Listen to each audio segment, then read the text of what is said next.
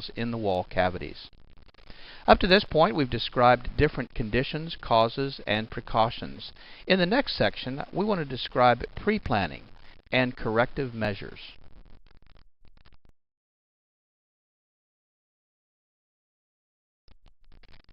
The preparation checklist.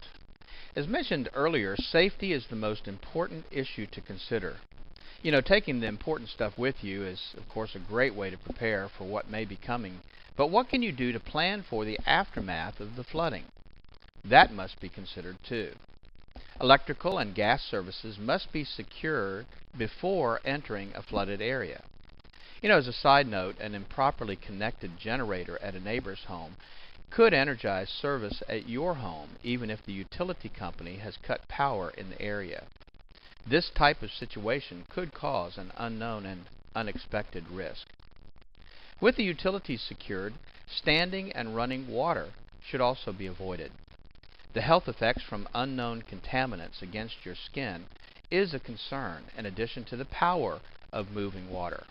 Did you know that just 6 inches of rushing water is capable of moving a parked vehicle? Losing your footing or being struck by debris, these are risks you need to consider. Assuming that the water is receding or the water source leak has been stopped, the next phase of the process can be started. Drying is one of the most important things you can do to reduce your loss. Contacting a remediation or drying company should be your first option. Pre-planning and contacting a restoration company before an imminent flood may place you on a response list if a wide area has been affected. Other options could include contacting the local fire department to have your basement or lower levels pumped out, renting pump equipment and generators prior to the flood while they're still available, and arranging for alternate lodging in the event your building becomes uninhabitable. Remember, the larger the area that's affected by the flood, the less resources will be available to you or your contractor.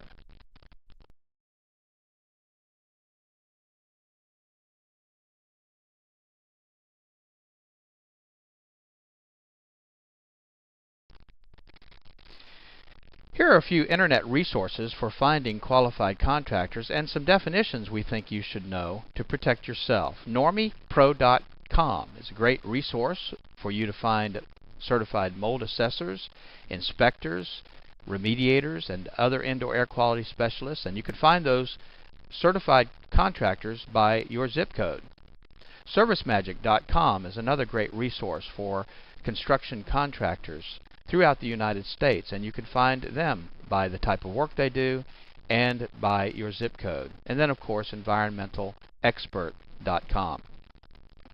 To avoid being taken advantage of by a contractor during a flood emergency, understanding the following construction terms will be helpful. Licensed. In many parts of the country, having a license to do certain types of work is not necessarily a measure of that contractor's competency. Sometimes it simply means that they have government approval to work for a fee. Certified. Certification is often offered by certifying agencies, a specific organization that recognizes the skills, training, and the ability of the contractor who is certified. Being certified does not necessarily imply that the person certified is actually licensed to do the work. Insured. A contractor stating that they are insured is a pretty general term and could simply mean that they have auto insurance. Special types of insurance are required for specific types of work. For example, general liability insurance is not appropriate as coverage for mold remediation work. Qualified. A qualified contractor has been trained to perform certain types of work. However, they may not have the required insurances or licenses, or may not even be certified to do that work. The bottom line is that you need to understand the type of work that needs to be done, the capabilities of the contractor that you intend to hire, and then for your protection, have a written quote and description of the work to be performed. Make sure that the contractor that does the work is licensed by the municipality in which he's working, that he has the proper type of insurance, and request a certificate of insurance evidencing that specific type of insurance for the work he intends to do. And make sure that he's trained, either qualified or certified, to do the work for which you're hiring him. Keep in mind, using a contractor that's not appropriate for the work being performed may preclude you from any insurance claim, and you may give up your legal protection. If you cannot obtain a contractor, your only option may be to do the work yourself. With the decision to do the work on your own, we must stress that safety must be the main focus of your efforts to clean up after a flood.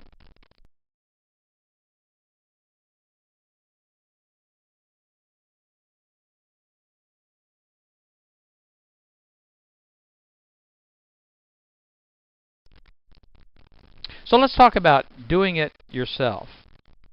While working in a safe environment, using the proper protective tools and equipment, water removal becomes the main priority. Pumps for pooling water and wet-dry vacs provide a good start to remove the majority of water. Rugs and carpeting and padding, if saturated or contaminated by an unknown water source, should be removed to allow drying of the subflooring. Sheetrock or wallboard materials and insulation that have been submerged should be removed 12 to 18 inches above the highest wet area. As a hint, removing 4 feet of wallboard is easier to replace with a 4 foot by 8 foot sheet of material. It's easier to do that than to try to cut and fit in smaller pieces.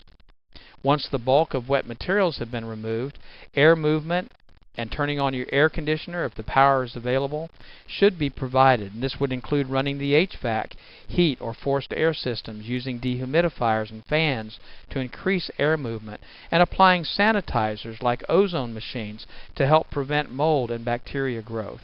Sanitizers are extremely important when dealing with sewage and water from unknown sources. Heat drying systems can also be used by trained professionals to dry the environment. However, improper use could result in fire or permanent damage to materials by drying them too quickly. Remember that the drying process may take several days to more than a week, depending on the extent of the exposure. Secondary or collateral damage may start to occur in that time. Mold and other microbial growth may start to appear on surfaces exposed to moisture or elevated humidity levels. And if you have a situation where you start to have large areas of microbial growth, the drying process in most cases was not done adequately or fast enough. There is available at enviroscreening.com, for instance, do-it-yourself testing kits to find out if the mold that's been growing in your environment is the type of mold that might need to be removed or dealt with differently than common molds. In this case, it's recommended that you seek the assistance of a professional mold inspector, a qualified sampling technician, or a remediator. Health concerns become additionally critical as the environment conditions deteriorate.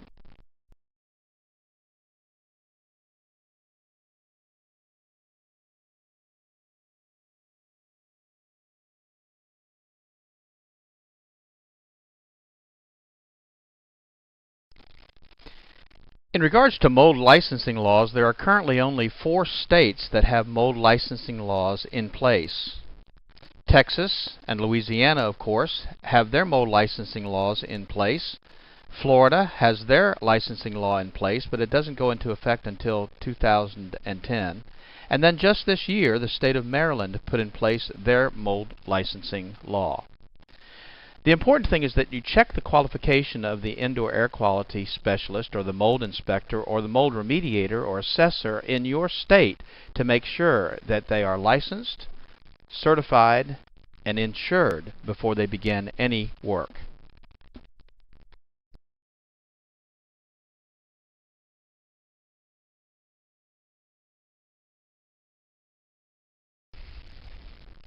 Let's talk about some common misconceptions and myths pertaining to flood and mold and indoor air quality. Oh, bleach kills mold. How many times have you heard that? Well, bleach is an effective sanitizer, but in many cases it will not sanitize or remove mold at its root. It will bleach out the color, of course, so that it goes clear, giving the appearance that the problem's been removed, but it cannot, in many cases, get down into the microflora and destroy the mold at its root. Oh, just get rid of the water. Everything will be fine. Well, that's not always enough to protect your property. Most of the affected materials do have the ability to retain moisture, and elevated moisture levels are the main cause of much of the residual damage from flooding. Well, lots of air fresheners, that'll help. Well, that's not true. In actuality, most air fresheners only attempt to mask the odors. The odors are an indication that moisture, contamination, or growth still exist. And the chemicals in those fresheners can also be a source of indoor air quality contamination. Well, your insurance company is going to take care of the problem. Don't worry about it. Well, of course, insurance companies are not always quick to respond because of the heavy workloads, the emergency claims that bog things down and delay payments. Many homeowner insurance policies have exclusions that limit or exempt the insurance company from paying a claim. An example would be a claim to an insurance company for water damage from, say, groundwater intrusion. In most cases, the claim could not be covered unless you had flood insurance and the area that you're in was declared a disaster area by some government agency. A similar situation may occur with mold damage, and the water damage in the home may be covered by the insurance company, but the mold damage as the result of the water would not be covered.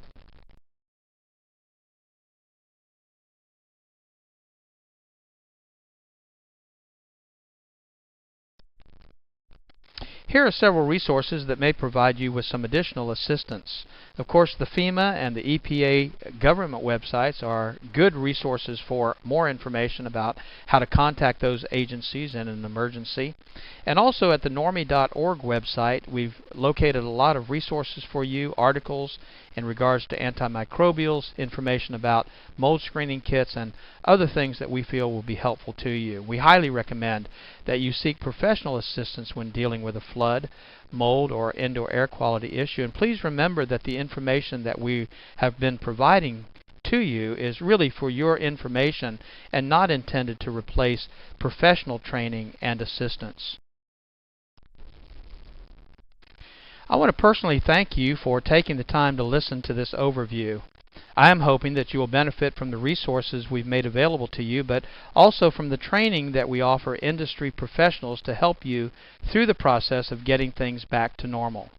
It's my hope that you will never be faced with the issues we've discussed, but if you are, you will now be better prepared. Thank you.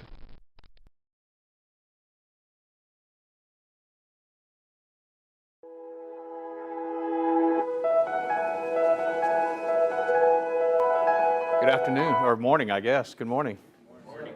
Yeah, so I'm sure that Mo told you when we created Normie in 2004, one of the interesting things was what we created it primarily for the Louisiana licensing law. And the Louisiana licensing law was the first law to go into effect for mold remediators in the country. So it was the first licensing law, and then what happened in 2005? Katrina. And so we were right there able to help, I think, a lot of people with some of the issues that were of a concern to us. I'm not sure if he talked about the difference between the IICRC and us, but they come from the business more from we're not competitors, by the way. As you know, if you're an IICRC person, you get continuing education credits off of this class. So we work together. We just look at the industry differently. They come from the water restoration side of the business. We come from the building side of the business. And one of the reasons why we do that is not just my background with my licensing, but the main reason we do that is because we try to look at the house and the problem that they're experiencing in terms of a mold issue as a holistic kind of problem, not just fix this problem and everything is great, but think in terms of how we can actually improve their indoor air quality. So when I was moved to New Orleans in 2002, I was actually doing some of the things that you guys are doing now and some of the things that we would recommend that you do in terms of ongoing IAQ management, which is what we call our sanitization protocol. how you create an environment in which mold won't grow. And that was really based on my book, Mold-Free Construction, which you have access to if you have the Normie app. We do have an audio version there, so you can just listen to it. Might put you to sleep, but you can listen to it if you like, because it's on iTunes and on Audible as an audio book. But the sanitization protocol really does improve people's indoor environments, so you have the ability to do that. And I just want to tell you about somebody that I met when I was in New Orleans. I was doing some trade shows, and and a radio program, and I got a call from a lady. Her name was Laura DeRocher, and she had 4 children. And her youngest child, who was 8, had some very severe sinus issues. In fact, as she was talking to me, she had, of all 4 of her children, the other 3 had constantly been to the allergist every month. Now think about that for a second. Every month, for years, they had been to this allergy doctor. And she had found some mold up in the kitchen area over one of the cabinets, and she was concerned about how that might be affecting their kids, because she heard me on the radio, and she knew that mold was an indoor air quality problem. She'd never really thought about that before. It's mold, how could it affect my children's health? But she was putting 2 and 2 together. She was saying, maybe there is a problem here with this mold that I'm seeing. So I went out there and I did the assessment. It took the sanitization protocol. It was not the amount of mold or the type of mold, or there wasn't a moisture problem that actually was causing the mold. It was actually a HVAC problem with the relative humidity. So we did the sanitization protocol, put it in place just like you see it today, exactly the same protocol. And she was really excited because in about a week she was feeling better. Her kids seemed to be feeling better. She wasn't sure. But the interesting thing that she told me when I was there visiting her was that her little child, the one that was just a few months old, they had scheduled that baby for surgery, sinus surgery. And she said, we've decided to kind of put it off because things seem to be going better. We'll see how this goes. Well, interesting story to kind of shorten everything up. About 1.5 years later, maybe 2 years later, I got a call from her, and she said, I got to tell you an interesting story. She said, first of all, I got a phone call from my pediatric physician, the allergist. He was concerned that we had switched doctors because I haven't taken my kids to the allergist in almost a year. We decided not to do surgery for the baby, and the baby is doing great. Now, a couple of years old, doesn't seem to have any allergies to the environment and what's going on. She said, I think you really solved a bigger problem than you maybe think you solved. The reason I'm telling you that story is because we hear that story over and over and over and over again. Maybe not quite as dramatic, but we hear that story over and over and over again. You are in a very, very important industry. You may not realize it, but one of the reasons why it's regulated is because you're dealing with people's health. The health of your employees, the health of your clients. That's what you're dealing with. And rather than thinking about just being a mold assessor or just being a mold remediator, as Mo's probably told you, we want you to think in terms of being an indoor air quality professional, because that's really what you're doing. I'm sure Mo told you already that when you start cleaning up mold problems in an environment, it's almost like a surrogate of other things that are going on in the environment. If you're reducing the mold, you're also reducing some of the other contaminants, the bacteria, the viruses, the particulates, some of the other stuff that's going on in the environment. So you can make a gigantic change to the environment. So our goal is for you to really think in terms of becoming an indoor air quality professional. And this is really the first step. If you haven't thought about that before, this is really the first step in that direction. And I'll tell you the other thing it'll do for you. I've been in business a very long time. I used to tell people I was unemployed in the construction industry. Been in business a really long time. And what you want is you want an edge in the market that makes you different from everybody else. And it's not about price, let me tell you.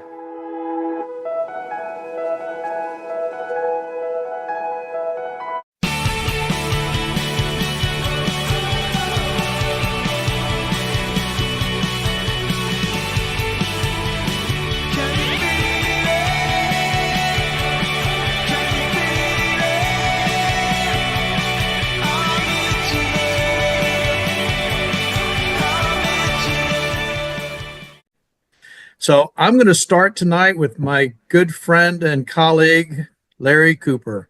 It's been a long time since we've had him in the room, but we have him in the room tonight, not because of the experience, obviously, but we have him in the room tonight because we have a big announcement we want to make. I actually shared this with a couple of people, so it's not new for everybody, but this is a big deal. And I'm really excited that you're here so we can talk about something fun that we're going to be able to do together.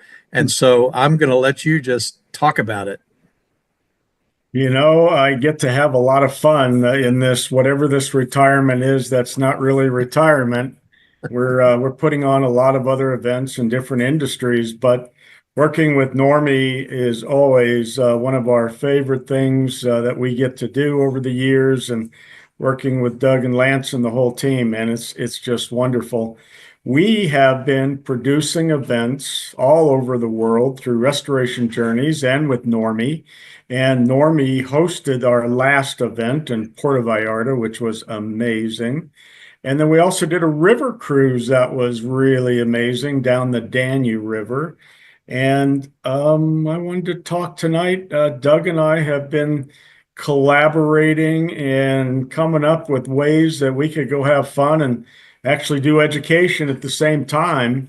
And we came up with a cruise that I don't know how you could not say yes to. So let me tell you some of the details. It's an 8-day Southern Caribbean cruise, and it's going to the 3 islands that I always wanted to go to: Aruba, Bonaire, which is amazing, and then Curacao. And it's the ABC Islands. And those 3 islands will be fabulous. And our dates are February 28th through March 8th, 2026. So you can join Normie and a whole group of friends as we get together. We're going to have 7 nights, 8 days on the Carnival Horizon Cruise, again, to those ABC Islands. You can relax and enjoy exciting days at sea and 3 amazing tropical island destinations. Of course, you'll be pampered by the pool, entertained with many theaters and outdoor games, eating so that we all gain weight. And there's lots of entertainment and fun stuff. The best part, though, is we're planning on having somewhere between 100 and 150 people in our group, which is amazing. And you'll get to network with those people, become new friends or old friends, getting together again, and just having a fabulous time. Each one of these events just always seems to grow and get better each time. Yeah. Well, during that time also, we scheduled some half-day classes in a classroom on the ship, doing the Normie Certified Microbial Inspector training course. And that'll be held 4 mornings during the cruise, so you can enjoy the rest of the day with your wife, family, friends, whoever it is that you're traveling with. So there's no better way to enjoy training, enjoying time in paradise, and just really having a time of your life. So what's included in this is you'll fly into Miami, and we will board the ship the next day, and we will be at sea for a couple of days. We'll then go to the ABC Islands. That's 3 days in a row out in incredible locations, and then 2 days returning. So lots of time just to relax and enjoy yourself. You know what? One thing I realized, and I'll shut up and let you talk then, is that we work our butts off. This industry is intense, and we're out there on the line all the time. You got to take the time, smell the roses, and enjoy yourself. This is a wonderful opportunity, and getting to spend time with that guy is always fun anyway. So I'm going to shut up and let you talk. Well, I was just thinking as you were talking, some of the benefits that we're going to get from this, besides being able to spend a bunch of people with really good time with a bunch of really good people, we've opened this up. So you've got contacts all over the world, people that you've talked to for years. I think you said we've got maybe a couple of dozen people already wanting to sign up for this that are just basically industry leaders. So this is not Right. just about Normie. We're also opening the door for our relationship with ISSA, a strategic alliance we have there. And so I have a feeling that it's going to fill up pretty quickly. I think we could probably do over 200 when it's all said and done. And that's just going to be a great, great opportunity for us to network with industry leaders, learn a lot about what's going on in the industry, get some training, some special training for your continuing education training, and that training also will qualify for Florida's continuing education licensing requirement. So there's just a great opportunity, I think, to spend some great time with some fun folks. We had a great time in Puerto Vallarta. It was just really, really cool, and I'm looking forward to this. I mean, who doesn't want to be in the Caribbean the first week in March? Hello. You know, I had a great time with all the Normie folks that came. They were really great people. Well, what happened over the last week was kind of crazy because my daughters, especially Jillian, who organizes all of this, and Jennifer started just calling all the friends in the industry, and everybody said yes. So these are all industry leaders across the board that you'll get to network with. But we're going to party and have a great time. So you got to get ready for that. Here's something else that's really amazing. Do you remember the river cruise we did? Mm-hmm. It was $12,000 for a couple. Yeah. $12,000, and we filled it, of course. Yeah. But this one is a little better price than that. So I'll say. the base cabin goes for $1,372 per person, and that includes the training. Yeah. That's amazing. So Yeah. you can upgrade your cabins. I'm really spoiled, man. I like balconies, so I can go out and sit on the balcony and have coffee and just forget the world. Well, those cabins are only $1,862 per person. Yeah. Yeah. So this is a great opportunity. Now, also, if you were to come and bring your wife and she's not attending the class, there's a discounted rate for her also. So Right. you can go to our website, see the prices. You can call us. We'll work with you to get everything booked up. You just need to make sure you have a passport and be ready to have a great time. Bring a lot of shorts and swimsuits because that's the attire for the day, man. You know what we also didn't mention was if you're a business owner and because you're taking classes, I would say that this could be written off. Absolutely. So that's exactly why we're doing the 4 days, the mornings. We need to do 12 to 14 hours of education, and this becomes a tax deductible credit for you on your business. And we've been doing this for 14 years, so we know that that works pretty well. Yeah, we're going to corral some people in. We haven't done finalized the plan yet for the training. You mentioned the certified microbial inspector course. Of course, that's going to be offered, but I think I heard today that there's another room that we could use if we wanted to do more training. Yes. And we're looking at other people that are in the industry that could offer some training. We'll be getting that kind of formalized here in the next week or so. But it's going to be an opportunity for not just a training, but maybe multiple different types of training, which is kind of exciting as well. So it's going to be a super time that we're going to be able to spend together. We got it up on our website. Let me just show you where this is, Larry, so you know and all of the members know. But if you want to log in to Normie I'm sorry, you don't have to log into Normie. You can go directly. This is not protected, password protected, because we want anybody to come. We may have some of our friends that'll come to this, right, and they're not a part of Normie. But this is at events.normie.org, events.normie.org. And you can see that, I assume. The nice thing about this is if you click on this, it's going to take you to another page that shows you a little more information with the dates. And then when you click on this, it goes directly to Larry's website so that you can get the information you need. He's handling all of this for us. And there's all kinds of options.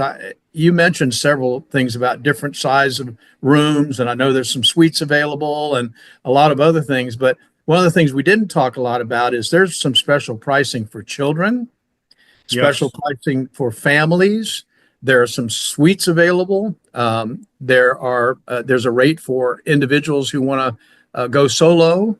So there's a lot of options. And I think, if I remember correctly, we even talked about being able to make some payments on this, didn't we? Yeah, we absolutely did. We're asking for a $500 deposit so that we can reserve the room, get all of the details done, and then you can make payments or make full payments. We'll arrange that with you. We do have a couple of family suites reserved. And so that room is big enough for mom and dad and a couple of kids all in one room. And the kids' price is really, really inexpensive.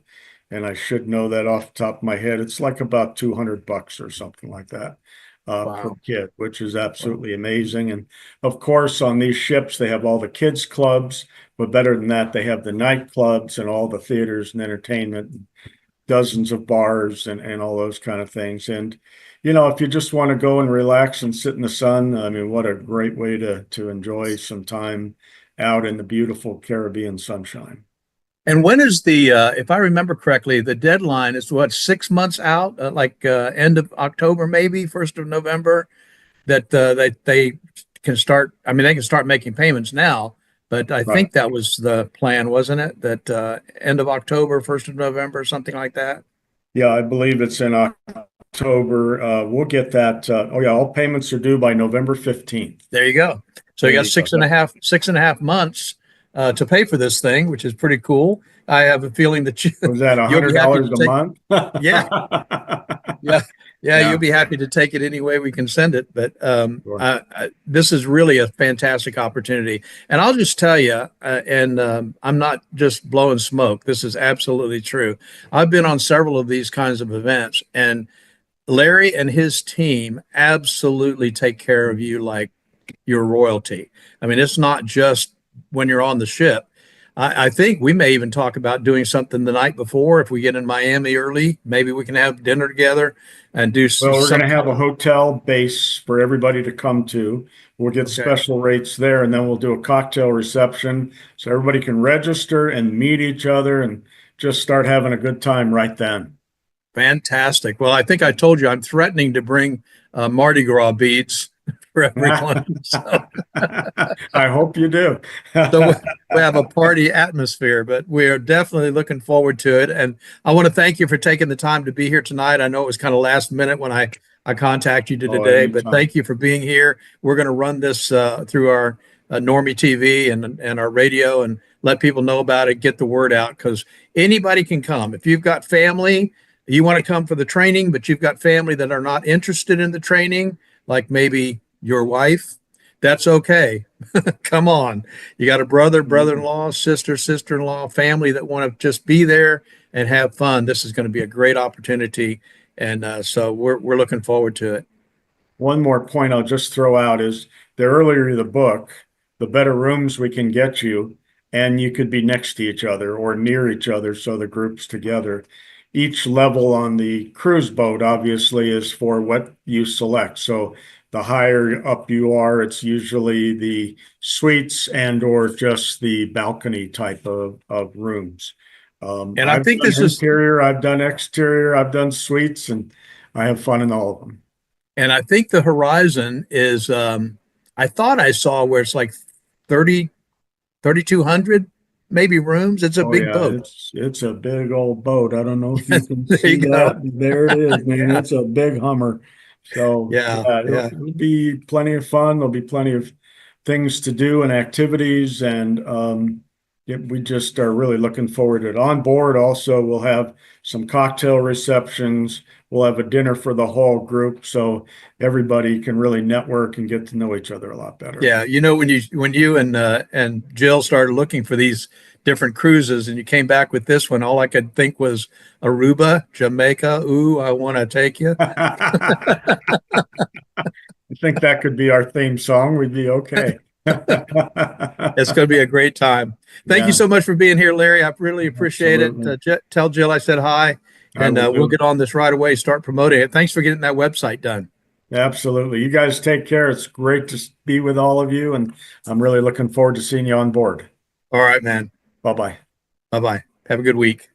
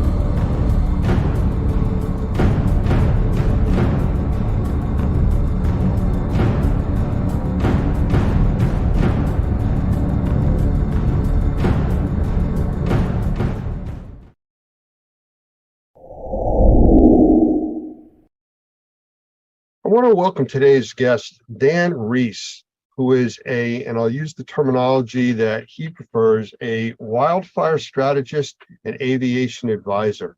So I'm going to say, Dan, say hello to everybody, and I'm going to follow that up with, could you explain what that is? Because it's a big set of terms, and I really want to understand it. Sure, got it. Well, thank you for having me here today, Lance. So in my career, I finished out mostly in tactical air operations for wildfire events. And after I left, I started a consulting firm, International Wildfire Consulting Group. And that was shortly after I finished running Global Supertanker Services, which ran the 747 Global Supertanker, which was an air tanker, aerial firefighter with a 747. So I help people who call me engage with questions regarding wildfire. Oftentimes it's technology, or it's chemicals, or it's process. It might be, something along the lines of NASA presentations for people who want to engage with NASA, or new equipment like, say, a fire nozzle. People who want to understand what it takes to engage in the wildfire community is pretty much what I do. Well, it's interesting. I actually, before we went live here, did a quick research on you with LinkedIn and a few other sources. And just what you're mentioning, it's kind of interesting, where I saw an article that you were involved with for water conservation and firefighting, just by changing the shape of the nozzle and the stream of the water flow. It cuts it like in a third. So, Correct. I mean, that's kind of interesting stuff.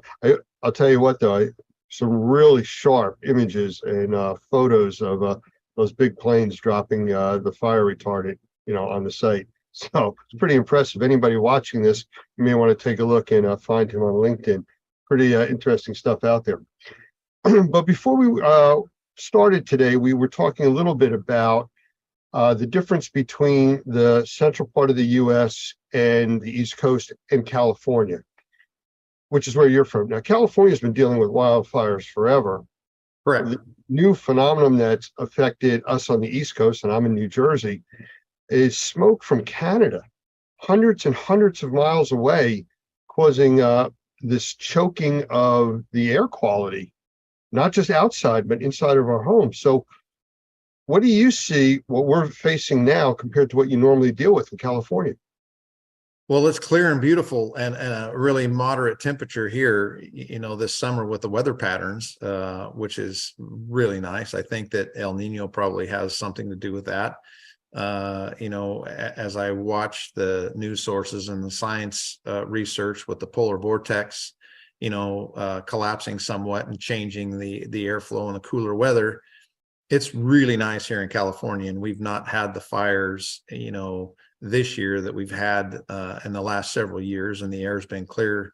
So it's been really nice. A little agonizing to see what's happening on the East Coast and the Eastern Seaboard and in Canada, where we don't typically see that. And ironically, we see a lot of fire on the West Coast, and it's highly publicized, but in the Southeast of the United States, there's a huge number of fires there that occur typically annually.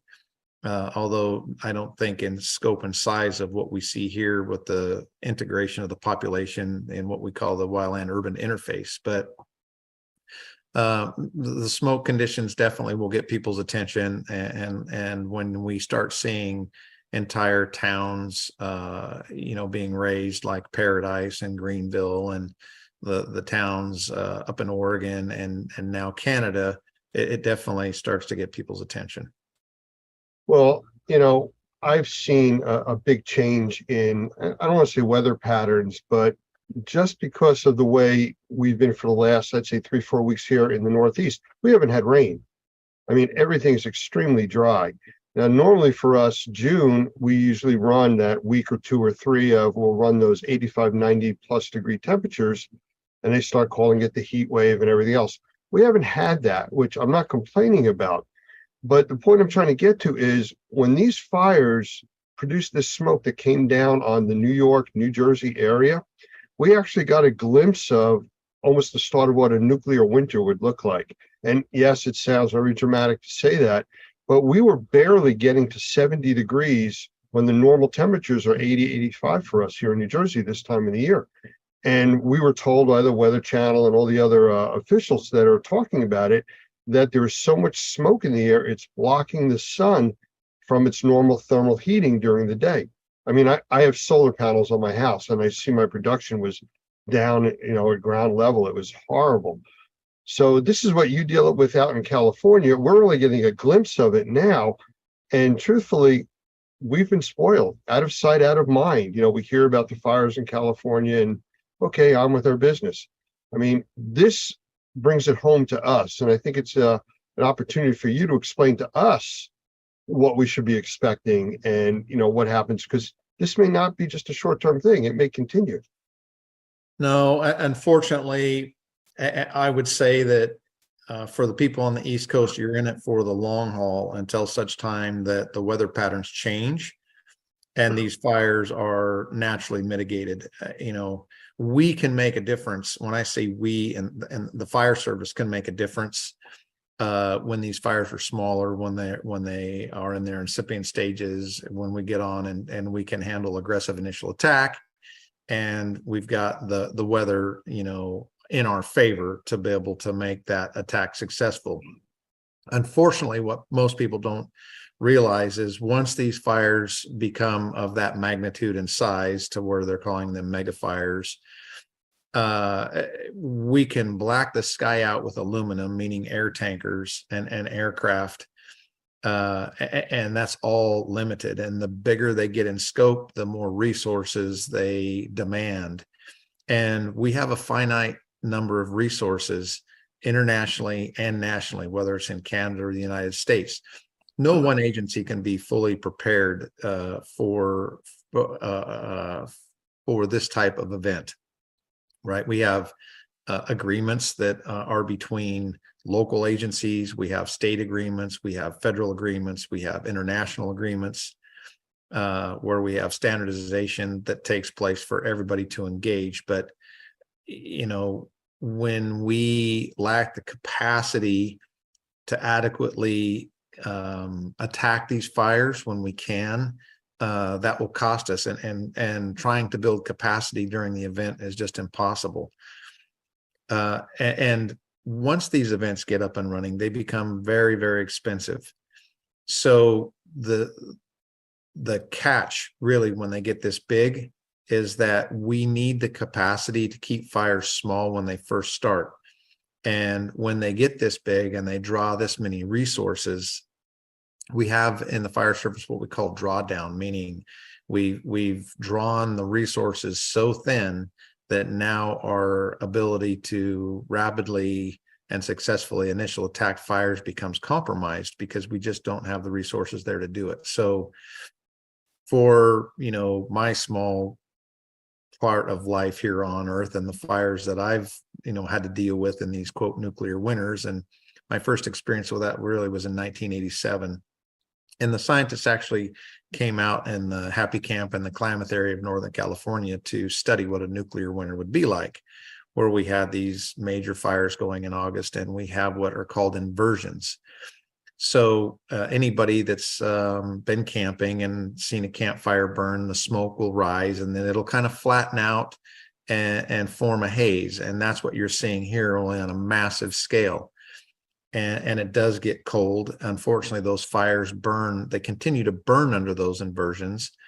And then when the inversion gets hot enough, we have what we call an inversion break, where all of a sudden the air will escape up through the inversion and the fire takes off madly for several hours under the inversion. But once they get to that point, it makes it very difficult for aviation resources to be successful to even get in to help the people on the ground, because it's just so smoky. We can't safely operate those aircraft in those spaces. So unfortunately, I think right now it's going to be enduring, right? The population that's being impacted there on the East Coast and the central United States and Canada are at a point, unfortunately, where they're going to have to endure until Mother Nature changes her mind.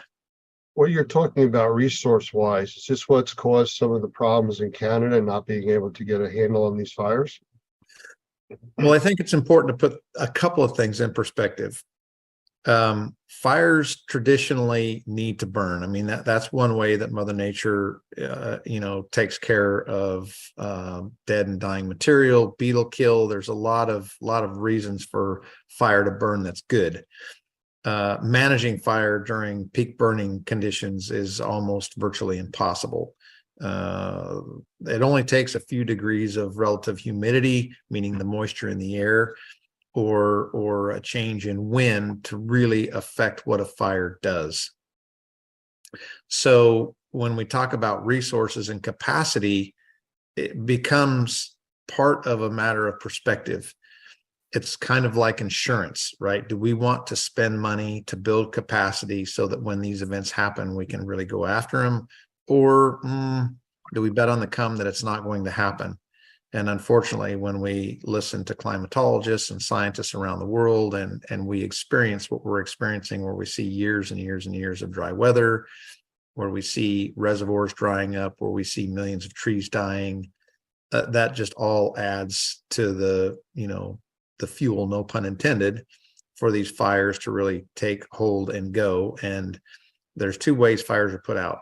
A, Mother Nature lets them die out naturally, or B, there are firefighters on the ground that actually go dig those fires out and around to make them go away. So capacity, I think in Canada right now, you're seeing probably firefighters from around the world responding. I know that aviation resources and hundreds of firefighters from the United States are battling those blazes. And I'm sure that there are people from Australia and probably many other countries engaging to help, Canada. And it's not just a regional North American problem right now. We're having this problem. We don't see it, in Siberia, in Asia, in Europe, where you see fires, burning in Germany, where they don't typically burn. And when that doesn't happen, people don't think that they need to get prepared because they don't think it's going to impact them. And unfortunately, for those on the eastern seaboard here in the United States, that they don't really realize the impact that they are contributing to, say, tax-wise, right? We have realized and unrealized costs of fire suppression in this country in the tune of tens of billions of dollars a year, which really affects the GDP of the United States. So wildfire is a big problem, whether you're experiencing that smoke or not. We're all going to pay for it. Yeah, you're absolutely right. And to bring it down to a level where people watching this will have something in common with, recently we had the heavy smoke conditions. And that's what I'm going to call the smoke conditions. And they were telling people, stay inside, avoid going outside. Now, we know from the indoor air quality side of our industry that the inside air is normally up to 10 times more polluted than the outside air. So we're already now telling people to stay in an environment that we know is more polluted than the normal outside air for them breathing. We have sensitized individuals. There's a whole class of people that suffer because of that. But also because of the building codes, commercial buildings, public apartment complexes need to bring in fresh air on their heating and air conditioning. So now the systems that are ventilating the inside of their buildings are bringing in this air from outside, which is all smoke, VOC laden with chemistries. And that's a whole nother side that nobody's prepared for, because you still have to breathe. You can't hold your breath for 5-6 days. That doesn't happen. And we use an example in some of our teachings about the importance of breathing. And we say some people are able to go 20, 30, 40 days without eating, 3, 5, 7 days without water, 4 to 6 minutes without air. Correct. So it's not like you can avoid breathing. So you have to do things that are going to help. And that comes back to your point before about preparing ahead of time. We don't spend the money on the resources. I've been involved with the government world for many, many years from my background, and money was not usually spent on preparedness. it was always throw money at it when there was a problem. And to your point, if you don't stop these things when they're very small, they become unmanageable. Correct. Capacity is it's a big deal, right? Being prepared both nationally and internationally is extremely important. You know, my background really, I put myself through school fighting fire, and putting myself through school, I became a critical care nurse. And so I worked as a critical care nurse for several years prior to me becoming a firefighter. So it's concerning to me. I have two children, one 16 and one 19. And we were impacted, for instance, by the Camp Fire, which burned the town of Paradise down. And in that fire, I think there were upwards of 20,000 structures that were burned to the ground and 80 some odd lives lost. And that fire burned into my town. That's where it stopped. But my children were exposed to something that I chose to expose myself to as a professional firefighter. And that's unnerving, because it's not just the smoke that you burn, that one breathes in the minute. It's the side effects many years down the road that impact, you know, firefighters. And firefighters are notoriously prone to all different kinds of cancers, and they're called assumptive conditions that, you know, the government pays for when we get it. And oftentimes our lives are cut short. So that's what goes through my mind. And personally, you know, when we were inundated with that kind of smoke, I did limit my children going out, because the air, like it or not, was worse outside. I did ensure that they were wearing N95 masks, similar to what, you know, people did, and I'm sure have in their possession as a result of COVID. Anything to be able to catch that particulate, changing out the filters, you know, regularly in my home. Those were all things that were, you know, top on my mind, just from my medical background and being conscientious of my firefighters when I was in the station, as it related to, you know, diesel exhaust fumes and the bays when we were pulling engines out or pulling engines in, right? That wasn't a place to idle, because we just didn't want to be breathing that. Same for the public. You know, there's an educational component that is missing in many industries. And in our industry, again, out of sight, out of mind, because you don't see the microscopic particulate and organisms and everything else that you inhale, people don't think about it. But when you're dealing with the fires, again, when it's in California, here on the East Coast, we don't think about it. We don't see it. It's not affecting us on a daily basis. But the submicron particles that are in these smoke plumes that are going out, they go straight into your lungs, and they pass right into your blood system and all the chemistries that are associated with them. And there's that's thousands. What's that? There's thousands of these, even just from a burning pine tree. Well, and I've heard people even talk about, well, it's a campfire or it's a fire pit. We do this all the time. Well, that's true. But the factory up the street that burned with ethyl methyl nasty stuff in it, that's now aerosolized in the flames, that's the stuff that's involved in what you're breathing, because of the homes that burn, the factories that burn, and all the things that are inside of it. Just the glues that are in the furniture, you know, that you're sitting on, is all poisonous to inhale. And again, to me, it's an educational piece that people don't understand about emergency medical services, about law enforcement, about firefighting, that I look at this as an opportunity to provide awareness. Something as simple as a firefighter coming out of a burning building, the last thing you would want to do is cool him down by hosing off his turnout gear while he's wearing it. Or give him a hug. Or give him a hug. That Right, jacket yeah. could be 300, 400, 500 degrees. As soon as you hose it down with water, you've created instant steam and you've scalded that individual. Well, the technology has changed drastically, you know, from the time when I was a young firefighter. Nomex was just coming out, and that's the protective clothing that wildland firefighters wear. And my first several years of fighting fire, I did not wear Nomex. And then when I was in the structure world, in the municipal world, I had one set of turnouts, and those turnouts were by my bed, by my bunk. You know, when the bell rang, I would jump into them and go to a call and come back and peel them down, put them right next to my bunk, and go to bed. That's just not the case anymore with what science has shown us and the medical world. Now, firefighters typically have 2 sets of turnouts, and they rotate them through structure fires, and they go right to the extraction machine, and they have to go out and be professionally extracted if you're following an FPA every now and then. I used to go do school programs with the kids, and I'd have my turnouts and let them get in it. Turnouts are the gear, that we wear, and let them touch and feel and see. And now that's even been outlawed, where, nothing that's been in a fire like that can go into a school. It's new turnouts that have never been exposed to smoke. A lot of changes environmentally in our profession, which, I think it's important for the public to understand the reasons for that.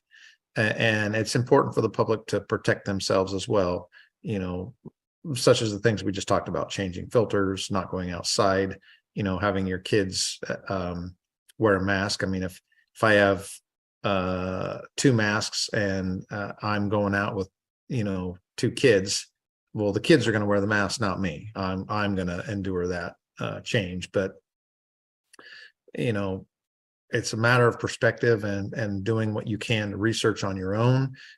Read about the effects of smoke and what science is showing. Read about the cost of fires and what's causing it. And it's a very complex, wildfire is very complex, simply because there are those fires that need to burn, and there are those fires that probably should be put out. From your experience in California, your years firefighting, and from dealing with the smoke out in the California area, what would you say to the people in the middle part of the country and the East Coast that have experienced this? And the wind could shift tomorrow, and the fires that are still burning could cause this to come down on us again. What would you recommend them doing as far as indoor and outdoor air quality, and what things to be aware of odor-wise and things like that? Well, wildfire smoke has, in my experience, 2 different kind of smells. There's a smell when a fire is going through a residential community, for instance, when we have many homes burning and it smells like a structure fire, or if anyone's thrown, plastic garbage and things into a campfire, you kind of have that acrid smell. And that's the nasty stuff that you don't want to see burning, and you definitely don't want your children burning. As firefighters, sometimes we can't get out of those situations where my firefighters could put on a self-contained breathing apparatus. We call them SCBAs. Until that smoke was clear, that's what they did, and their turnouts were washed. So for those in the public, it really is limiting your exposure outside when you're listening to the environmental air pollution control advisories. Those people that are susceptible to lung issues and problems, I would speak to your doctor. I would see what kind of HEPA filtration systems that could be put into your homes, to help filter that smoke in your homes. And once again, my children, I put them into masks, no different than when they were in COVID, when they were walking around out there, when they had to be out. Otherwise, I kept them indoors.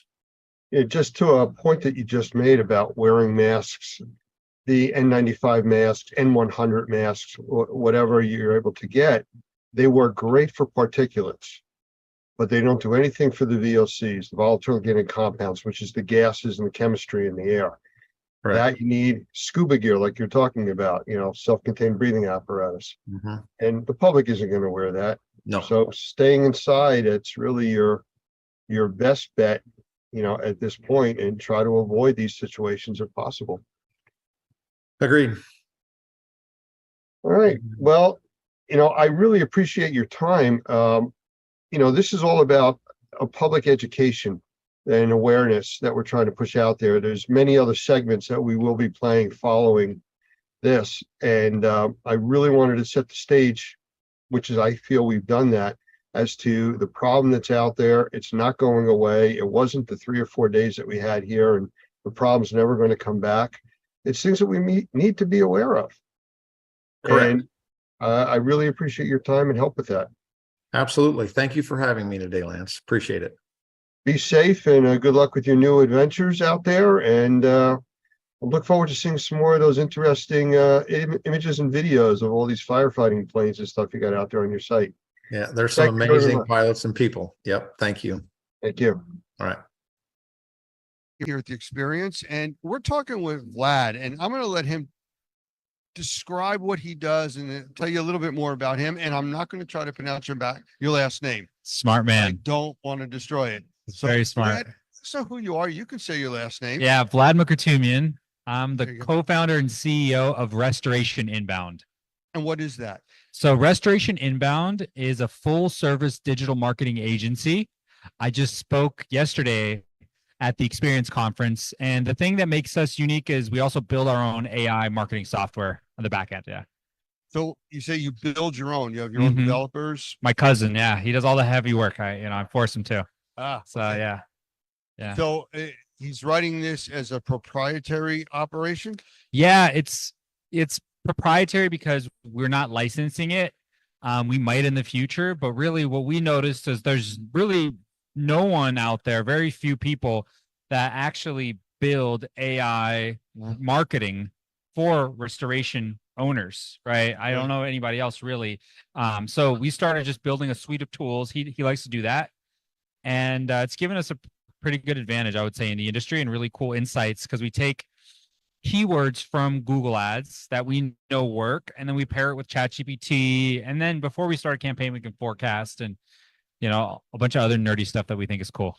Okay, does any of this work on the administrative side for the businesses?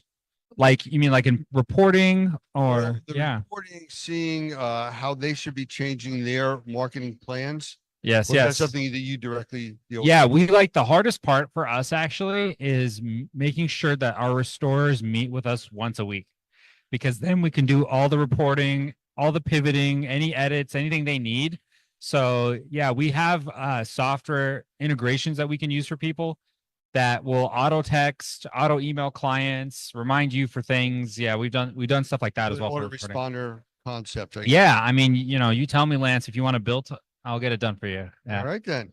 Yeah. Something that will feed my dog at a certain time. of Yeah, day, yeah. Just so I can, As long as it's a restoration dog, restoration dog. we'll take care of it. Yeah. So I saw that you were talking with Michael Pinto a lot. Yes, sir. Have you been working with him or doing some stuff with him? Yeah, Michael's actually he's a mentor in the industry. I actually typed in during my presentation, I actually talked about this. So you can see who's who. So you can use ChatGPT to determine leaders in different industries, right? It's got the world's knowledge on there. So it will basically go ahead and it will spit out those results. So if you type in, world's leaders in mold remediation, two of the Normie members off the top of my head pop up. Number one, actually, ChatGPT says Michael Pinto, which is how I connected with him, and he started mentoring me. And then Doug Hoffman, I think, is actually number three. Don't tell him that. Yeah. Don't let Doug know Michael Yeah. above him. That's all. So, Yeah. That's interesting Yeah. that it comes up that way. Yeah. And so the cool part is though, right, for anyone watching out there that is in remediation or inspections, you can type in, well, who are the top real estate agents in whatever, New Jersey, New York, and you can find the top realtors, other referral partners to reach out to. So that way, when you're trying to build relationships with people that you want to be highly valuable, it'll do the research for you, right? So that's one way to use AI in marketing for research purposes, and then you can reach out to them after. So if I was to ask you in a non-technical way to describe to the public what you do for most people to understand, what would you do? I help you get more jobs. I help restoration companies get more jobs. Because they get more jobs, they can increase their prices. So then they become more profitable, right? And then the last thing I do is I take work off of their plate because they're constantly overwhelmed as business owners. And so we build software and technology to, make life easier for them. Yeah. That makes sense. Yeah. That should be on our brochure. Maybe that'll be next year at the Experience Conference. I'll have a brochure for that. There Yeah. you go. All right. So, yeah. So is there anything else you want to tell us about your company or what you've been doing? Yeah, I mean, I think the one thing we spoke about yesterday, I can get into that, which is social media and how a lot of these restoration owners, they're not on social media because they think, oh, well, my clients aren't on Facebook when they get water damage job, which is very true because obviously Google is king. You want to be on Google first. However, they don't think about that all these other realtors and other business partners are on social media that you Right. can talk to them. So that is the reason why you should be on there, not for your clients per se directly, but for the referral partners. And that's where social media, I think, can really shine. One of the people in the talk that I held, I'm sure Lance was taking furious notes there.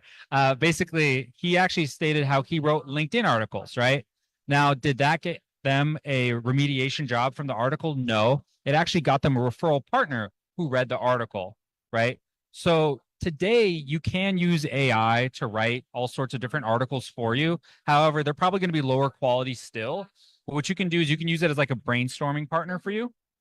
And then after you brainstorm topics, you can even do it for a little bit of research. You can add your own unique spin to make it really engaging, interesting, funny, right? You want it to be awesome content. And then you post it to social media. People will read that about you. They'll read, oh, wow, look, Michael Pinto has all this content, et cetera. And then they'll reach out to you. And now you're getting more business, right? Because Michael actually ranked #1 on ChatGPT.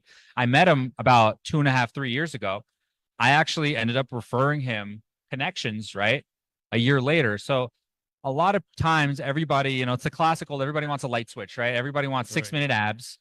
But with things like social media and really the high leverage marketing, it takes time. Now I'm going to take a breath and let you catch up here. Yeah. There's a lot to talk. Oh, you're talking to me? Yeah. No, No, I'll talk you know what? myself. There's a lot of information, Yeah. you know, that you're talking about, and the viewers, they understand, you know, Yeah. and especially when you broke it down there a few minutes ago as to the service you provide for the everyday person. Mm-hmm. And that's really what they're looking for, you know, to understand that we don't have a lot of people that are going to go out and dive into the AI side, Yep. but they're going to go to companies like yours for the AI assistance. So that's the power of what you're doing. Yeah, 100%, right? As it gets more competitive and more complicated with AI, right? We can help demystify and simplify things, right? The last thing I'll say, because I can't speak here for an hour, but I know it's not my show. You know, Lance will tell you, I'll take it over. Well, I'll be back. You keep Yeah. talking. Okay, sounds good. That sounds like a plan to me. But the other, yeah, we'll do a Vlad takeover session, yeah.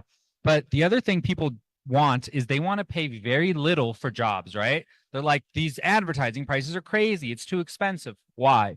The reason they're so expensive is because you're paying to get the job today, right? You're getting the job today, so you're paying the most for a specific referral. You're going on Angie's, Thumbtack, CraftJack, Service Direct, right? Those are going to be the most expensive, you know, 300, 600, et cetera, right? For prices.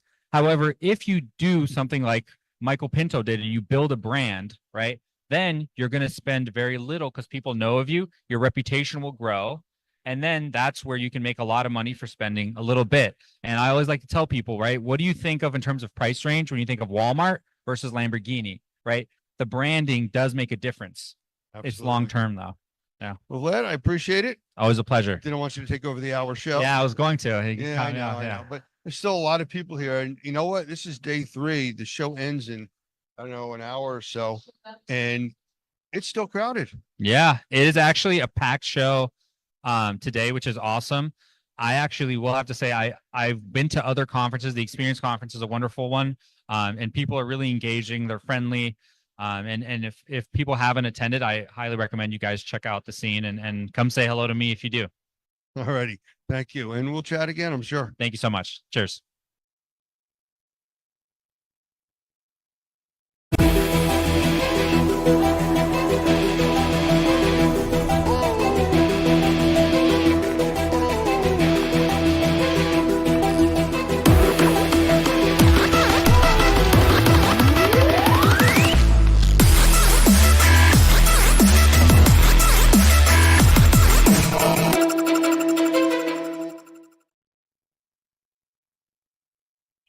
Okay, everybody, one more time before the end of the day, and then we have all day tomorrow to do some more interviews. But for now, I want to end the day talking to, and I'm just going to say, Becky, I mean, we've done trainings together.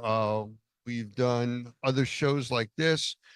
You are the person that does the photography, the marketing, the editing, the production of promoting all of these contractors that are here. So tell us a little bit about you and what you really do, not what I just tried to explain. Oh, I like it. You kind of made me sound fancy. Absolutely. it. Absolutely. Take it. I mean, the title I say is photographer, videographer, and digital media manager. But yeah, It doesn't fit on the card, does it? no, it kind of doesn't. I think it's the max on LinkedIn on my little bio there at the top where it Okay. says, "What's your job title?" It fits. I just had to use a slash instead of spaces. But yeah, I mean, I have been very fortunate to get to teach a workshop with you over this topic. We're kind of intertwined in that way. That was which in is great. Mexico. It was Puerto Vallarta. It was a nice place to go. I'll do that again. Anyone want to sign up for that? Yeah, really. So how does what you do help all the contractors and people that are here in this industry? So it's in all different ways because, you know, photography and videography, that's a great marketing tool as well as just documentation. And then when it comes to digital media management, that's your social media. That's your, are you telling me to hold it up closer? Yeah, a Okay, little I closer. saw it. I saw it. Is that a little better, you Just a think? little. Okay, and then digital media marketing is, you know, getting yourself in front of the right people, right? With marketing, you talk about marketing as well. But what I focus on is organic reach. So yes, I do ads as well, but I focus on what's going to be free for you. How are you going to get stuff out for free without having The to- organic stuff. Yeah, just organic basically- reach. Exactly. You know, and there's people here in all different verticals from carpet manufacturers and cleaners, plumbers, electricians. I mean, everybody is here with all kinds of technical tools and things that they do, but they all need to market, Oh, yes. you know, and I think the way that you approach the industry and being able to help them is a little unique. Oh, thank you. It just is, you know, I've seen you do the training and the uniqueness is one that you care and you take each company on as an individual, not just, all right, here's the routine. This is what you do. I'm glad you see that because yeah, that's the biggest goal is getting to help the company and getting to see the company evolve. That's the most rewarding thing for me is just getting to see, hey, we started from here, we started from the ground, or maybe we started from high up, but how can I take you to that next level? So Any special tricks or things that are favorite of yours in that area?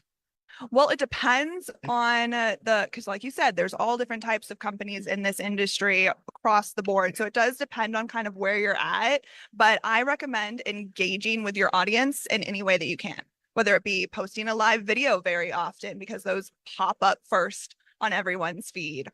Or am I holding it close enough? You're fine.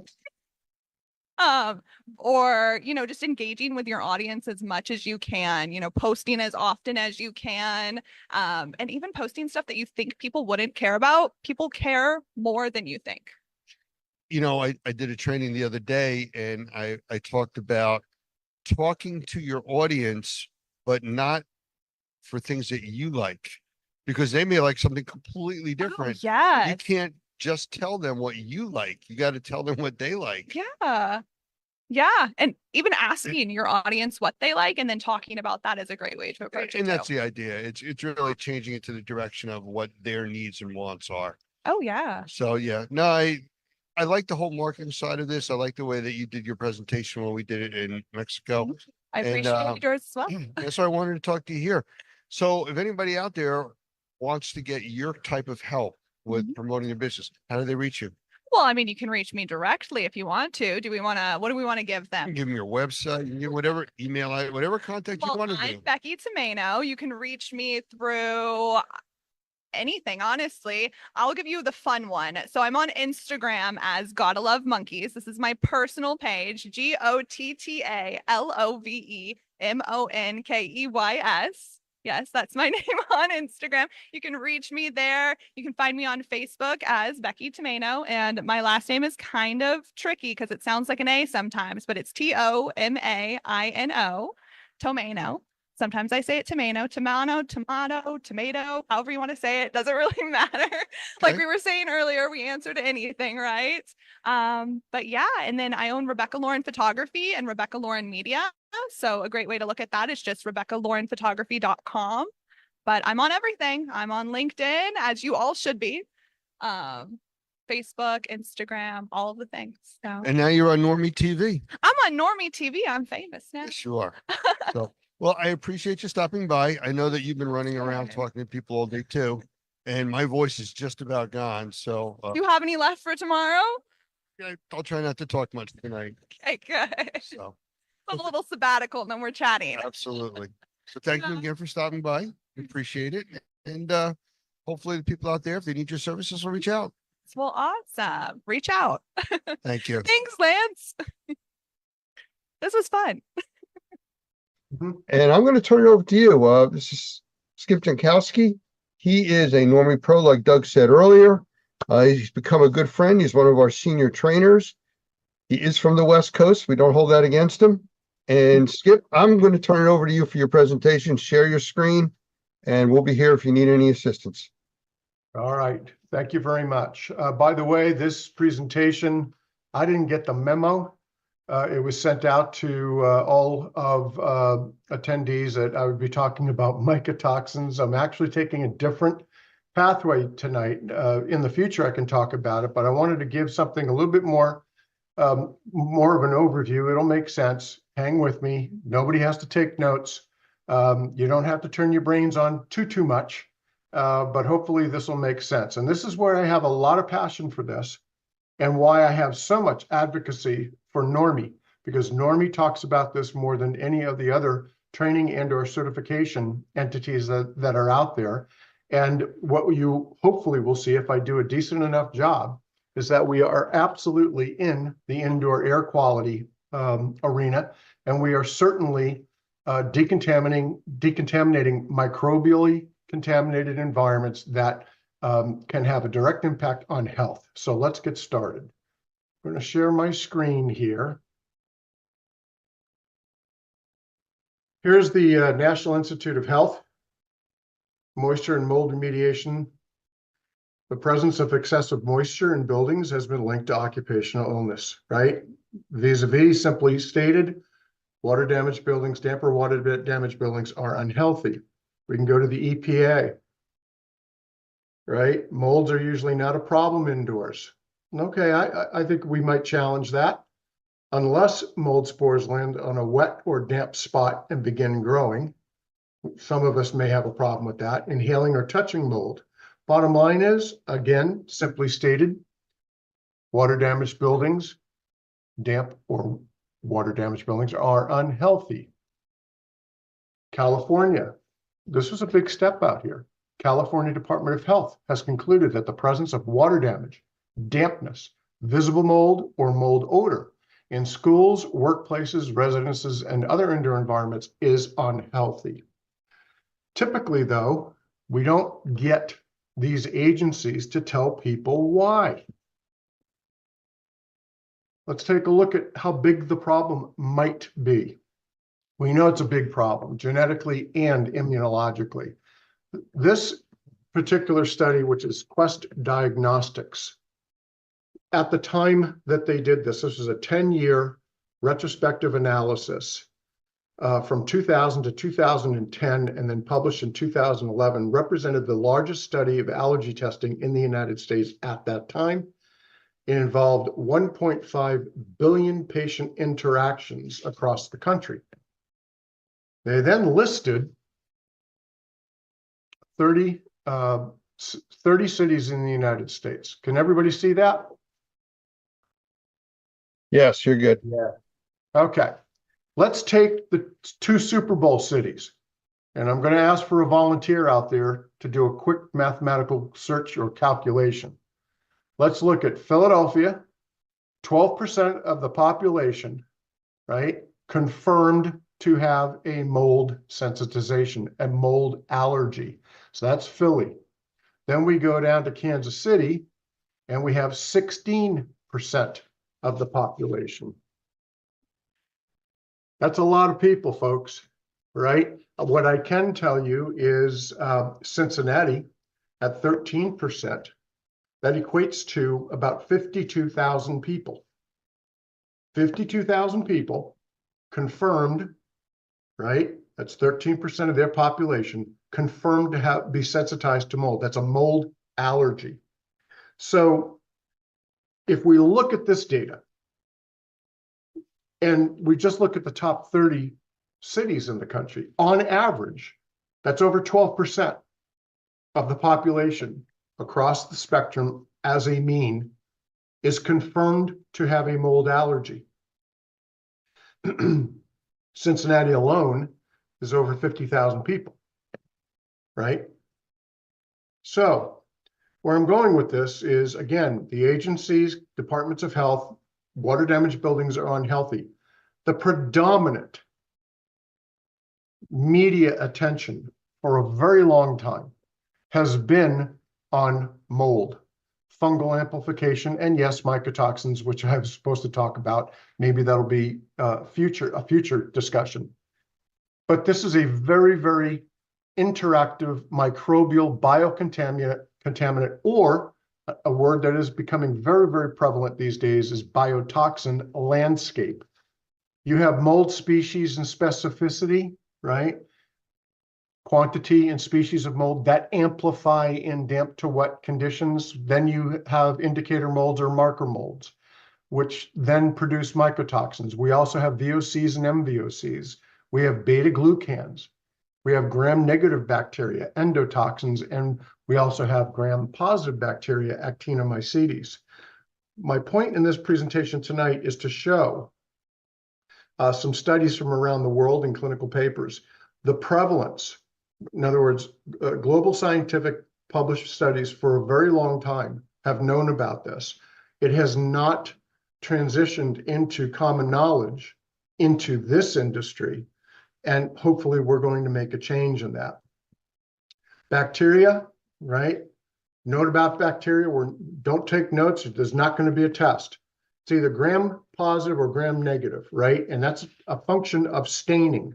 Each cell membrane allows for a certain stain to take, either red if you're gram negative or purple if you're gram positive. Gram positive are typically associated with Actinomycetes, right? Actinomycetes research recently, which we now know that CIRS, chronic inflammatory response syndrome, is now a medically accepted diagnosis, right? It characterized by a chronic inflammatory response which is triggered by predominantly a genetic predisposition. HLA-DRDQ gene doesn't function properly. Gram-negative bacteria, we're pretty much talking about endotoxins, both of which, again, actinobacteria, right? Actinomycetes, actinos for short. Endotoxins is an actual part of the membrane of that bacteria, both of which start to grow on buildings along with mold and everything else, but they too, just like mold spores, become aerosolized. And at that point in time, they are now a bioaerosol. And the principal pathway or the triggering mechanism for someone's immune system to respond either immunologically, like what's represented in the Quest study, or for CIRS patient genetically, it's through inhalation. This particular study, the Environmental Health Unit, the National Institute of Health in Finland, talked about indoor microbiota and severely moisture damaged homes and the impact of interventions. Interesting. Again, I so apologize. I've got one screen here which is very large. This is very short. If I'm so fortunate to be able to do this again, I will have solved this technical glitch. The point of this particular study, published in 2017, had everything to do with trying to find microbial contaminant indicators or flags associated with an occupant's illness or prevalence of illness, and to be able to rank that house. We've talked about this in our normie classes, especially the sensitized individual. What is the issue, the health issue of that occupant? And then what are you looking for in the form of a source contaminant? In short, this particular study, that's exactly what they were looking for. What is the occupant illness? How can we assess the various biocontaminants, whether they be mold, mycotoxins, or bacteria, to rank the house a certain way, which then leads to a remediation protocol that may be a better approach to reverse the contamination. So a couple of aspects of the paper. Whoops, sorry about that.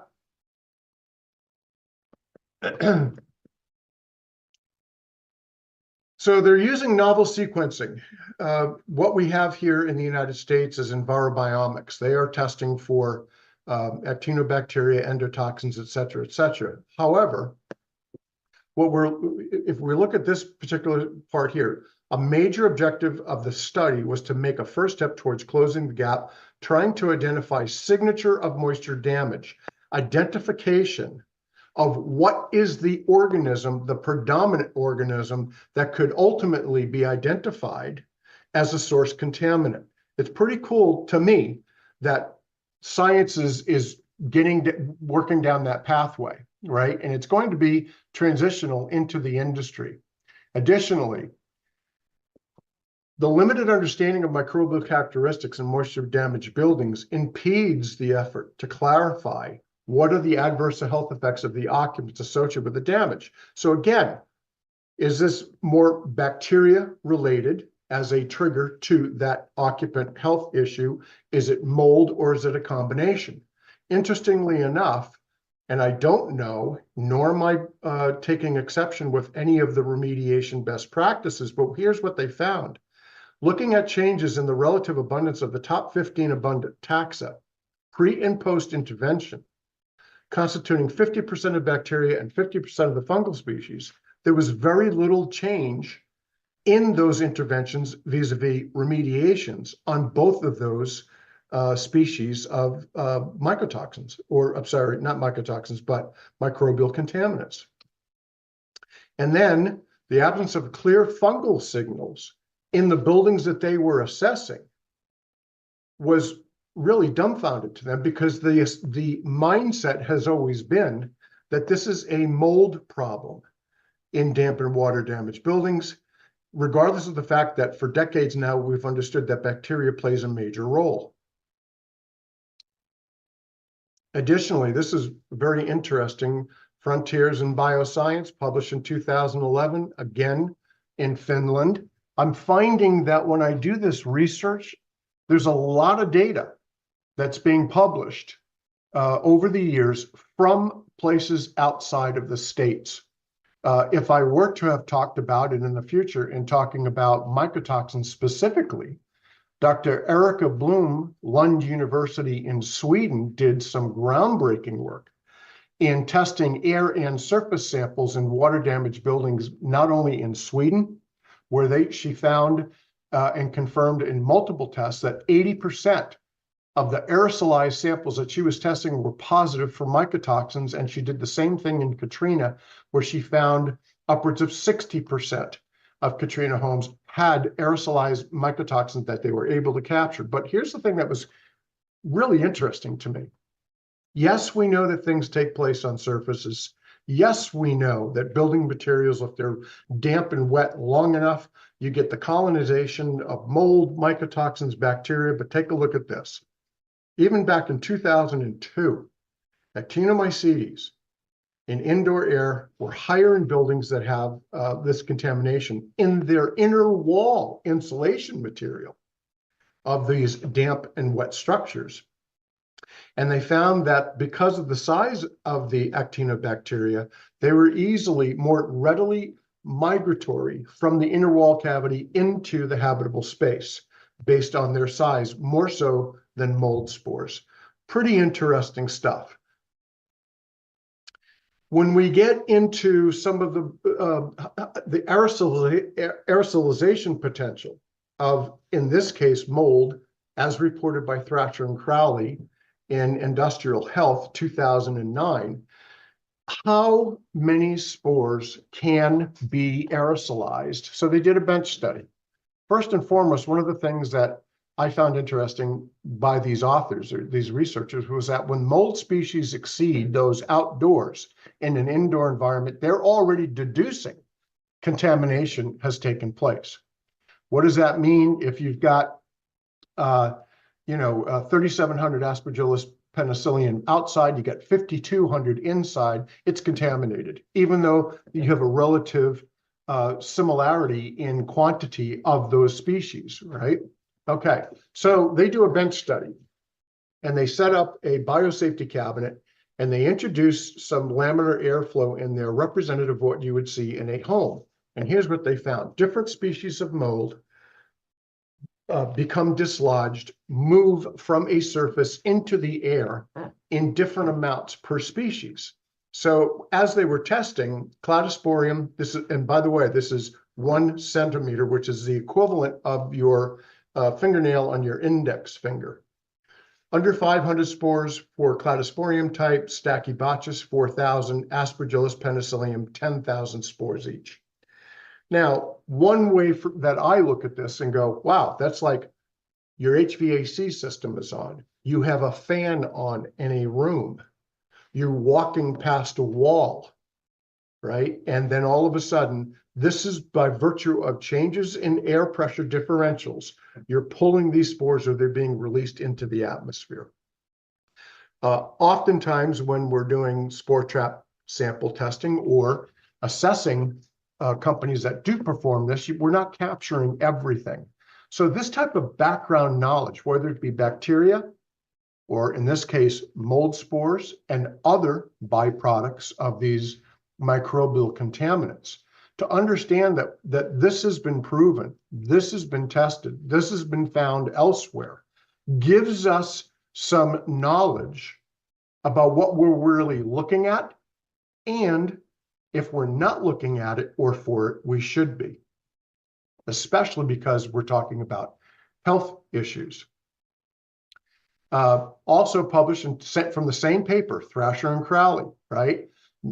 What has Normie talked about? What do we talk about? Unlike other certifying entities or certification or teaching bodies, 9 biocontaminants, right? We can list them. Gram-negative and positive bacteria, mycotoxins, molds, proteins, beta-glucans, endotoxins. Actinomycetes are associated with hypersensitivity pneumonitis, invasive infections, blah, blah, blah, blah, blah. Other types of mycotoxins are producing things very similar to chemotherapy agents. So let me take a breath here and go back and say that I think this is Skip's thinking here. This is my hypothesis that these national entities and agencies, EPA, NIH, CDC, various departments of health are saying that these water damaged buildings are unhealthy. I think we're getting closer for these agencies to be telling people why. A, because this type of science is becoming very, very much so more prevalent. It's not necessarily readily accessible yet. However, Normie talks about this, and through its teaching is getting more and more professionals to become aware of this. And so therefore that bridge across the Grand Canyon is being built. These are unhealthy environments. Here's why, and here's what we should be looking at to solve the problem conclusively. When we understand the built environment and how that has changed since the 1970s. Well, today people are spending so much more time indoors, right? Agencies are saying like 90% of their time is indoors, whether it's work or at home. What we're seeing is the symptoms of mold exposure are increasing. The rate of aerosolized transmissible diseases, such as the pandemic, have hardly, or nosocomial infection in hospitals, have hardly been affected over decades. I suggest that these either mold allergies or sensitivities, as confirmed over well over a decade ago, in fact, almost 2 decades ago by Quest with that data compilation, again, 1.5 billion. We're not talking about a study of 200 data points, right? 1.5 billion. If the symptoms of mold exposure are increasing, that means more and more people are becoming aware that something is happening. More and more doctors are becoming more mold literate in treating either an allergy or SEERS. More awareness means there's a whole lot more buildings, whether that be a resident and home ownership, apartment, school, office, government, military housing. There's a lot of buildings out there that are going to need proper decontamination approaches. From the healthcare practitioner standpoint, there's a reason why Dr. Neil Nathan states that when it comes to most sensitized patients, he's emphasized and will continue to emphasize mold toxicity is the single most common contributing cause of that sensitivity. Mold toxicity is far more common than is currently recognized. Those who are knowledgeable in this field estimate that millions of people are wrestling with this problem, but are entirely unaware of its existence. And the reason for that is the EPA, NIOSH, 5% of buildings were contaminated in the 70s and 80s. By the 90s, people are starting to spend more time indoors, and we're getting a lot smarter in properly diagnosing indoor air contaminants. 35 to 50% of the buildings 10 to 20 years later, right, are now considered microorganism, right, generated contamination, biotoxin, bioaerosol. And then it's translating because more and more doctors are seeing these types of patients. We're talking the scientific evidence of what's being produced in a damp or water damaged building, but now we have the transition to studies that are confirming health issues, and we were getting those these published articles as well. So you've got thousands of scientific publications on mycotoxins, endotoxins, actinobacteria being the principal culprits of the inflammatory response. It used to be mold, or the thought of mycotoxins being that significant contributor to that health issue of an occupant. But now it's conclusive, right? And in fact, other than, I mean, if you talk with pretty much anybody that's in this industry, most will acknowledge that, yeah, it's a health issue. I'm hopeful that the rest of the curtain can be peeled back and the secret can be completely uncovered, in that we now know everything that grows in a damp or water damaged building, and specific protocols such as the NORMI, NC, RSI, NCMP is the right approach to solve it. And in fact, I'll go one step further, that I think the data alone for SEERS patients, Dr. Shoemaker, Dr. Andrew Heyman that Doug alluded to earlier, foremost leading authority in this country today, has stated in some of his presentations, and we know this, that 22 to 25% of the population has a genetic predisposition for SEERS because of the genetic anomaly, and they don't even know it.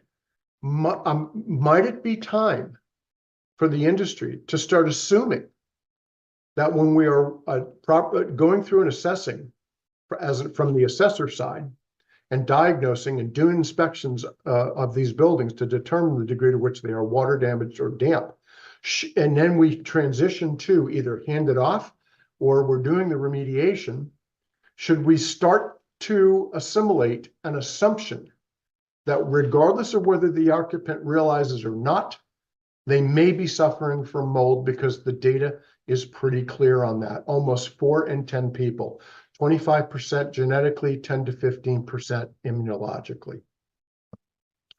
Dr. William Nazaroff, I quote this paper quite a bit, Cal Berkeley 2014, Indoor Air.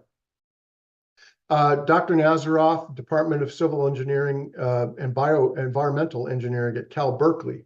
This particular study, this is a great paper for anybody that wants to look it up and just dig into it over a cup of coffee. Talking about the bioaerosol behavior and its effect on human beings is is particularly coupled to the particle size in the 0.1 to 10 micron for bioaerosols. In fact, what he further goes into, which I will not hear, it is that 2 or sub 2 micron particle that is the biggest culprit, whether that is a mycotoxin or a mold species, or an actinobacteria, or an endotoxin, that is of significant concern, because sub 2 micron particles, they now know, are so easily deposited deep into the human lung and therefore into the bloodstream. Now, we don't have to be doctors, right? We don't treat people. But I think that if we can have and increase and develop our knowledge of what the medical community and the scientific community has identified, and which is now confirmed, all of us in this industry will be better served to more comprehensively and completely and thoroughly decontaminate these damp and water damaged buildings, such that the end result of our efforts leaves an environment that can support recovery and then certainly wellness long-term for the people that are living in these buildings. One of the things that we have that is frustrating to all of us, our clientele, those that we interact with on a daily basis, there are no published standards by the EPA, the NIH, the CDC, various state departments of health on what is a normal amount of mold. And of course, in fairness to them, they almost cannot create that standard, because each human being, depending upon how they are biologically made up, do they have that HLA-DR-DQ gene anomaly that makes them genetically susceptible to mold illness and disease, which is what SEERS is, versus something that's more allergenic or an immunological response. But if we look at other viewpoints, and in this case, the World Health Organization, this particular study, toxins, another great study. Now we're, most of the papers I've referenced thus far were 2009, 2014, 2011. Now we're getting up to 2023. And they reference in this particular paper that the World Health Organization states that spore concentrations above 500 CFU per cubic meter of air is considered as hazardous for an occupant. Not might, not could be, but is. And then above 1,000 CFU per cubic meter of air is considered extremely hazardous. Now, the difference between what we typically use, which is non-viable spore trap or swab sampling, that's a certain number of spores per cubic meter of air. CFU is colony forming units, which is a direct reference to viability. These are culturable results.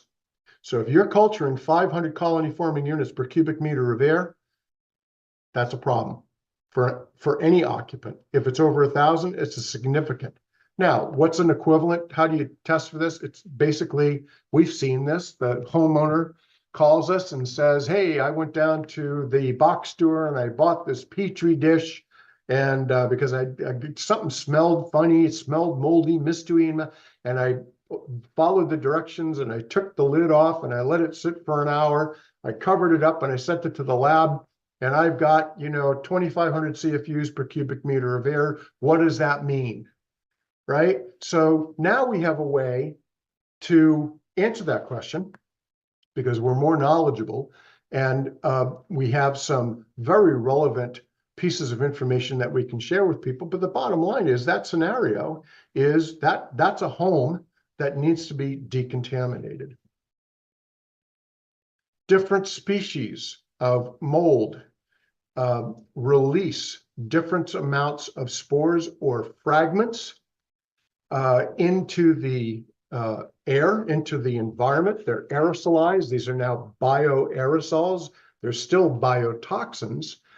For example, Aspergillus versicolor, 17 to 170 times higher or more spore or fragments than Cladosporium. I mean, listen, I don't wake up and say, I want to go find out what species of mold releases more spores or fragments of their self into the atmosphere. I don't do that. I'm very thankful that these researchers do. But, you know, as we all know, the health risks for years have been associated with really nasty things. But again, our awareness creates a better pathway. It sheds light on what we should be looking for, and then what our end result should be for our remediation activities. When it comes to SEERS, and this is where this is not necessarily new, it's probably 3, 4, 5 years. I think 2019, there was a legal case where the diagnosis of SEERS was challenged. It actually was accepted. So since I think 2019, and I referenced this early on in this presentation, that now SEERS is a understood and accepted medical condition. But here's what happens. For those of you out there, the actual brain structure changes. And in fact, there's some very cool, very advanced technology out there today in the form of brain scanning of SEERS confirmed patients, whereby their brains look like the CTE damaged brains of professional athletes, because a lot of these contaminants cross the blood-brain barrier and literally changes the structure of the human brain. It's cuckoo crazy. It's bananas that we've been able to identify this. But because of that, the requirement for us to be aware of this, we don't have to be experts. I'm no experts on this stuff, but I have an understanding of what happens, and therefore it elevates my approach in how I deal with that client who's confirmed to be a SEERS patient. Even if they're not, they've got a mold allergy. And even if neither of the two are case, I'm making an assumption so that I don't leave any stone unturned, depending upon how I'm going to assess the building and then subsequently remediate it. The point here is that these people's brains change. The structure of the brain literally is measurable and it changes. That's a pretty scary thing, to me anyways. I'm sure it is to everybody else out there, but I can't see everybody else out there. Why is this the case? If we go back to Dr. Nazaroff and Cal Berkeley, the sub-2 micron particle, human hair, 50 to 180 microns. If you have any less, I'm losing mine. So, we have to go 0 to 180 here in some cases, right? But this is it right here. So below 2 microns, what happens is that particle, regardless if it's bacteria, a mold fragment, an endotoxin, actinobacteria, whether it's a mycotoxin, these are 2 microns and below predominantly. They go through, you breathe them in, either through nasally or through your mouth, and they go past the esophagus, through the bronchial tubes, deep into the alveoli, and are released into the bloodstream rather immediately. I'm sure everyone out there that's in attendance tonight has spoken to someone who says, I can't go in that room because if I do, within seconds or a couple of minutes, all of these things start kicking up. All of my symptoms kick in. This is why. It's what is the particle and how small is it? Because that, as has been studied and confirmed now, is very readily, deeply deposited into the lung, which goes into the bloodstream, which subsequently causes this chain reaction of events that is out of control. This particular slide is a representative of what I just talked about. I tend to use as my blood pressure cuff in a building, a lab that incorporates digital microscopy, and it looks at 100% of the slide. and it captures an image of that air spore trap sample. For those of you that are curious, this particular sample had 1.8 million Aspergillus penicillium types per cubic meter of air. Again, inhale deep right through this, right into the alveoli and deep into the alveoli, and it goes into the bloodstream. If you're genetically predisposed or immunologically predisposed, things start to happen very, very, very quickly. And even if you're not, some people are sensitized to mold. Well, we know that all mold can make anyone sick. It's a dose, duration, and over time, right? If you're in a contaminated environment long enough, you're going to have an effect. The biggest thing here that is very, very, very, very challenging happens when these patients are finally get to a doctor. The doctors have the biggest challenge here. This is crazy. I just put this up here because the physicians that treat these people, predominantly SEERs, and for that matter, those who are immunologically sensitized, an allergy type patient, they got to look at everything. There's a lot that they have to do, and it takes a long time for them to be talking to those particular patients. There's a long road to hoe. They got to look at a lot of things. So our job is critical. The physician's job is very, very complex because they have to look at so many things biologically. In the end, and I want to leave a little bit of time here, when we're dealing with people that have allergies, when we're dealing with people that are SEERs, we have all dealt with them. It's not fun. In many cases, if it's a SEERs patient, right now I'm dealing with 2 referred to me from doctors outside. These folks are at the end of their rope. We know what causes it. And then Normie, in its charter, Guidon, is here to change the world.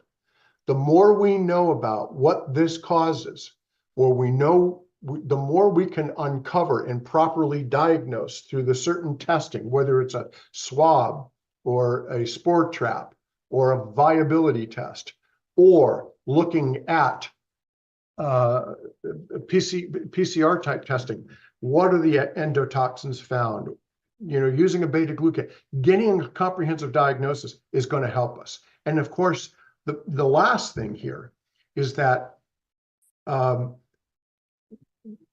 entire environment, if I go back, and I don't want to have to go back and look at all these slides, but if something started growing on a wall or a floor or a ceiling, it got into the air. It's by the time this was identified, the containment barrier isn't going to contain the biotoxins, which is why it is so critical for the Normie sanitization protocol to be comprehensively enacted and done correctly, because the whole environment, if this was a problem in the kitchen, there's a biotoxin in the bedroom, and vice versa. So we owe it to these buildings to do the best we can, and there's just so much information out there today that can help us be better at what we do to reverse this contamination. I'm going to stop sharing right now. And Lance, if you want to open it up, and I hope that made sense. There was a lot of stuff there. I just hope that logically it makes sense, that we have a lot more stuff that we could be looking at. We have the tools to do it. And Normie's at the forefront of this as it relates to what should you be looking at, and here's how you correct it. Well, Skip, first thing, I want to thank you for doing that. It was a tremendous amount of information in there. And I do have a few questions I want to follow up with, and some of them were put in by some of our people here. But I want to kind of set the stage first to answer a question about why we don't, or why we haven't to this point reacted as aggressively towards these situations as some other parts of the world. Most of the people here in the room have seen somebody stung by a bee and have a reaction to it. Most of the people here have at some point seen somebody touch poison ivy and within a very short amount of time have a reaction to it. The biggest difference is you can see what's causing the problem. in what you're talking about, we're talking about microscopic organisms that people can't see. You know, it's just like saying, when's the last time you looked up in your house? Really? They don't look, they don't see, it doesn't exist. So I think that's one of the bigger things, that we're now dealing with a world that we can't see with the naked eye, and that's causing a lot of these issues. A comment came up the other day about doctors being so specialized in what they do that if they take care of your elbow and your hand hurts, they send you to another doctor. Yeah. But wait a minute, it's a few inches away. They don't do that. The double-edged sword to that, though, kind of works in our favor, because now we're having a lot of doctors actually researching this environmental medicine and getting very, very specialized into it. And these are the people doing the research and bringing this out to the forefront. So I see that as kind of working in our favor, even though we may have to run to 3 or 4 doctors because 2 different parts of our arm hurt. Right. So the question I have for you, why right now is there so much more research still being done outside of the US than in the US? If you can answer that in a G rating.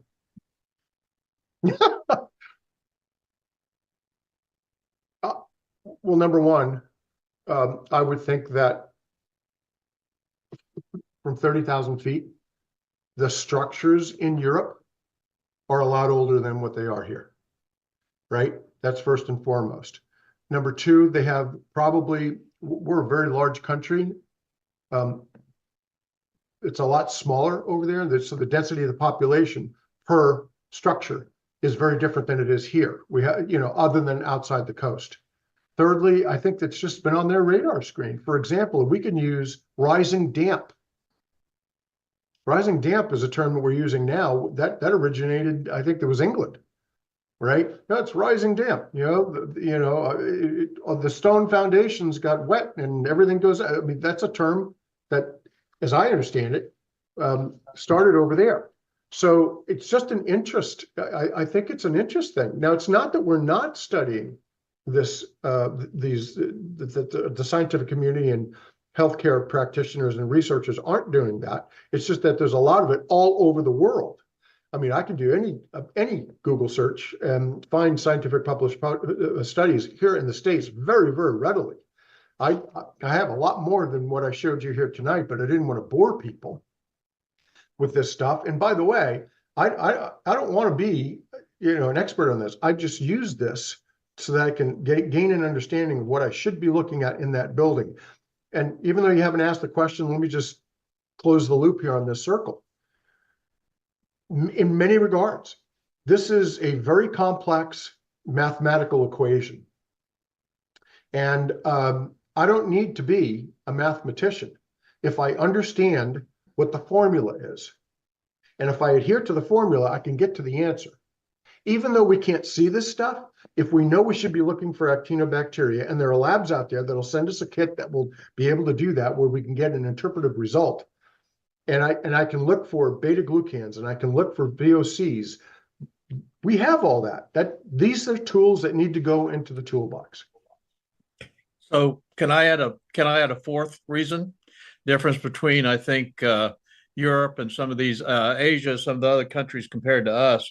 And I don't want to sound too political about this, but I think generally speaking, allopaths, the doctors that we deal with from the MD side of it, in America, we're more interested in dealing with symptoms than we are causes. Yeah. And truthfully, for most of us, if we have a headache, well, we want to lose weight, it's easier to take Ozempic than it is to stop eating and exercise. Right. We've got pain somewhere. We're going to take a medicine to deal with the pain rather than the symptom, rather than finding the cause. So in 2010, I was invited to speak in Los Angeles at the Alternative Therapies Conference for cancer therapies. And there were 1,700 doctors there. I was asked there to speak on the subject of mold and how we're talking about a long time ago, yeah. But I was there to talk about mold and the potential health effects related to mold, that what we knew then. And what was interesting was that out of these 1,700 doctors, 85% of them were from outside of the United States. And the practices that they were using, the therapies that they were using, were not approved by the FDA in the States. And the practices that they were using were as a result of exactly what you just said, Skip, that they had been looking at studies for the cause, and then they were addressing the cause.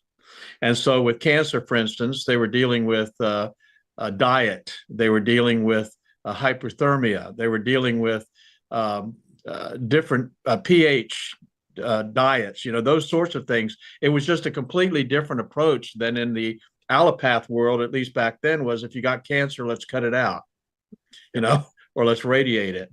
So I think I just think that's a factor. Like I said, I don't want to sound too political about it, but I think our approach to medicine has been completely different than what we see in Europe. Yeah, a lot of these studies, the Finnish studies that I started off with, it's a holistic approach. Is that a Finnish study or is that normie? Is that a Finnish study or normie? It's a holistic approach because you will not solve the problem if you don't look at the source. Right. And then you're not going to solve the problem if you think that you only have to reduce quantitatively the amount of mold spores in a containment area. You're missing the containment areas for the most part, right? It's a fraction of the total cubic amount of air in a building. And the rest of it is contaminated, and we're only focused on what's behind the plastic. So cannot pay enough homage to the sanitization protocol and high-level disinfecting cleaning to remove these particulates. Because, hey, look, you've interacted with Dr. Remy and Dr. Heyman, right? If you don't remove the endotoxins to the extent that you can, or the actinobacteria, that person is not going to get better. They just won't, because they still are exposed. So it's a big, big, big job. And I suggest that to all my fellow colleagues out there in attendance tonight, and those that will be here in the future, whether we realize it or not, we're becoming more closely aligned to high-level hospital infectious disease cleaning professionals and biotechnology decontamination professionals, period. That's where we're at. Yeah. Because those are the two, that's what the world knows right now. That's the SpaceX of decontaminating microbial contamination. It's both of those two. One doesn't supersede the other. In combination, you will get the cleanest environment there is, period, if done properly. Hey, Skip, I have a question here from one of our viewers tonight, and I want to put it out there to you and Doug. I'm comfortable with my own answer on this, and I want to remind you, we only have a little bit before the top of the hour, because I know this will go on for a long time, but here's the question. If a property insurance company will pay for a mold inspection and testing for an affected property, then why won't a health insurance company pay for a mold inspection and testing to evaluate someone if their home is killing them? I'm sure we could do an easy hour on that, but I think the short answer is that they're staying in their lane, they're avoiding knowing, so they have to deal with the issue? Well, here's my personal opinion on this. Mr. President, I look forward to your response. If the EPA, which we already know, their base study said 85% of the buildings in this country have IEQ contamination. 50% had signs of water damage at the time of the assessment, and over 50% of them are contaminated. How much is that going to cost to fix? That's if that isn't the definition of Pandora's box. And then there's another reason why the EPA, CDC, NIH aren't telling people why these are unhealthy, because the magnitude of the problem exceeds the amount of money we have. So we have to be very systematic right now. We have to go about this very specifically. It's not a shotgun approach. We have to, and this is why Normie has the ability to get people to start thinking differently about how are they going to cover this from an insurance standpoint, and can we get these regulatory agencies to start saying, here's why it's unhealthy, and here's how we're going to fix it. Mr. President. So I'll just tell you, I think the interesting thing about this is it kind of goes back to what we just talked about. It's about informing people that they have to deal with the cause, not the symptom. And unfortunately, our society often they just don't know how to exist without insurance. They expect insurance to pay for the symptom, for the problem, rather than looking at the cause and saying, look, how can I keep an environment dry? How can I make sure, using IAQ management, that my home will never get to a situation where it's water damaged? Or if it is water damaged, how do I fix it so I'm not going to have a problem forever? You know, one of the interesting things you said that I just want to underscore, Skip, and great job, by the way. Love this. This is really what we need to talk about. But probably a lot of people in the room tonight heard terms that they've not been familiar with, actinos, endotoxins, biotoxins. And what you did was you laid out, I think, a beautiful picture of the whole microbial contamination issue, much, much, much, much bigger than mold. And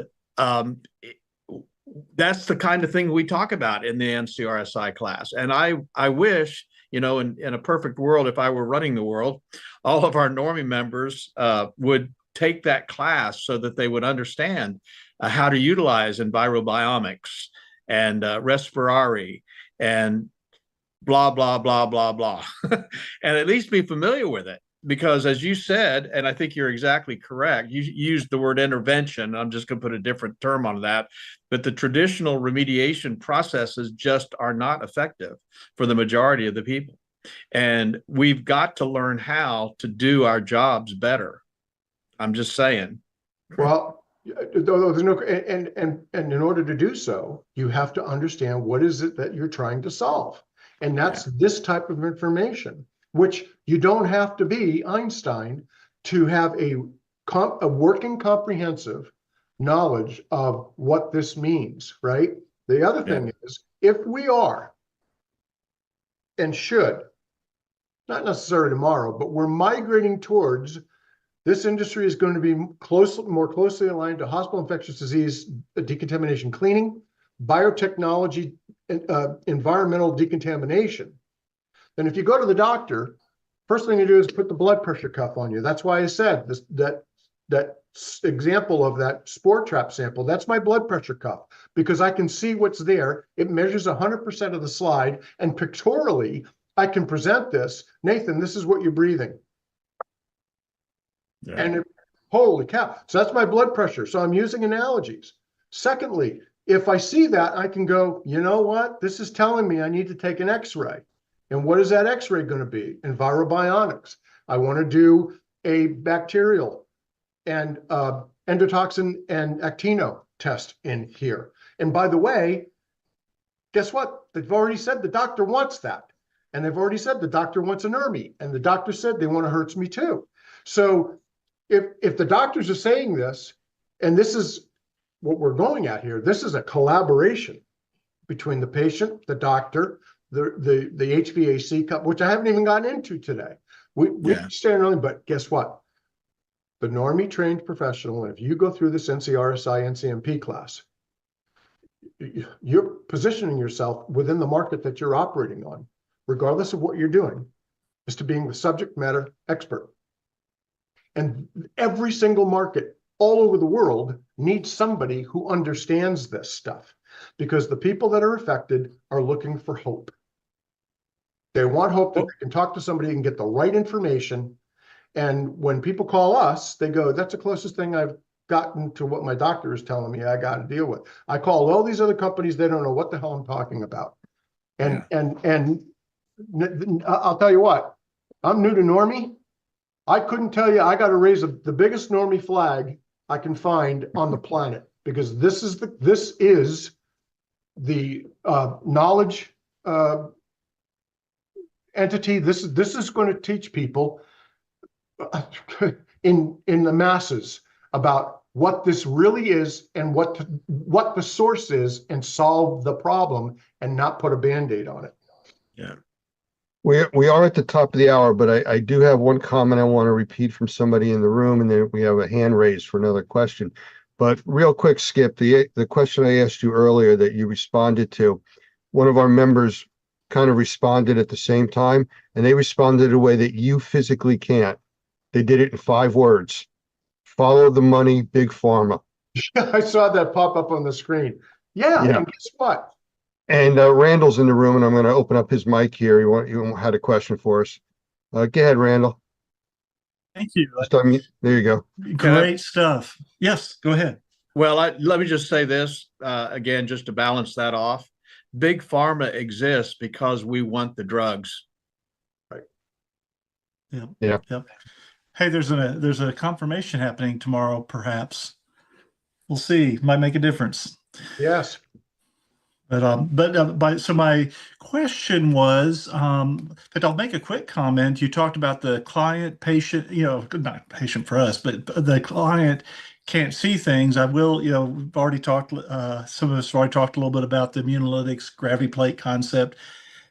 That my job with that, when I was talking with friends, family, and neighbors, is, hey, it's not as bad as you think. Many times it looks worse. They can see that. And now you have to help interpret what is a concern and what is not based on what the criteria that's been developed over decades of several doctors analyzing the data. It's very visually powerful, and it's really critical to not overstate it, because people can easily jump to, oh no, this looks horrible, when it's not.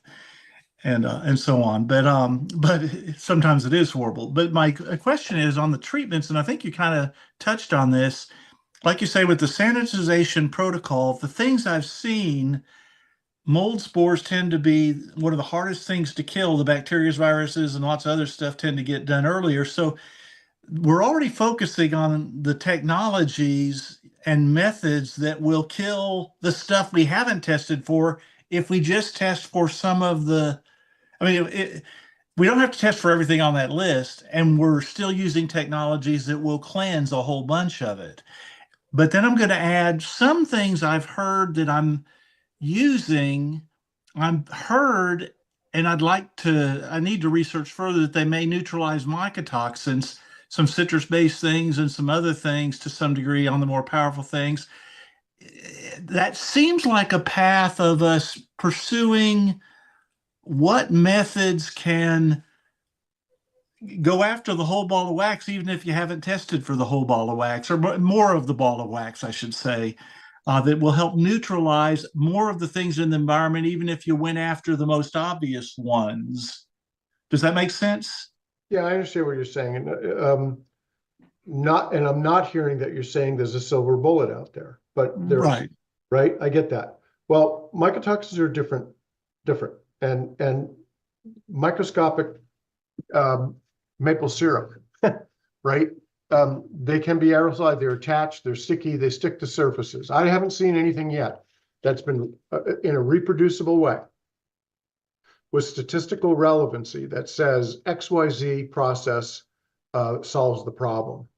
What we do know from the hospital infectious disease decontamination cleaning is that it's multi-step, and it involves a couple of things. First and foremost, if you're not cleaning biofilms off of surfaces, you are not going to destroy the microorganisms that are growing in it.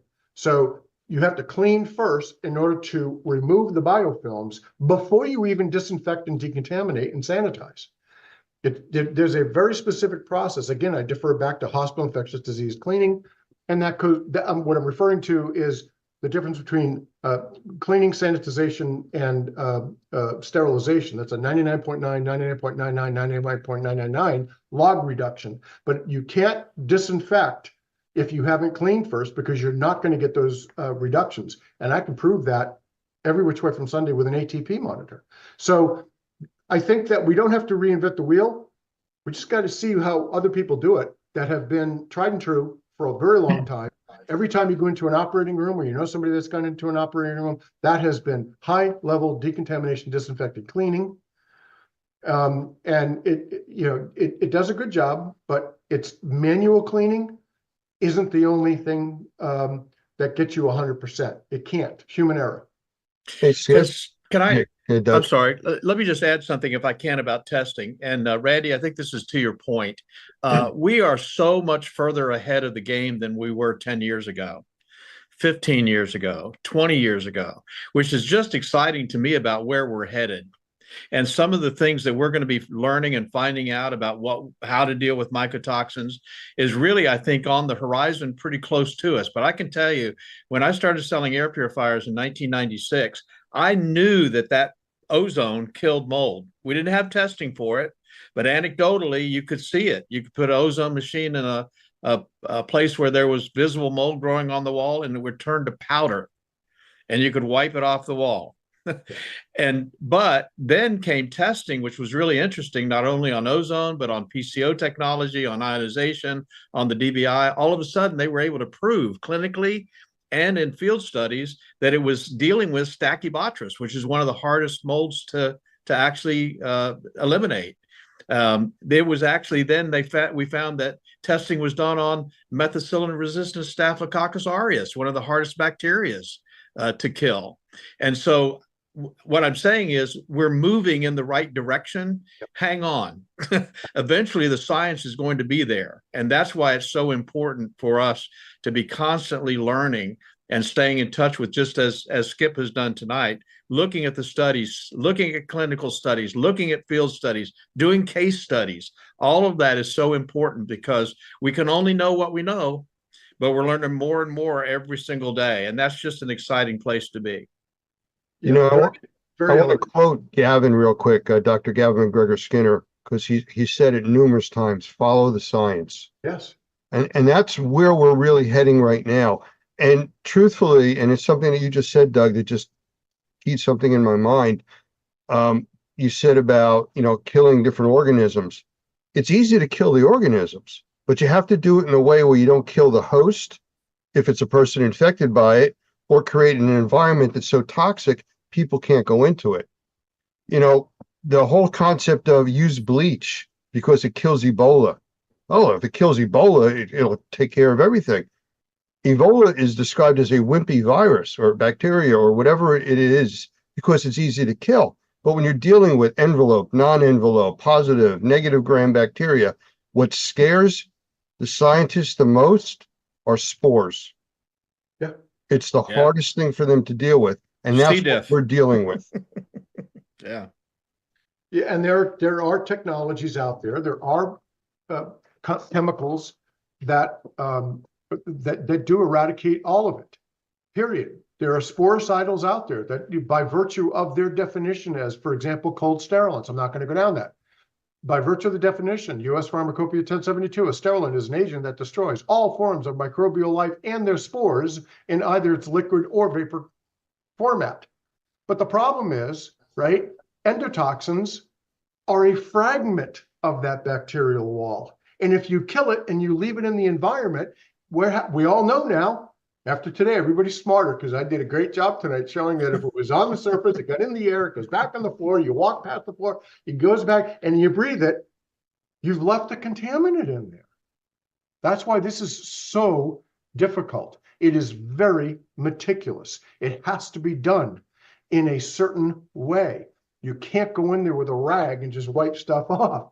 It has to be methodical, meticulous, and technique dependent. Anyway. So Doug, how do we raise his enthusiasm? How do we get him more engaged in this discussion? One of the things I love about you did a great job. He shares our passion, and I just think it's a phenomenal opportunity that we have to change the lives of millions of people by creating cleaner, safer, healthier environments.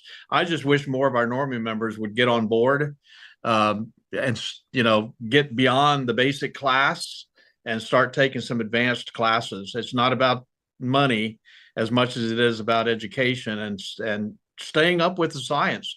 Because if you don't, you'll be left behind, right, Skip? Yeah, you're already it's already past you. If for those of you out there that have witnessed some of this tonight, if you elect not to do this, somebody in your market is going to know this. Yeah. And you are going to be replaced. This is where it's going. Yeah.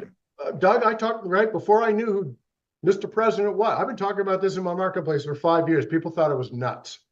They thought I was crazy. Custer, I have more arrows in my back than you can possibly imagine. Guess what? We're here now. Yeah, 5 years. that's right. We are. If you don't know this stuff, not to recite it verbatim, but to have a comfortable working understanding of the complexities of the contaminants in a water damaged building or structure, somebody in your marketplace is going to know it, and they're going to be the go-to. Well, what you did tonight, Skip, was help take the people here in this room or anybody else that's watching this past the I've witnessed the bee sting and see a reaction. Yeah. Now they know there's other things they can't see causing the same type of reaction. Yeah, I know we've gone really long. Let me just leave it at this. When I share what I just talked about tonight to people who say, I'm so sick, and then after we do the sanitization protocol in its entirety, if it was a remediation, we did that appropriately, but we left the house in as microbially decontaminated state as we possibly could, they go, I feel so much better. And I say, do you want to know why? Because here's all the testing. And you know what they say? No, I don't need to know why. That's what happens. Yeah. Some of them do, but you know, that's it. I mean, it's Right. we're a hell of a lot more aligned, hospital infectious disease, biotechnology, than we ever possibly could have imagined. And it all Absolutely. started with what Normie started 20 years ago, almost 21 years ago. Skip, thank you again. Doug, anything else? Thanks, Skip. Great job, man. Okay, everybody. One more time. I am back here live at the Experience Trade Show again, and I have Dr. Gavin McGregor Skinner with us from GBAC and ISSA. I think it's the easiest way to describe it. We've got a lot of acronyms there. Yes, we do. Yes, lots of initials. Hey, one of the things I really want to tell you most about this interview is I get to stop for a few minutes. We have been talking to so many people today and doing so many things. It's been a very, very busy show the last 2 days. The energy level at the Experience here in Las Vegas has just been amazing. But the people that have come here looking for ways to improve, people have come here with looking for solutions, people are looking for collaboration. I was just in a conversation a minute ago where someone said, well, I tried this, it didn't work the way I was expected, and someone else in the audience went, oh, I do it this way. And suddenly you've got this translation, this sharing of information that's going to improve our industry and improve their businesses because they came to the experience. It's just phenomenal. Well, you know, you did a talk this morning and it was a newer concept that a lot of people are familiar with. And that's all I've been getting all day long. People coming up to say, hey, you were in the interview. What was that he was talking about? Do you have any information? I said, no, you're going to talk to Gavin yourself. You know, let him explain this and get a training course on it. I think what we're talking about, Lance, is really radical. It's radical in a way that if people can understand that harmful, detrimental germs like bacteria, mold, yeast, don't live in isolation. They live in cities of microorganisms. They live in communities. And those cities of microorganisms are called biofilms. But our whole approach to remediation, restoration, cleaning has been one bacteria at a time. The way that we look at our cleaning products, our disinfectants, where we should be more focused on how does a community of bacteria survive on a surface? How do they help each other? And how does that make our job more challenging? And what processes and products and tools and equipment do we use to create a healthier and safe environment? But more importantly, show it by data, show it by information. You know, one of the conversations I had with somebody after your talk was they were asking about, well, I'm not quite sure. I mean, about seeing a bacteria in a city. And I said, well, look at it this way. Your eyes aren't good enough to see a bacteria. When you see something growing there, that's a city of bacteria. Yeah. Oh, that makes sense. Yeah, and this is really important that bacteria will grow on surfaces and it's colorless, it's invisible, and there might be 3 to 4 cell layers thick, and we won't see that. But in a biofilm, the different types of bacteria work together and they produce a protective covering. So it's a little bit like a building with scaffolding all around the building, but the scaffolding is solid. It's all filled in and it protects the inside of the building. So imagine that these bacteria do this protective covering. It's called EPS. And that protects the bacteria inside, which makes it more challenging, more difficult for the disinfectant or the clean product to actually get into those into the harmful bacteria and kill them. And we find that because we're not focusing on that, we tend to go back and go, oh, I removed this, or I thought I cleaned it, but now the problem's even worse, or it came back. And so we've got to actually change our processes, look at it, revisit our products and tools, and look at this more as we are dealing with cities of microorganisms, not just one or two. Well, you had mentioned this morning something that really I found astounding, that some of the things that we use to treat the biological contaminants, the bacteria in this case, kill the bacteria, but it gets replaced by a different type of bacteria that could be worse. Yeah, so there's people like Greg Whiteley in Australia, Stephanie Dancer in Scotland, who've been researching biofilms for years. And I want to emphasize, biofilms been known in so many other industries. We'll take all those lessons learned from other industries and we'll bring them into our industry. Mm-hmm. But the importance is that with this protective layer, when you remove, say, use a disinfectant, research has shown if you remove harmful bacteria with a disinfectant, then when they come back, it's more likely to get more harmful bacteria. If you use a probiotic product, or if you use an enzyme cleaner, or even if you just use soap and water like just a detergent, we find that when you remove the harmful bacteria, non-harmful, so environmental bacteria come in and take over that space. So it means that, yes, you've still got bacteria on the surface, but they're beneficial bacteria. They're environmental bacteria that are not harmful. It's like within your digestive system, there's good bacteria and bad bacteria. Correct. And you need the good bacteria. Yeah, and we need to appreciate from our industry that there is good bacteria. So we see biofilms being used for waste management. We see biofilms being used in the food production industry, all for good purposes. Septic systems. Correct. Okay. Well, you had mentioned about the scaffolding around protecting the bacteria. Is that like positive and negative gram bacteria, or is that something in addition to what you're talking about? Yeah, so there is that definition between the different types of bacteria. What we find in a biofilm, we can get lots of different species of bacteria.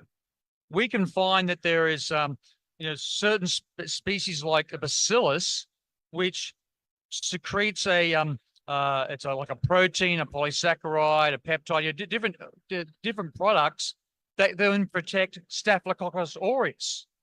And we know that Staphylococcus aureus causes skin infections, for example. MRSA you're talking about. Yeah. So drug-resistant type Staph aureus. But what we're finding through research, and we've known this for a while, that some bacteria work together with Staphylococcus aureus and protect it. And so we have to understand that when we pick up a cleaning product or a disinfectant, and we always say, read the label, and it says effective against one bacteria, in the real world, that's not real.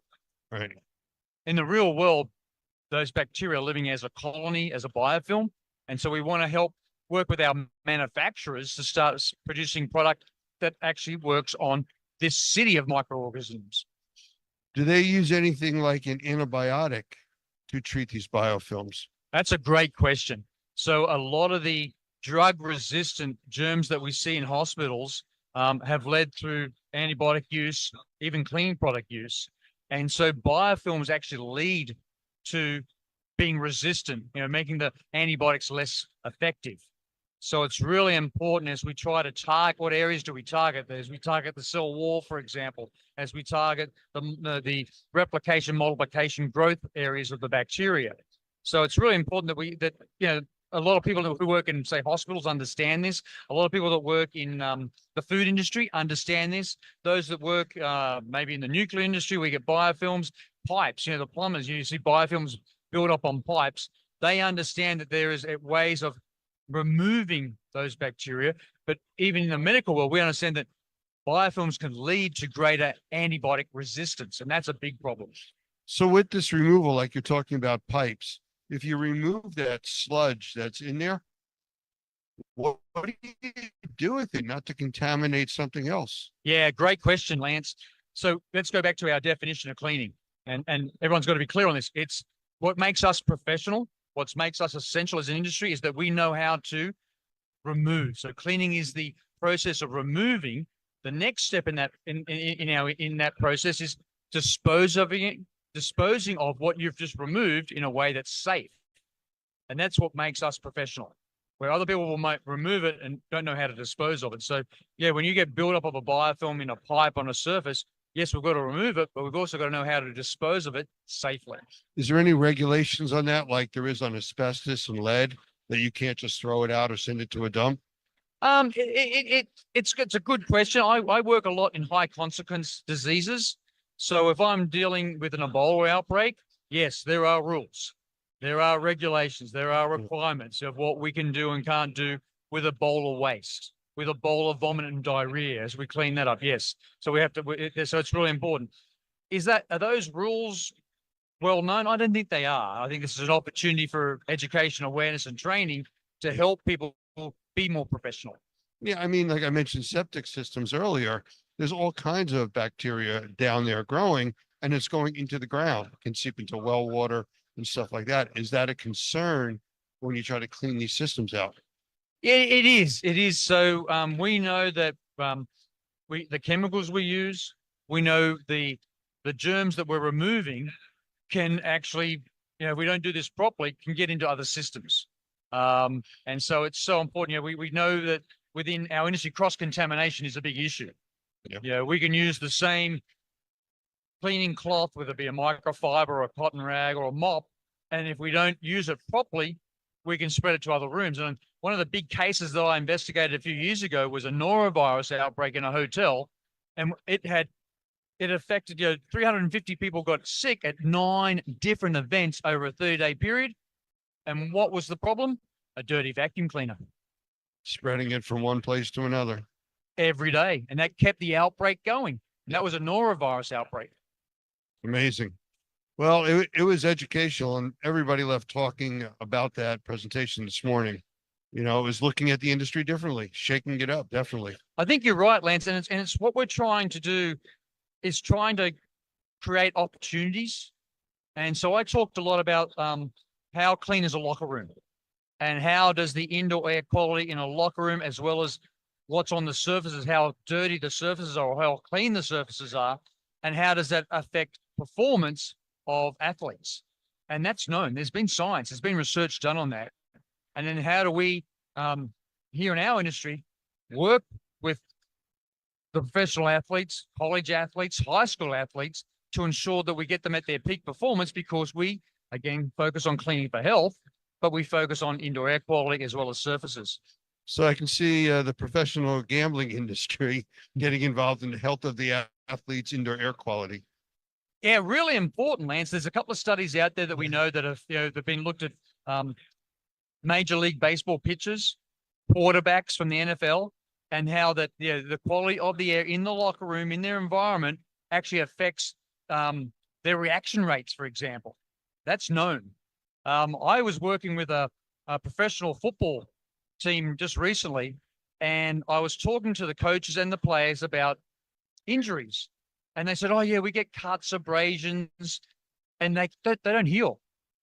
And I said, well, that's a biofilm problem. The biofilm was formed on that burn, that injury on your leg, and it doesn't heal. And there's been some well-published articles where football players have taken months, even years to heal. And what it was interesting, they thought it was the playing field, and went, no, it's not. It might be, but what more importantly, it's this environment here in the locker room, the gymnasium, the hot tub, the cold tub, that keeps reinfecting, that keeps that infection cycle going. Amazing. Absolutely amazing stuff. Which I hope is opportunities. I hope people can see this as, if we start doing what other industries are doing when it comes to biofilm. So like the food industry, dairy farms, if you start looking at biofilm in the way they have those conversations in hospitals, for example, on medical equipment, if we take those lessons learned, apply them to our industry, and put that in a way that, yes, we can increase performance of professional athletes, we can create safer and healthier indoor spaces, because we understand how microorganisms, how germs live in the environment. So slightly off topic, when you deal with mold, does that exist in the same biofilm environment as bacteria? Yes, it does. Yes. Yeah. So I want to emphasize biofilms can occur in both wet or moist environments, but also dry environments. And so when we look at mold, and I think, I was just asked about some social media postings and what my opinion was on the way that they were addressing mold. And I said, yeah, I appreciate they're trying, but what they're not doing is cleaning the mold, removing the mold based on science or what we know, what Normie knows, what you teach in the Normie courses. And wouldn't it be great if we could take that passion, that enthusiasm of the social media, the TikTok people, and actually give them a solution that's known to be proven by science to work, because they're trying to educate a greater audience, and they're doing their best, but not everything they're doing is 100% correct.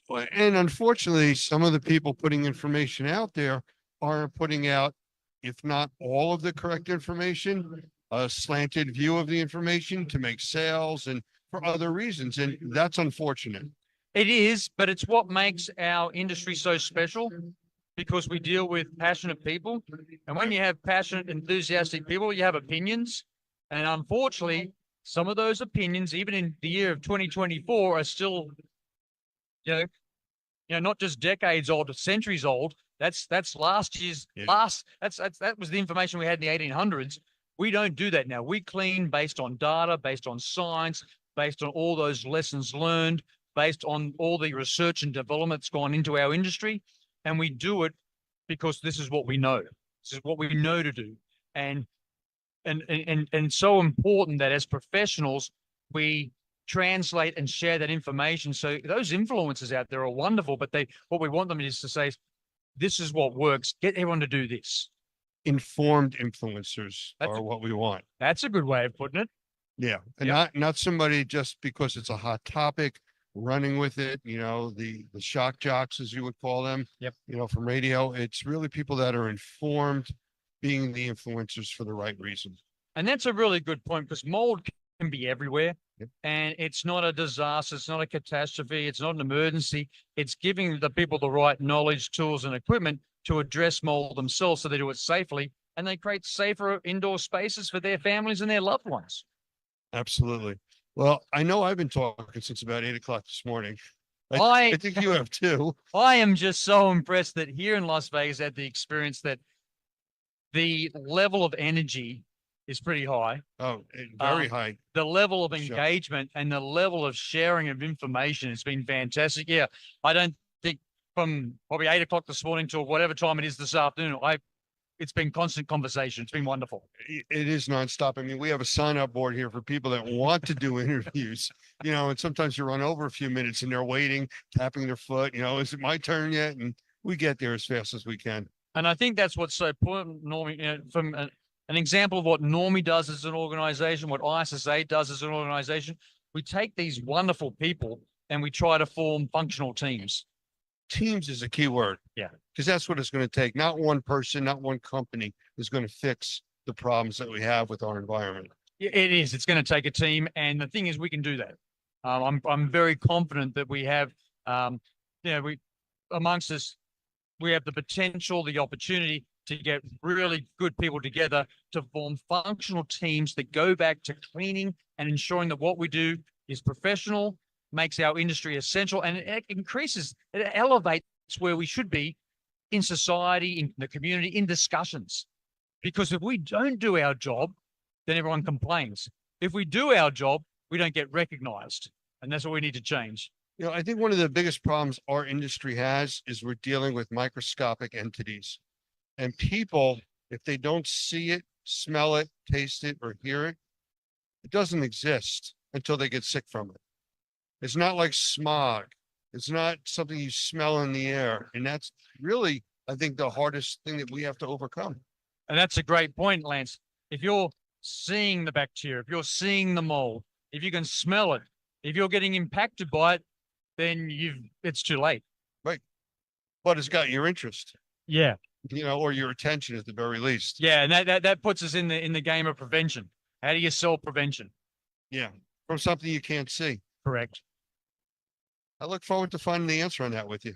We are going to work together, and I think that as we do that, and especially with the people we've talked to here, here in Vegas at the Experience, as long as we take that team approach, we're going to have a significant impact, and we're going to do great things. Absolutely. Just as a tease, I just want to throw out a website, NormiPro, NORMIPRO, ETF, environmentaltaskforce.org. Keep an eye on that site. A lot more coming. Oh, I think it's a wonderful idea, Lance. It's going to be brilliant. I thank you for your time. We'll do this, I'm sure, quite a bit more as we go on over the next few months. Thank you. Yeah, and I think it's important that if anyone needs help, reach out to us. That's what we're here to do. Absolutely. Yep. Thank you. Thanks, Lance.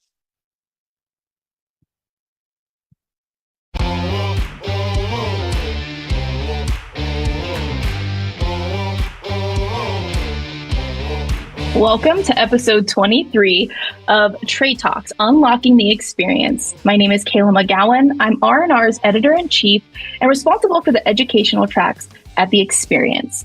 Today, my special guest is a very special friend of mine, former publisher and lifelong Ohio native.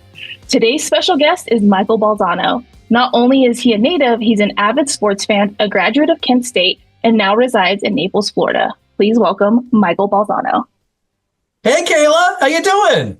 Good. How are you? Welcome. Good. Thank you. I love what you've done with the place. It looks great. We had that crazy ass song still as the opening, which is great. It's a set I know and love, and I'm so happy that you're resurrecting this podcast, which meant so much to me. Thank you. You are so welcome. I don't know if I'm going to be able to follow in your footsteps. You set expectations there with the fun facts, the music, your personality. So I'm excited to have you as the first guest. I think this is very much deserved, and in no other way I'd want to start this podcast series for the upcoming year.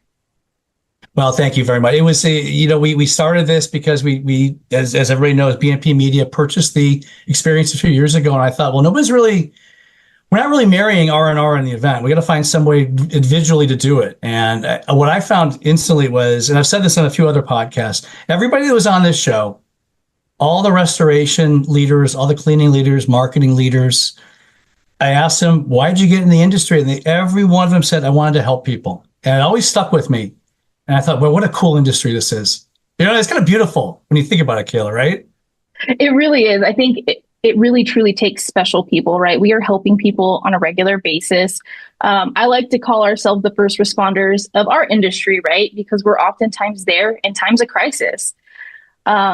And just meeting with everybody and hearing their story is so beautiful because you don't know. You see people at face value. Most times you've met them in the middle of their career and you just think, wow, they've been here for 20, 30 years. And that's not necessarily the case.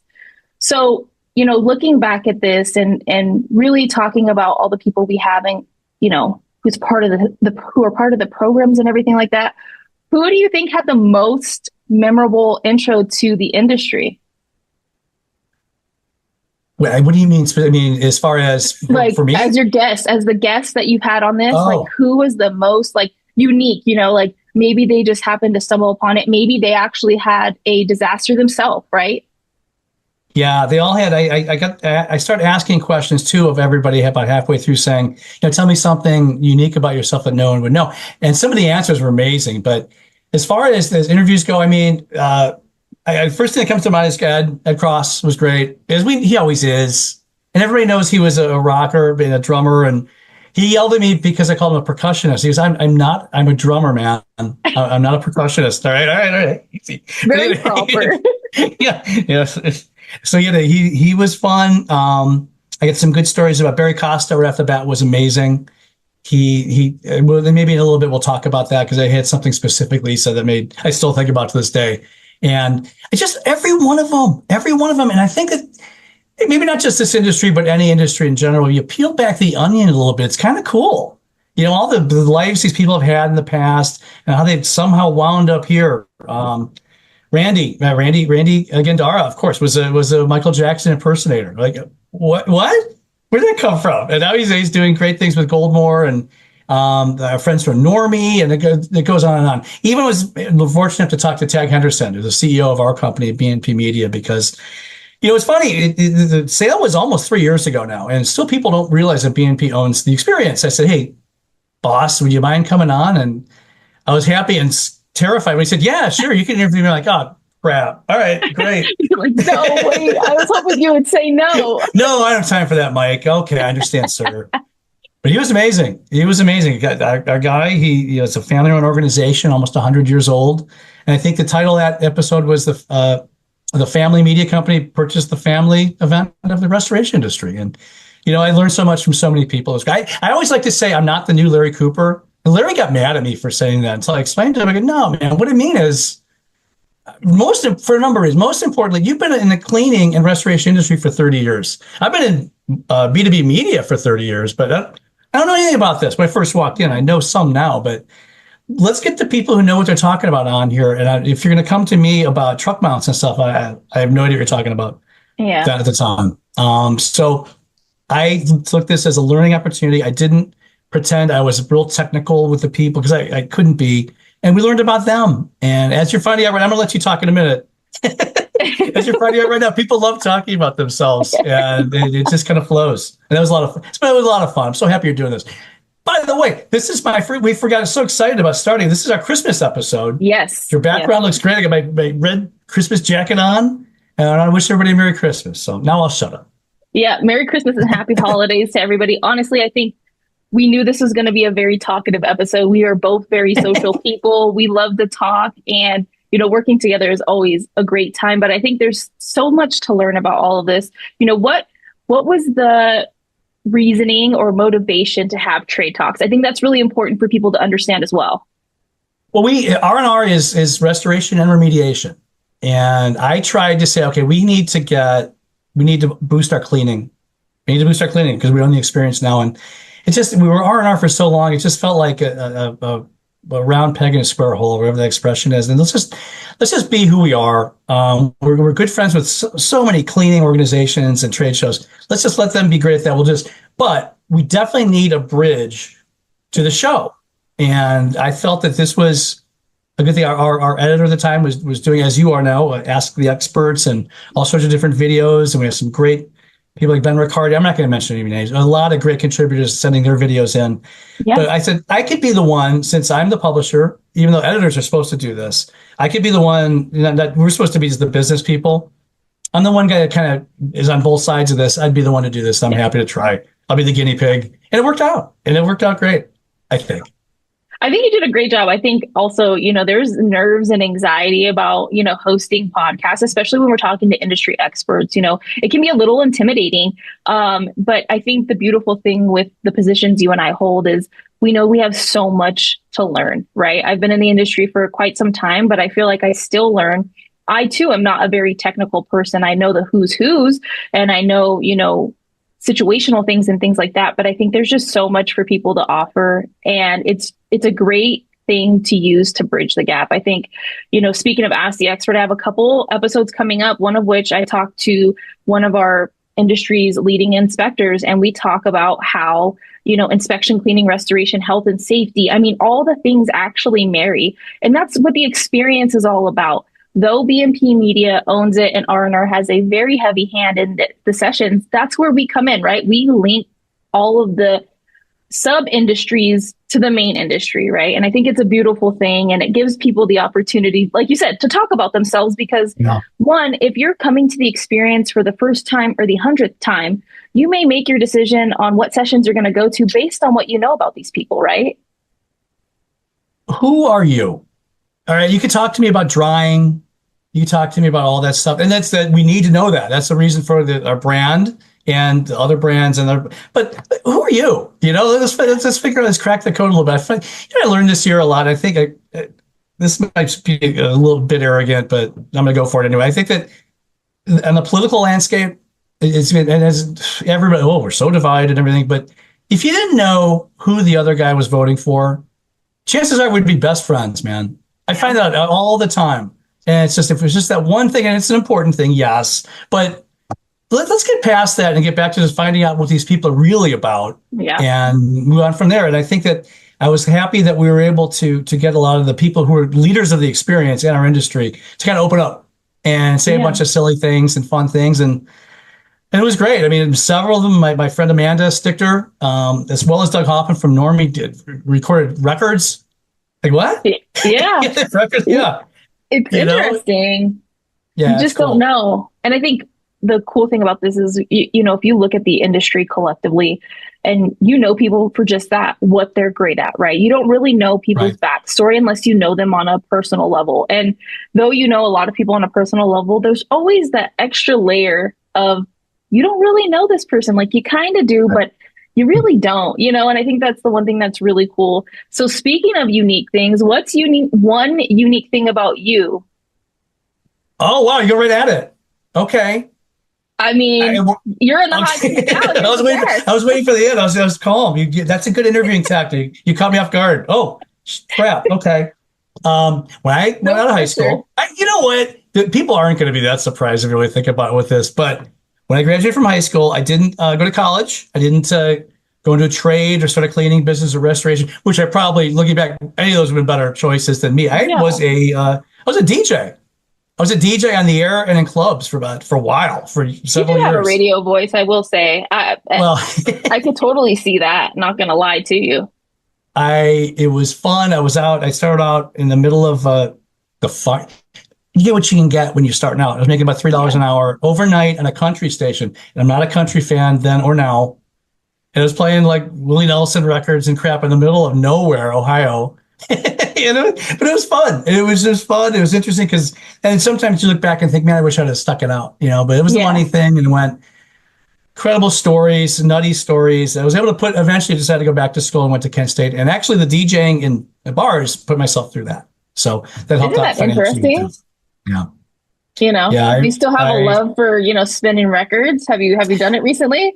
No, that's not even a thing anymore. But I mean, it's spun into, as far as the radio kind, now it's things like this, podcasting and whatnot, and it emerges and evolves and whatnot. But everybody loves music. I do too. But yeah, I remember distinctly when I was about 19 at a bar. I used to work for when I was in the club scene. I worked for a company who put us at different bars, okay, to do it. And one of them was just the flat out mob bars, a mafia bar, right? I was just a little kid. They had the same vowel in the end of my name that they did. Not to besmirch my Italian friends, but it was. I went up to the guy's office. You know, we talked to new DJ, and he came up and he had a big gun right there on the table in the middle of us. He said, "I want you to play this and this and this." I said, "You got it." Yeah, I am not going to say no. If you were wondering, Yes, sir. I will say yes to whatever you would like. I mean, in nightclubs, anybody who's been a bartender or anything, meet some interesting folks at those clubs. So anyway, it was fun, and eventually I got into sales. So that's what led us to here. Yeah. So how did you get into sales?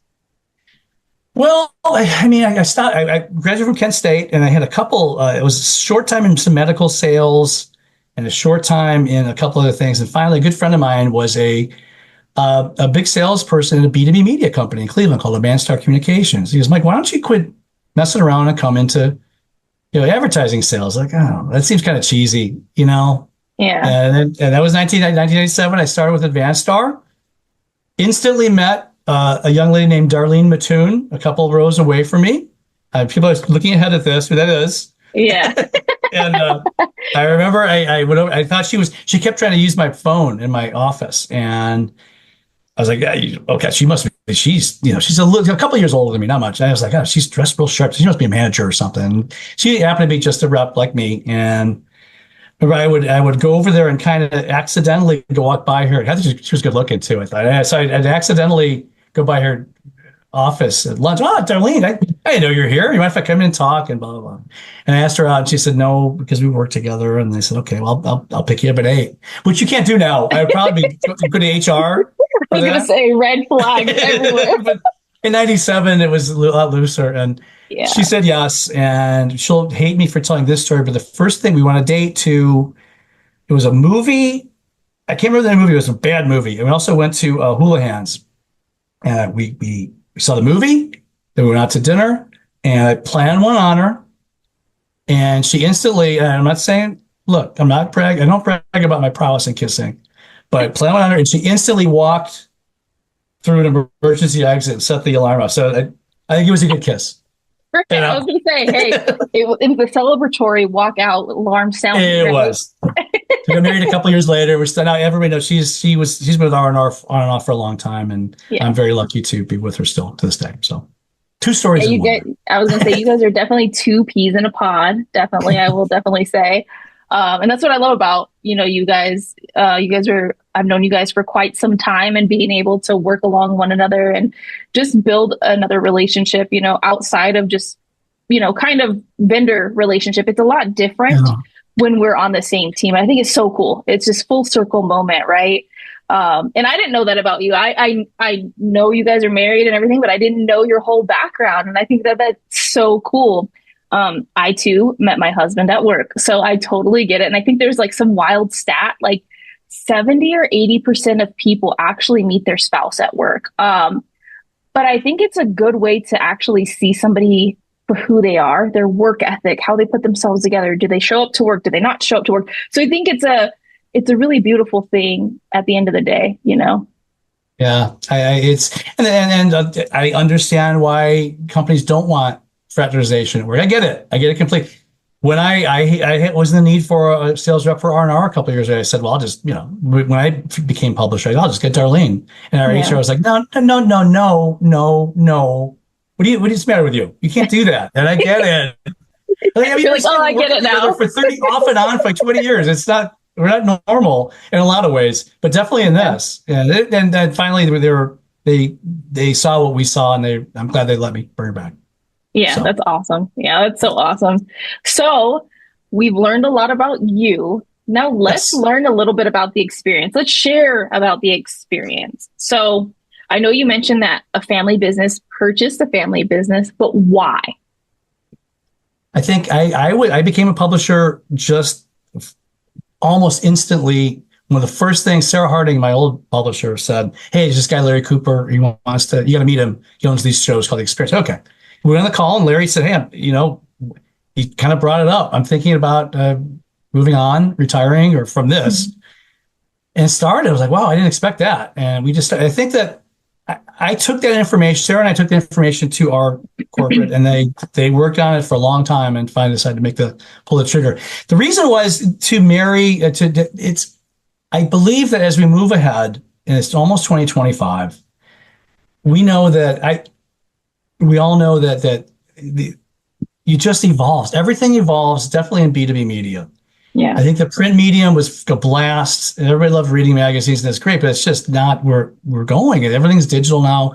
Everything's moving on. And BNP made the decision to just, the future, the model for BNP is a brand, a digital brand, and an event to back it up. And they saw that this was an excellent brand, an excellent event or events to tie in with R&R.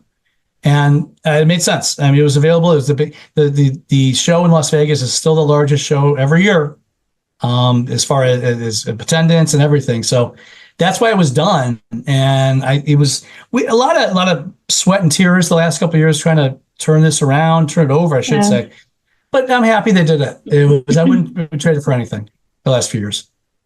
I would definitely say too, right? Evolution, everything evolves over time. And I think even when Larry and his family had the show, right, it evolved over time. And now that it's a BNP event, it will evolve too. Some of the same key pieces will stay, right? Like the hands-on sessions, the in-court, class sessions, tracks occasionally, and I think we will evolve it over time because the industry is evolving. That's the other thing, right? The industry drives how our event acts, feels, and looks at the end of the day, because that's who the event's for. And I think it's cool going from family to family because there's just a different meaning and a different drive, around that. Because anybody could have purchased it at the end of the day, right? Anybody could have purchased it. Yeah. My hat's off to the Henderson family and our company for pulling the trigger. And it wasn't $20 either. There was a nice amount of money they spent on this. So I think it was worth it, and I'm glad they did. If somebody asked me, what is a lot of people ask me what's different between spring and fall. Everybody asks that, but I prefer to talk about what sets the whole experience apart. And it's just the sheer dense amount of content we provide. It's just so many tracks, so many sessions, so many speakers. Restoration Pavilion, Cleaning Pavilion, they have sessions with Lisa Lavender and Sean Bission doing their thing back there. I've been to a bunch of trade shows in our industry. They're all great. I'm not going to badmouth any of them because I always have a great time and learn a lot when I go. We have so much more. We have so much more content than all of them, not combined, but all of them. I mean, that's simply what sets it apart. If you want to learn something, if you want to get your hands dirty and figure out how to do this and that, you go to the experience. If you want to learn at a higher level how we're going to help my business grow by doing better marketing and business management, go to the experience. And I think that that's always going to be that way. Yeah, I definitely think too, the beauty of all this is every event has something to offer, right? Yeah. And just like you said, every event has pros and cons and all of that. But I think the beauty of what we do is what you just said.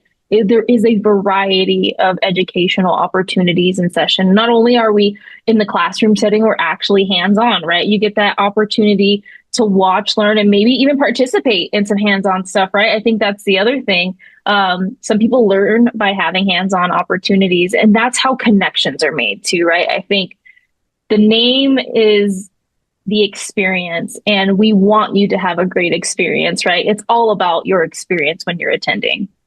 Yeah. I'm gonna go back to a question you asked about 15 minutes ago, but it's fitting here too.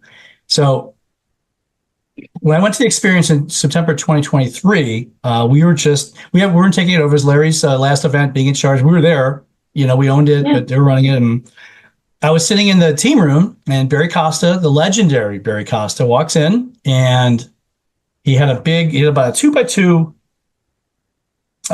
carpet rug sample with a bunch of fake dog poop on it. I go, Larry, Barry, you're so funny. Where'd you get that fake dog poop? He goes, this is my dog's poop. What do you mean? What, Barry? He's walking around. And then you think about it, actually, he's going to do a session on cleaning your rugs, and that's, pets do that. It happens. Yeah. Right. But so he was the second guest on Unlocking the Experience and Trade Talks almost a year ago to the day right now. And we had him on, and I said, hey, do you have any interesting experience stories you got for me? Because I was hoping he'd say something. I would say, I'll tell you what my favorite experience story was. I was talking about the poop, right? Yeah. It was a setup. But Barry went on to say, and I'm sure he doesn't mind. This is public. So he doesn't mind me saying this. He goes, no, when I do have a very good experience. This is about 15 years ago. His child, who was younger, got cancer and died. And they went to Larry, to his credit, gave him an agenda spot on the agenda, a speaking spot. And Barry came out and did the entire eulogy he did at the funeral for that. And he said, I don't know if any other show would allowed me to do that, but the experience did. And then I realized that we all have our families. This is Barry talking. We all have our families, but the experience and the people that come to the experience, this industry, those are my family too. And I don't want to not see them 2 times a year. I want to see them every time I get. And I was like, I was really. It's so sad. It's so heartwarming at the same day. Yeah. I tell you this, I didn't tell my stupid poop joke. I know that after that, but I mean. You're like, I cannot follow that with that. Gosh. But he hit the nail right on the head, and that's it. And that's the family thing, the aspect of this. And everybody knows each other, and everybody comes, and it's a big party. We have a good time. And I think that is one thing that this will always be about. We don't, we don't charge millions of dollars to buy a booth. The rates are reasonable. The rates are this and that. So we don't have a bunch of flashy stuff. But we have a party. It's fun, and it's a good time, and people learn stuff. And at the end of the day, I think that's the most important thing when you're going to business or living. You got to keep learning, right, Kayla? Yeah, 100%. And I think you said it best. We do have show time, we do have education, we do have a party, but most importantly, that party celebrates everybody in the industry, right? I think we give away some fun awards both in the spring and the fall, right? There's some key awards. Women in Restoration will be awarded at the Spring Experience in Punta Gorda. So Punta Gorda, back in Florida. Oh, I rhymed. Yep. Definitely not a rapper by any means.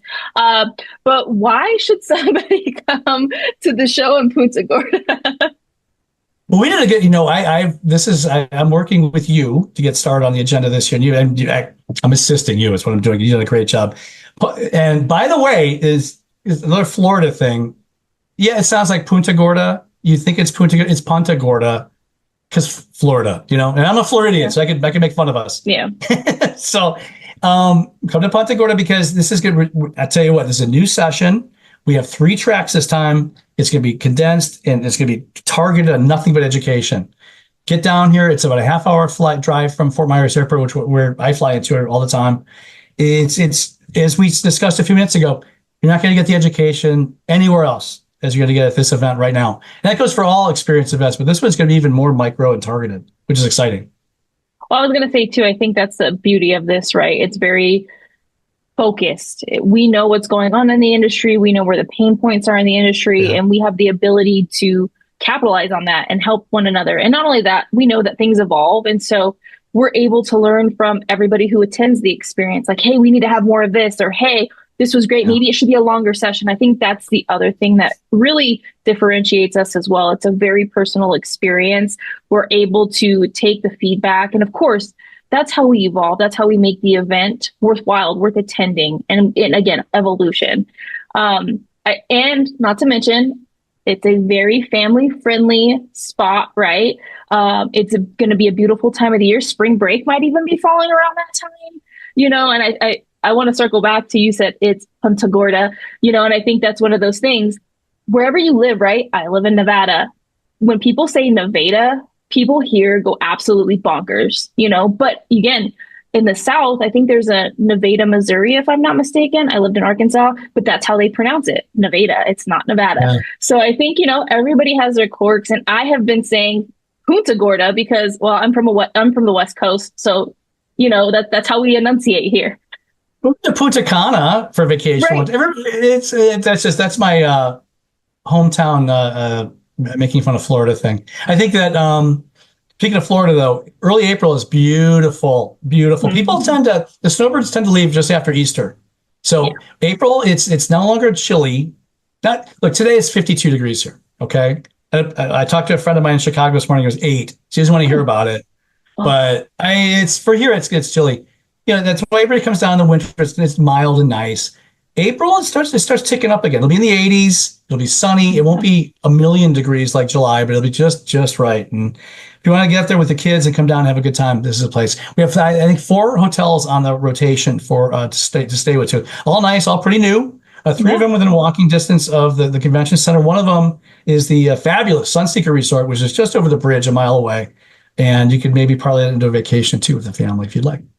I was gonna say, you just got to stay there recently, right? And it was beautiful. Yeah. Experience was great. I think, you sent me great pictures of, hey, this is where we're gonna be.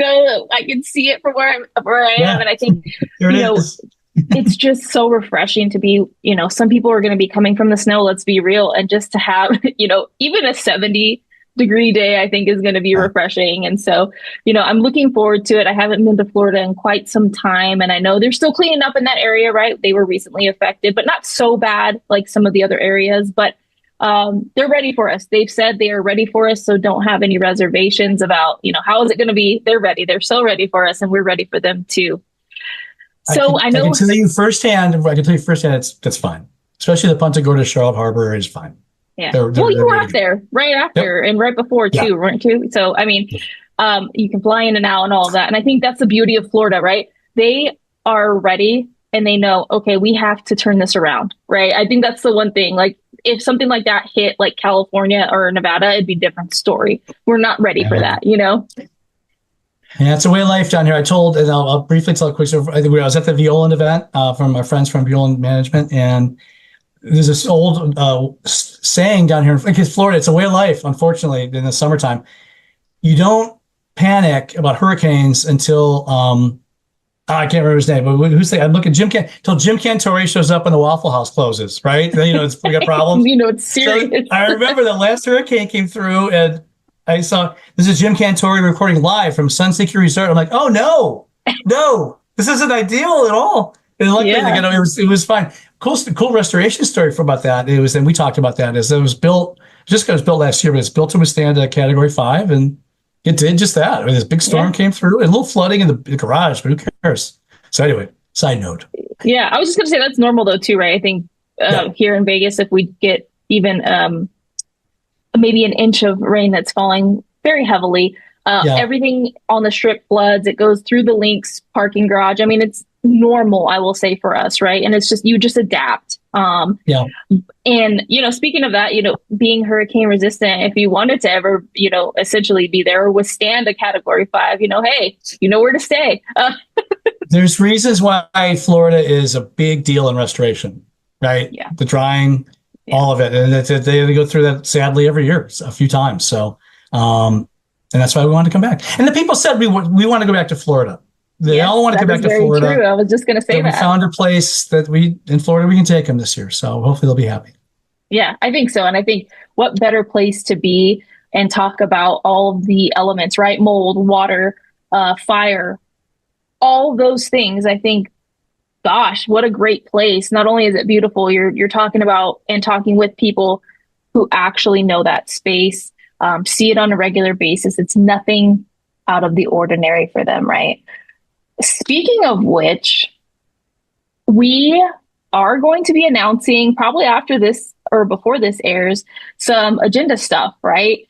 So looking into the agenda, I know we over the years we've talked about how it is cleaning and restoration, and sometimes, we don't get the opportunity to lock in some pretty heavy hitters for cleaning and restoration. But good news, I will not name names, but I will definitely say both keynotes are industry specific. One is very oriented with cleaning. However, we're going to discuss the process of making a career, right? And the importance of how everything interconnects and interrelates. And then we do have a panel for restoration, which I think if you are in the Florida area or even on the East Coast that does have, some unfortunate circumstances with catastrophes, this would be the place for you to be, right? I think we worked really hard on this agenda. Looking back, I think we did, and it's going to show at the end of the day how hard we did work on it and how important feedback is and how we want people to enjoy it, right? They're coming out of the field. The least we can do is make sure that it's something that they truly enjoy. Last year, one of my goals in the 1 year I was running it solo was we want to balance all those great leaders that speak a lot of the experience versus new faces and new names, which are so many. And I was so proud that the 4 keynote speakers that on my watch had never been a keynote before. We had two market leaders, Leighton Healy and Garrett Gray, of course, from CoreLogic in the Vegas, but Mr. Violand and to represent the business management and restoration side, and Jim Pemberton, the legendary Jim Pemberton, the cleaning. And yeah, it's important that moving forward, and you did a beautiful job of this. And you say we, and I appreciate that, but really you did this of getting some real good cleaning and restoration representation, because we always jokingly say all the cleaning, not joking, it's true. All the cleaning people I talk to think it's just a restoration show, and all the restoration people think it's just a cleaning show. So we got to work doubly hard to make sure everybody's represented, because it's both. And I think you did a great job. And you did a great job on that. And you did a great job. You're going to do a great job on this show too. If I could circle this back, I think I'm so happy that you decided to resurrect this. Well, yeah, I had a lot of fun meeting people. And if you're a leader and you're coming to the experience, if you had an experience, Kayla's going to give you a call. Trust me. And you get to bare your soul in front of everybody like I just did, which is it's not so tough. It was fun. And it's okay to ask me hot seat questions too. I truly don't mind. I think there's a lot that people don't know about me, and I think that's the beautiful thing. It's a conversation starter. We're always learning new things about one another. So thank you for passing me the torch and, really trusting me. You had no reservations about bringing it back or anything like that. So speaking of that, what advice do you have for me in carrying out this series? Oh God, I don't know. I didn't think of that one. Well, advice for you, I think, you know what? I would just be yourself. Don't be afraid to ask hard questions. People want to, don't be afraid to ask hard questions, but in the same token, make sure people know kind of what you're going to ask, and they don't want to be completely taken off guard. As we talked about at the beginning of this, people love talking about themselves, and the fact that they're big leaders in the industry is fine, because they're going to talk about cool stuff and get people to know them. Just make sure you diversify your guests, and make sure you just have fun. People are way too stressed these days, man. Just have fun. Make sure they answer the question about something odd about themselves, because that gets a lot of laughs going. Yeah. Enjoy yourself. We had a lot of listen, large loss, hurricanes, we have a lot of serious issues we deal with in this industry. Here's a chance for an hour a week. You could have a lot of laughs and fun. Take advantage of it. Yeah, I was definitely going to say it's nice to humanize things, right? Like you said, just be yourself. I mean, most times we do have our business hat on, and just if we can take that hour, 30 minutes, whatever the case may be, and just be a human and maybe still have the professional hat on, but just be a person, right? I think that's the biggest thing, is allowing people to be a person. With that being said, any last closing words? I'm sure you'll probably be on again. Maybe I'll yank you over here again, but any last words? I'll always be happy to do whatever you want for you and Darlene and the brand. Well, as I told, last words are, as I told everybody when I left as publisher of R&R last year, I want to thank everybody for just letting me play in their sandbox. This has been fun. I learned so much. And I think that this is a great industry. Like we said, everybody gets into this industry. You want to make money and have a good business, of course. But the root of it is you want to go help people. And don't ever lose that fire and that spirit, and you'll be great. And just thanks. Thanks to everybody. Yeah, you'll see me again. I'll be in Punta Gorda. Yeah, for sure. He'll be in Punta as long as Darlene's Gorda. around, He'll probably be in Las Vegas as well. Don't let him fool you. I'll be around, of course, for sure. Yeah, I think that's the biggest thing, is you said it best. We're all thankful for everything that everybody does day in and day out, and we're just a small piece, right? I think us here, we're a small piece, but they're the driving force, and it allows us to learn and love what we do every day. And the least we can do is host a fabulous event to show thanks, but also contribute to their future and even more success than they've already seen. So with that being said, please make sure you make the plans to attend the Experience Convention April 8th through 10th at the Charlotte Harbor Convention Center. And it's in Punta Gorda, Florida. You can register now through our website at rnrmagonline.com. On the top search bar, you'll see Experience. And of course, you can always find these R&R videos and podcasts on YouTube, Apple, and Spotify. So if you haven't already, please feel free to leave us a quick review, ask questions, like and follow us on social media. And thank you again, Michael. I appreciate it. This was Trade Talks, Unlocking the Experience. Thank you for joining.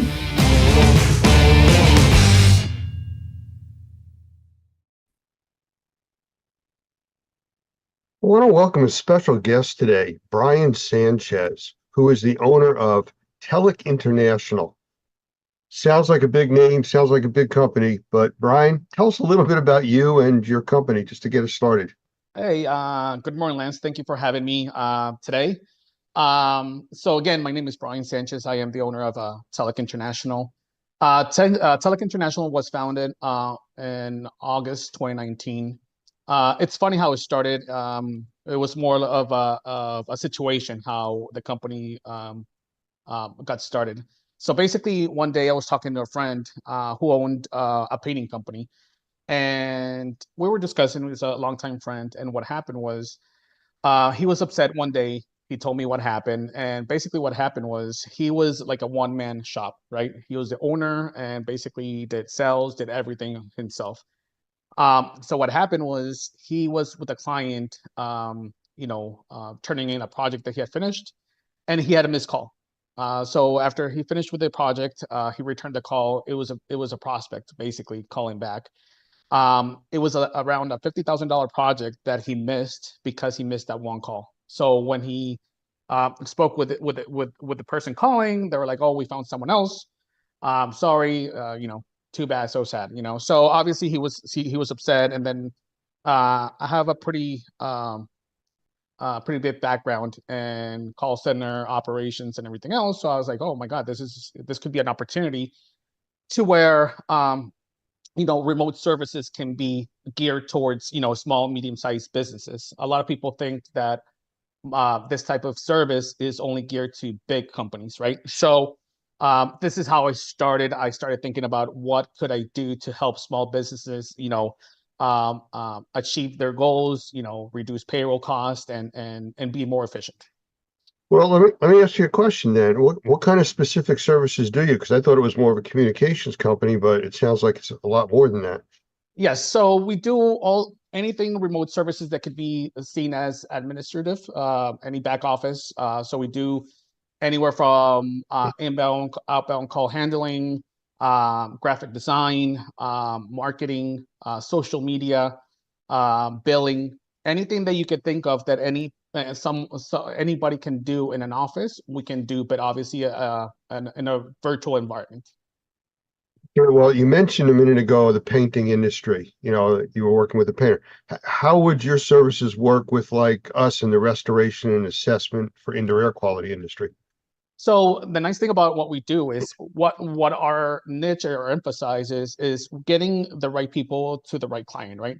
So our onboarding process is very in detail to match our employees to our customers. So obviously the customer will tell us what background they want per se, but the customers would have to kind of train them on their internal SOPs and procedures that they have. But overall, we can basically service and cater to companies across any industry.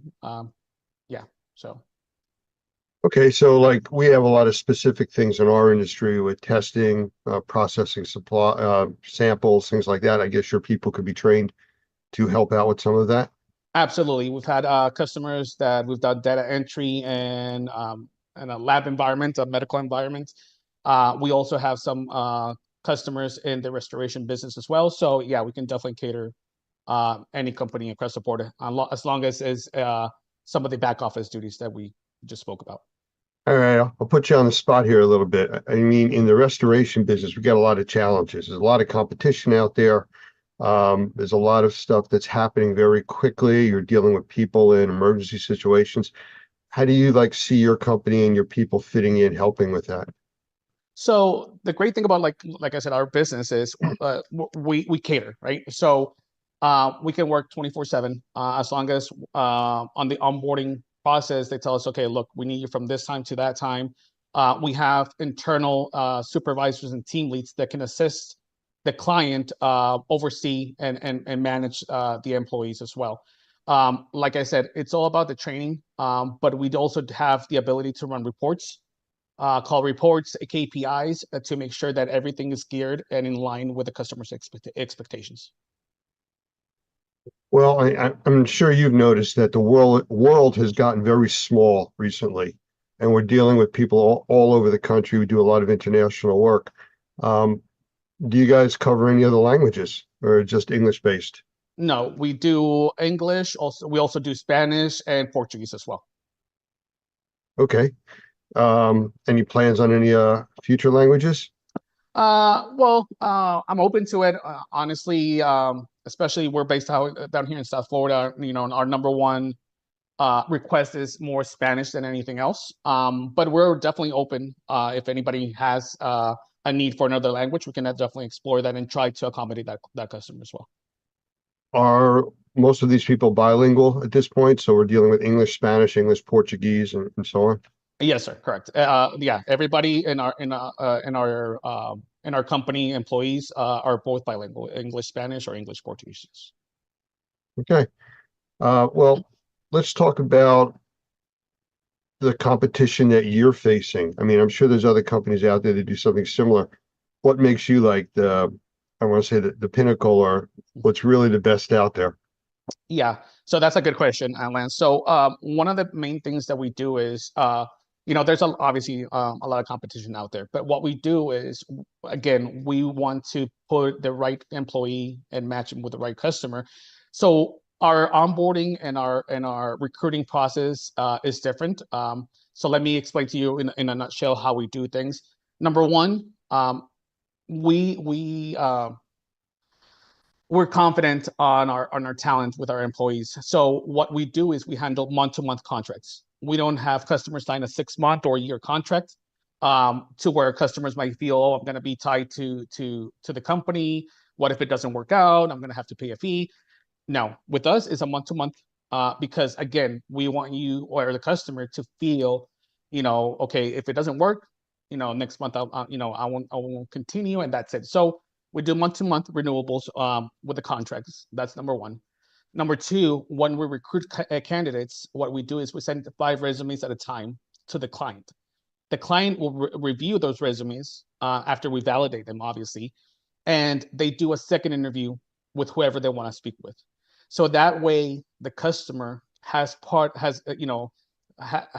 on the recruiting and the onboarding process to see, obviously you want to see if the people match, if you the feeling on the person, the personality. That's a big thing when you hire someone. So we want the customer to be part of that process, right? And then, like I said, once we do that, and let's say we assign an employee with the customer, if for some reason that person doesn't work out, or the client says, look, I want someone else, we'll change them, and we'll start the onboarding process with another set of candidates without any fees, no penalties, nothing. Also, just one thing more to add is the customer can add and decrease any type of employee that they want on a month-to-month basis. So, for example, Lance, you have a company, you start with 2 people, but your workload starts to increase, and then you say, hey, Brian, I need 5 people for the next couple months. Okay, you'll have the 5 people, and then after that, if you need to decrease, we'll decrease them, and that's it. So we're very flexible. As long as you give us some leeway, we try to tell customers to give us at least 10 days before the end of the month if they want to increase or decrease the number of employees. So a lot of the competition, they don't do that. A lot of competition, they want you to sign a 1-year contract. They want to tie you in, and that's it. So that's pretty much our competitive advantage over other companies. And also, is like I said, is a dedicated employee. A lot of people that I've talked to, for example, people in the Philippines, someone told me that they tried the service. They're actually one of my customers now. And when he tried it at the beginning, it was a few years back. And he told me, it's like, one day I would have one person, the next day I would have another one. So, you know what I'm saying? So you'll have your employee, you'll train him, it's your employee, and we'll manage it as we go. Okay. Well, we have a lot of one-man operations up to large franchise companies to licensing companies and everything in between. So, I mean, from what you've been doing, and more specifically to the restoration industry, any kind of success stories? Anything you can let us know about without divulging any secrets? Oh, no, yeah, absolutely. Like I said, we've had customers, we had one client that we had 27 employees working with them for 3 months doing billing. They needed to get billing. They had a deadline. We were able to help them. Again, that month-to-month contract was good for the customer. And our goal, like I said, is to help businesses, small, medium-sized businesses, achieve their goals, grow and everything else. And look, maybe they'll start with someone like us as a remote employee. Down the road, if they're more financially stable, or they grow to a certain level and they want to have people inside the office, that's okay. We want just to help the customers achieve their goals and grow. Again, like I said, we have also people doing sales. We have a client that, he's had, over 150% growth on sales, because we have a couple of employees on the phone. And when they have leads, right then and there, they call the leads. There's no lag time on when the lead is received. So, yeah, it's definitely, it's been a success, a proven success throughout the years that we've been in business. You just said something that caught my attention. You used the phrase "in the office." Are you a remote-only company, or do you provide local manpower too? We are a remote-only company. Now, if there's a client that needs call center services, for example, they need, instead of 1 or 2 people for admin work, if they need an actual call center, we can definitely assist with that as well. Do you do anything with emergency operations, like a disaster like Florida gets a major hurricane or something and we need a large call center set up? Is that something you can do as a one-off, or does it have to be contracted out long-term? No, we can definitely do that as a one-off. Actually, a few years back, we had a client that we were doing the actual overnight answering service. So after they close, we manned the phones, late at night and early in the morning, just in case they had an emergency. We definitely were able to staff for that as well. Okay, well, within your industry, I'm sure there's a lot of very positive comments and success stories, but I'm sure there's a lot of misconceptions out there too about, like you had mentioned before about companies trying to lock you in for a year and stuff like that. Where do you stand on that kind of stuff, or what do you see? Well, a lot of the companies, number one, they're they're stuck in sometimes in the mentality that they need to have someone in the office to oversee and everything else. Obviously, increasing payroll cost, overhead. But I think after COVID, it kind of opened the eyes to a lot of people that remote work is number one, reduces cost. Obviously, in office space, overhead, and payroll cost. But again, it's a proven success over the years. And yeah, like I said, a lot of people think that, and that's the thing, like you said, it's a long-term commitment, right? They're afraid. They say, okay, oh, and by the way, all of our employees are background checked. That's another one. People think, oh, they're going to handle some, confidential information and everything else. All of our employees are background checked. Obviously, we're liable for our employees. So yeah, so basically, I don't see any downturn on any of that. Well, what I've seen, and I'm sure most of our members and people watching this have seen, is over the years, especially since COVID, a lot of people started remote working. And that was always a bad thing, at least in the corporate mind. We can't control our people. We don't see what they're doing. And then all of a sudden they realized they were getting just as much work done. Their people weren't as tired with all the commuting, and they were saving a fortune on office space, Exactly. and utility bills and all the other things that go along with that. And I think that's right, the target zone that you're really working in now. Correct. Yeah, 100%. And again, and right now with technology, we're technology driven. We can run KPIs. We can run, if a customer, a client needs us to do weekly, monthly call reporting, outbound calls, anything like that, we can definitely cater to that as well. So if you can be specific about how you can help a restoration company or an assessment company, indoor air quality company, anything specific that kind of jumps out in your mindset for what you can do to help? Honestly, like I said, we have a couple of companies that we service in the industry, and we do all of their admin work, call handling, and that's the time consuming stuff that I always like to say, focus on your core business and let us handle the rest, right? So, for example, social media posting, marketing, and call handling. We actually have some people doing billing. Obviously, once they're trained, and it takes a little bit of time training the individual. But we have anybody doing, we have people doing billing. We have people doing the back office operations. So it's basically all up to the client as they see fit on what they need to train on. Do you have people that are able to do like web design and stuff? Oh yeah, web design. Yeah, we even to the point in social media to know the algorithms, when to post, the hashtags, everything like that we can definitely do. Sounds kind of like a one-stop shop kind of a thing here. Yes, sir. That's all we want to do. One-stop shop. And like I said, at a reduced cost, help companies out and help them, just focus on their core business and grow business. And we view this as more of a partnership than anything else. Well, let's throw a bad word into the mix here, scale. And everybody talks about that, and the reaction you get from people, they almost get this like green complexion. Oh, scale, it's going to cost a fortune. How do I do that? Where do I start? How do you guys fit in on the scaling, helping these companies out? Oh, like what we just talked about, Lance. Obviously our services are at a fraction of a cost that would pay with having someone in site. And we'll grow as fast as the company grows. So we manage part-time and full-time employees. If they want to scale, slow, we can do a part-time and then slowly increase to a full-time. If for example, they get a project out of the blue or something they've been after and they need people ASAP, I have in my staff multiple recruiters that recruit people, and we can staff as needed.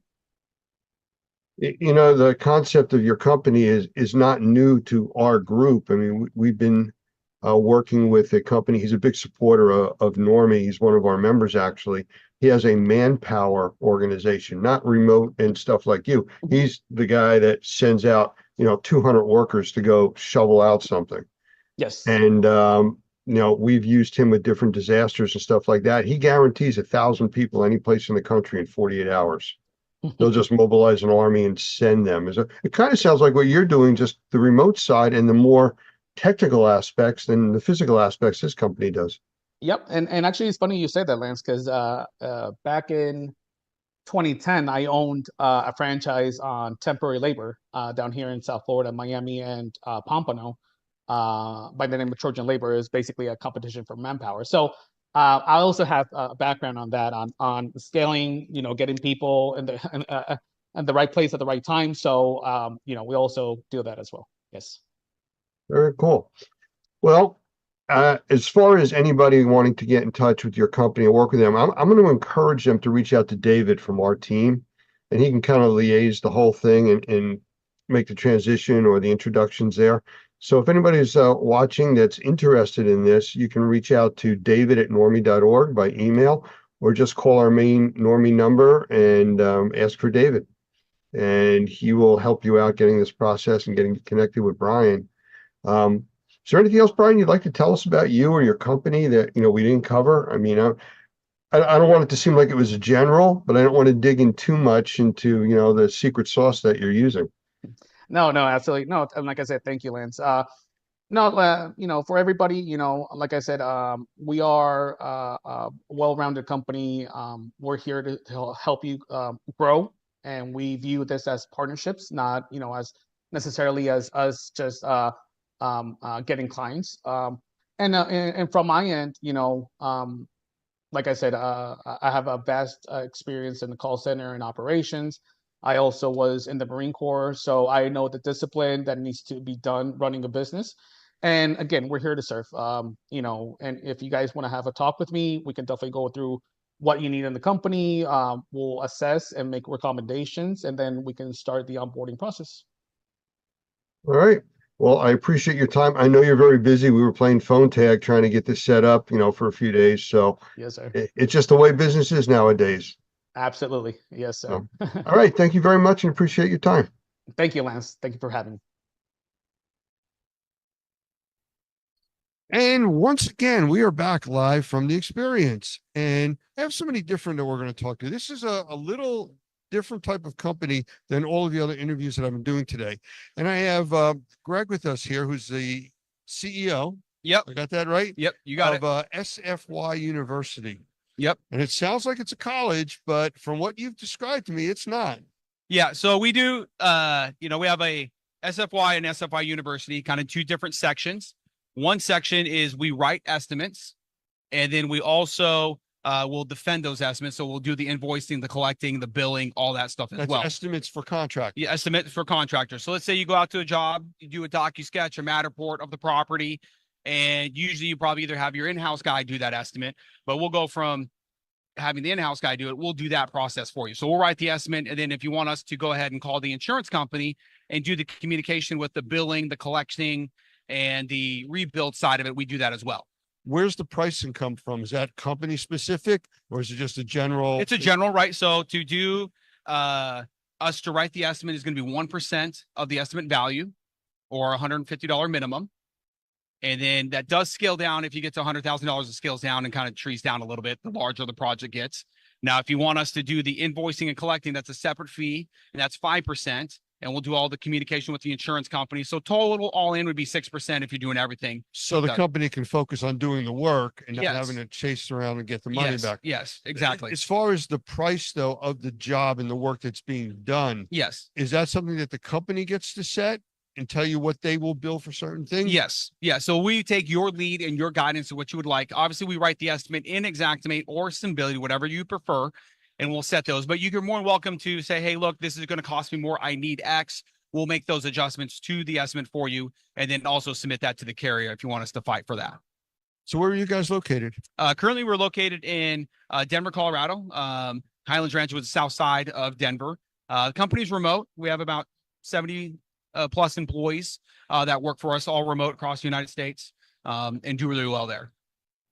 Sounds exciting. Yeah. How long have you been around? We've been around for 8 years. I kind of come from, I used to own and operate a roofing company. And then I owned that for 8 years and sold that company. And then I was really good at the administrative side of it. So I went from doing that to the administrative side of work of supplementing and billing and writing estimates in the roofing side. And then we got a lot of requests to do it in water. So we came in the water side, and now we do roofing and water. So I understand now your interest in being on the collection side, having a roofing company in the past, and chasing people around and get paid. Yes. So let's look at this from demographics. You have around 70 people. You cover the entire U.S.? We do cover the entire United States. Do you go outside of the U.S.? I have not gone outside the U.S. yet. How about U.S. territories? U.S. territories will do. We haven't had any opportunities to land that direction yet for us.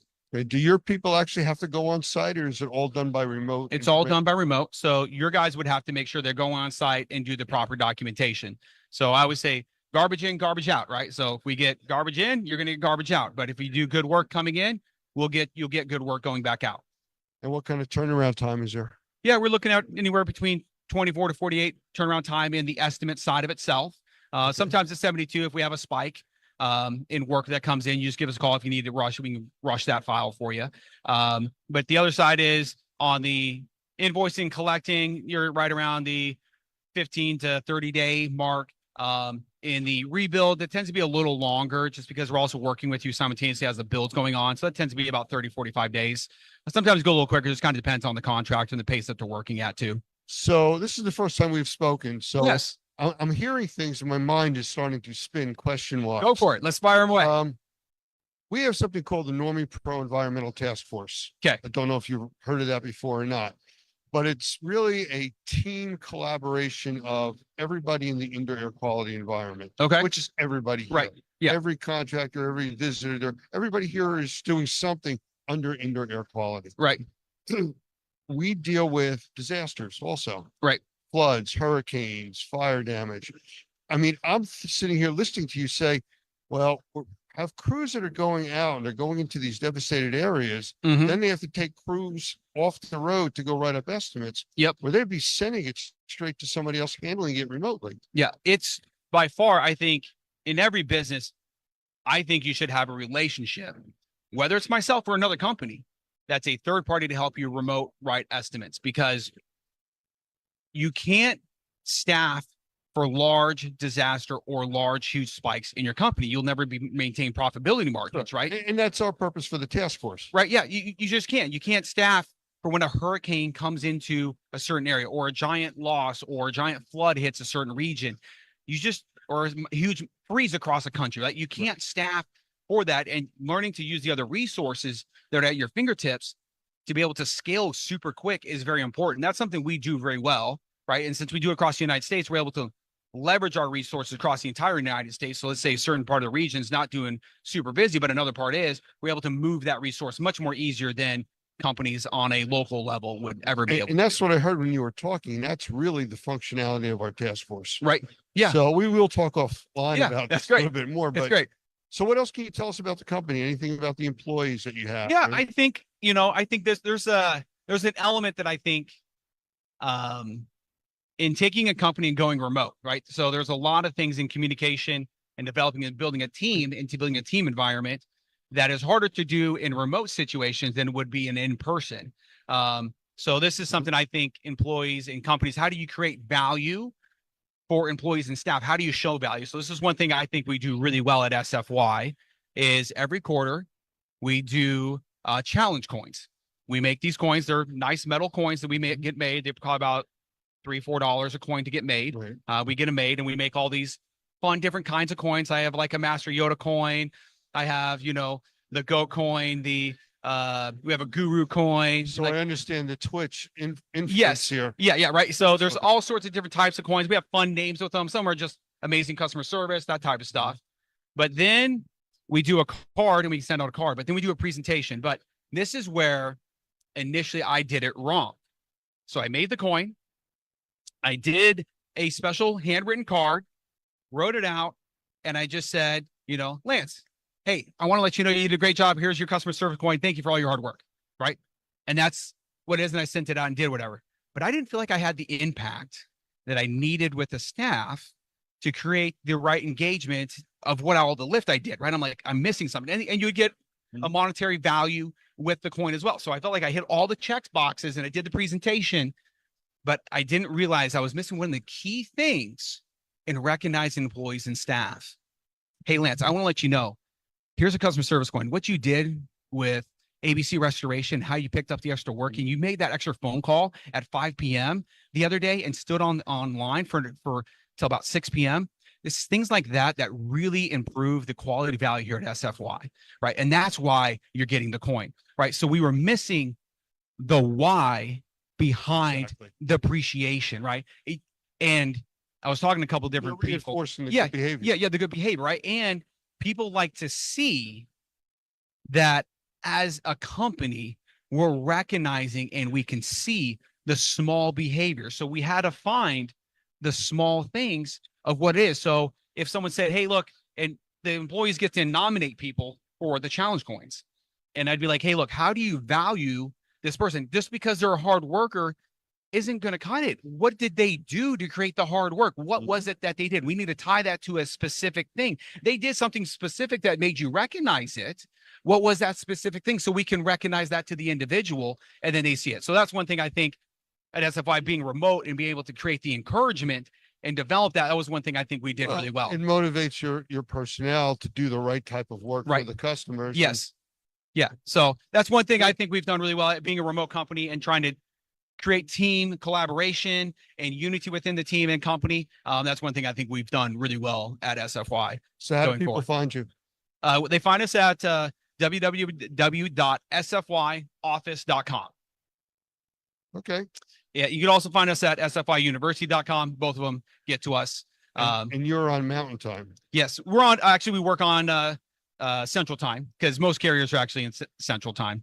We move actually all our phone numbers actually in Texas and all that other stuff. But you know, all that stuff. But it's been great meeting you guys. You too. You guys doing a great job here at the show. It's a tough show. Right. We're tired. Right. You're working, grinding all the time, right? It's a long show. So you guys are doing great. Yeah, Good job. I even apologize. You had to wait a few minutes because I was still doing interviews. You know, yeah. So if you haven't been out here, the experience, you should come check it out. They do a great job here. Yeah, we're still here tomorrow. It's an earlier show tomorrow. It's from 12 to 3, and then it shuts down. And it shuts down. So nice meeting you. Well, nice meeting you, Lance. Thank you. Hey, and we'll have to chat again. Yeah, definitely.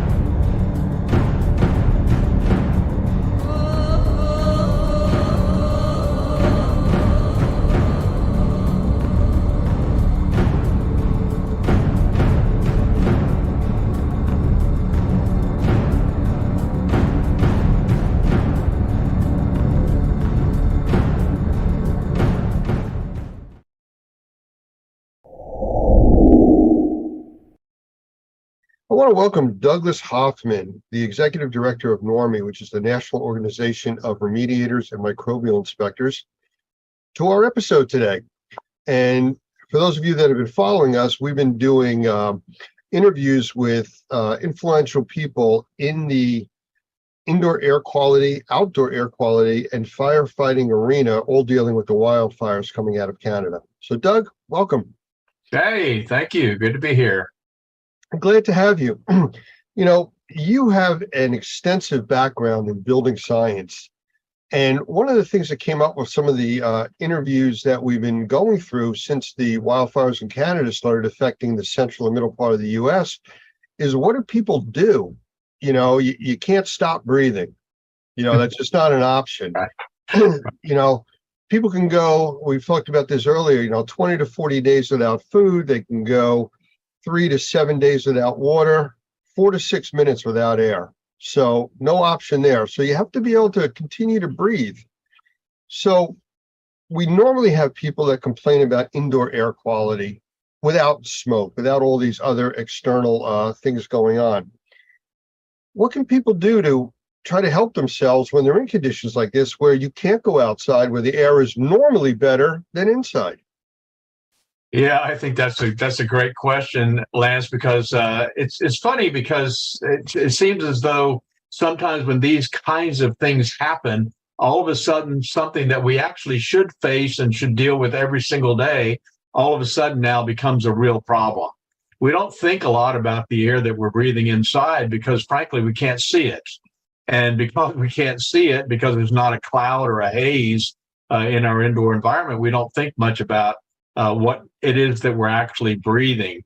I've talked about that sometimes with the bottled water. Do you know what's in the bottled water you drink? Well, if you can't see it, you're not terribly concerned. And so one of the things that then piques our interest is when we do identify something, either by an odor or by something that we see that's floating around in the air. Now, all of a sudden, it becomes an issue. In our classes, we talk a lot about this shaft of light that you see in the morning. You don't typically see all that stuff floating around, and so you don't think about it. But in the shaft of light, when the light's beaming in and you see all these little submicron particles flying around, you're thinking, okay, what is this stuff that I'm actually breathing? And so now we're in a situation where all of a sudden I'm smelling inside of my house something that I shouldn't be smelling inside of my house, a forest fire. Where is that coming from? And why is it that I'm smelling it inside of my house? And I think it's interesting when you think about the way houses are constructed today, or buildings, even commercial buildings are constructed today. It really isn't surprising that we are beginning to smell inside the contaminants that we're seeing outside. And some people live close to paper mills, for instance, and they're going to notice that there's something going on outside. Now, all of a sudden, they smell it inside. Now it's an issue. Now, how do I deal with it? Well, to put it into context that everybody's going to understand, you gave the example of a bottle of water. Well, that water is filtered and processed. The indoor air quality isn't. And because of that, you're running into issues with people having to visualize a problem. If that bottled water was brown or cloudy, nobody would drink it. If their air is cloudy or brown, they don't have a choice. You still have to breathe. So what do you do? Yeah, I think that's exactly right. Well, of course, I think the main thing is trying to figure out where that's coming from inside of the house. How is it getting into the house? And are there things I can do that can actually mitigate that? And one of the big differences in the way I look at building construction from, I know some builders do, is they talk about a house being able to breathe. I'm not altogether sure that they know exactly what they're saying when they say that.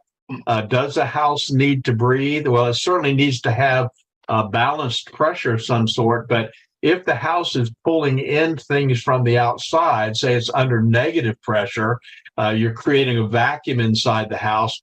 What is it that you're pulling in from the outside, and where are those contaminants coming from? The smoke that we smell is not just a problem because we're smelling it. I'm sure you've already addressed through some of the people that you've talked with, there are some pretty strong contaminants in that smoke that we're breathing. And how do you mitigate that? How do you keep that from coming inside of your house? So I have a couple of suggestions that might help when you start thinking about things like air infiltration issues, the idea of fresh air makeup. Fresh air makeup, of course, is a great idea to bring air in from the outside through your air conditioning system.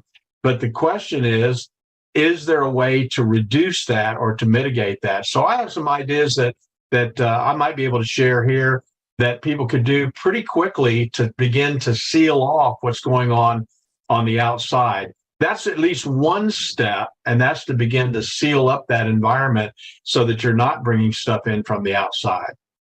That was one of the questions and concerns that came up when I actually did an episode with Michael Pinto over sensitized individuals, that normally indoor air quality is up to 10 times worse than the outside air. So people that are sensitized, which is like 20% of the population, they go outside to feel better. When the outside is, so choked with smoke from not campfires, forest fires, thousands of miles away, what do? Now you got to retreat back to the area that's a problem. Yeah, that's exactly right. So for sensitized individuals, one of the methods that we use to determine how are those things getting inside the house is by doing what's called a blower door test. And essentially what they do is they take off the front door and they'll install a door that has a gigantic fan on it. And then they'll turn that fan on and put the house under negative pressure. Essentially what you're doing is you're creating a vacuum inside of the home. And guess what happens when you do that? Now, all of a sudden, you're pulling air in through the cracks and crevices around the windows, cracks and crevices around the doors, places that you don't really even think about. A lot of people don't realize that wall cavities, exterior wall cavities, actually breathe. And what I mean by that is that moisture and vapor will actually move through those walls. And so now all of a sudden, when that house is set up under negative pressure, and you run a blower door test, created that vacuum, now what you're doing is you're even pulling it through the electrical outlets. And whatever is in that wall cavity is now coming into the air that you breathe. And that may sound really like, that's a little too detailed for me. Do I really need to be that concerned? But that's the answer as to where are those things coming from. They're coming from the outside. Even if you kept your doors and windows closed, you're still going to smell that smoke that's from the outside. And whatever that smoke is carrying, you're actually going to be breathing. I'm in New Jersey, and we were directly affected by the smoke coming out of Canada from the fires. And 4:00 in the afternoon, the sun's high in the sky. We went through 3 days of not a cloud in the sky, and it looked like sunset. I have some incredible pictures of that. But because of that, trying to close up your house and make it airtight doesn't seem to work either. There's got to be a balance. There's got to be some way that you can survive inside and out other than just running away from the entire part of the country. Well, I wish there was an easier answer, but there really isn't. I think that you do have to do the best you can to seal up those cracks and crevices with weather stripping, with caulking. They make a little product called a door saddle that fits on the bottom of the door, where you can slide that down and tighten up the threshold so that there's not air coming in from underneath the door. I think once you do that, of course, just as we've always said, it's got to be a holistic solution. That's at least part of the problem. But if you can take the time to seal off some of those entry points where the smoke is coming in from the outside, then you can address the indoor air quality with good filtration, good purification, those kinds of things that are more proactive in terms of oxidizing those contaminants that are in the air. So it definitely can be done. I think it's just maybe a little more effort than most people are willing to take. I think they'd almost rather go to the mall. During those 4 days that we had the really bad smoke conditions here, I have monitors all over the place. I have outside monitors, inside monitors for my air quality and conditions. And I have one unit called a Fubot, which I know you're familiar with, in my office. I intentionally, in my office, did not run air purification. And I had a door open. I was keeping it open to the outside. The thing was glowing so bright orange. You probably saw it from Louisiana. It was just, the air quality was absolutely awful. In the house, where I kept doors, windows closed, and ran a lot of purification technologies, very proactive stuff, it was really fine. There was no odor inside the house. Whether I think we went a little bit on the positive pressure side, which would have helped with that also, keeping everything out. But there was a tremendous difference with that. I have graphical readings that I actually show in an interview with Dr. Gavin McGregor Skinner that shows in the morning before the smoke hit the first day, everything was very low, almost not detectable on outdoor air quality. And as it hit, it spiked really high and stayed there for almost 4.5, 5 days. Slowly started to go away. But, you know, it went away. And again, people go back to the out of sight, out of mind philosophy. I don't see this going away. There's a film all over everything that's out there, from the smoke, the ash that was out. What kind of concerns are there for long-lasting effects from the stuff that people have breathed in and what's still out there? Well, I think I think that's a really good point. Of course, I'm not a medical doctor, but I do know that people who are breathing poor quality air over a long period of time typically are going to have some pretty negative health effects. I mean, you think about all the people that have suffered from their efforts to solve the problems during 9/11, all of the people that suffered after Hurricane Katrina, and they were in these contaminated environments working and they weren't protecting themselves at all. You know that there's got to be some long range concerns about those contaminants that are still hanging out. So I think the key is, for me, would be to do the best I can while it's going on right now, but do the best I can to keep the surfaces clean, to keep the air clean, to keep the air purified and filtered, to do the best I can now so that I can offset the potential for what might be a buildup of contamination over a long period of time. I remember reading several years ago in Reader's Digest about a single cigarette producing over 4,000 chemical gases, 43 of which are carcinogenic. And the article went on to say, interestingly enough, that secondhand smoke that a person would be breathing who's not smoking was in some cases more dangerous than the person who was smoking, that it was affecting the person who was breathing that smoke worse than it was affecting the person who was actually doing the smoking. So I think there's a lot for us to learn long term, but at least to begin with, I think the answer is, what can I do right now to make sure that I'm creating the cleanest environment that I possibly can? Because one of the things that I do have control over, may not have any control over what's going on outside, but I certainly have control over what's going on inside. And you know as well as I do that there are ways that we can do that will make sure that we're breathing the best air that we can breathe in spite of what's going on outside. I just want to change directions real quick, because I did another episode with Dan Reese. He's let me get his title. He is a wildfire strategist and an aviation advisor dealing with wildfires. And we spoke at length about some of the things that are going on out there, the lack of education, what people don't understand and know. And I said, what are you concerned about? And he talked about the two different types of wildfires. One is where it's burning a forest, putting smoke in the air from the trees, the brush, and stuff like that. The other type is when it's burning a forest and starts burning homes and businesses and factories and putting all of these other unknown chemistries in the air. Right. You know, it takes it to a whole nother level. Now, in my area, they were talking about every news channel wearing your N95 mask or your N100 mask. Well, that's fine for larger particulates, but it's not going to do anything for the gases or the chemicals that are in the air. They go right through it like you're not wearing a mask whatsoever. You know, where's the concern on that?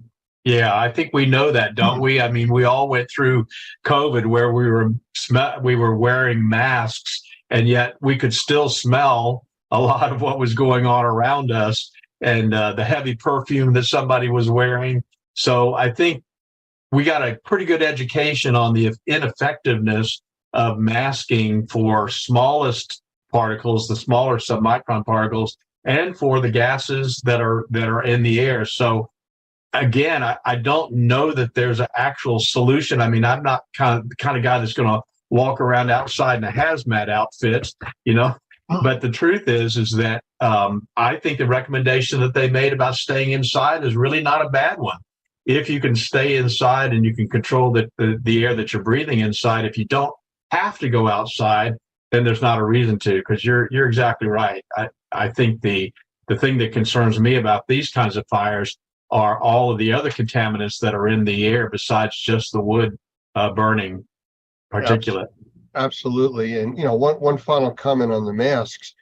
Wearing a mask is going to help, but you can't get that full sense of security saying, oh, I'm wearing a mask, I'm protected, because you're only protected from some of the larger particulate, not the gases, the chemicals, and everything else, just like viruses would go right through a mask. So that's a definite concern.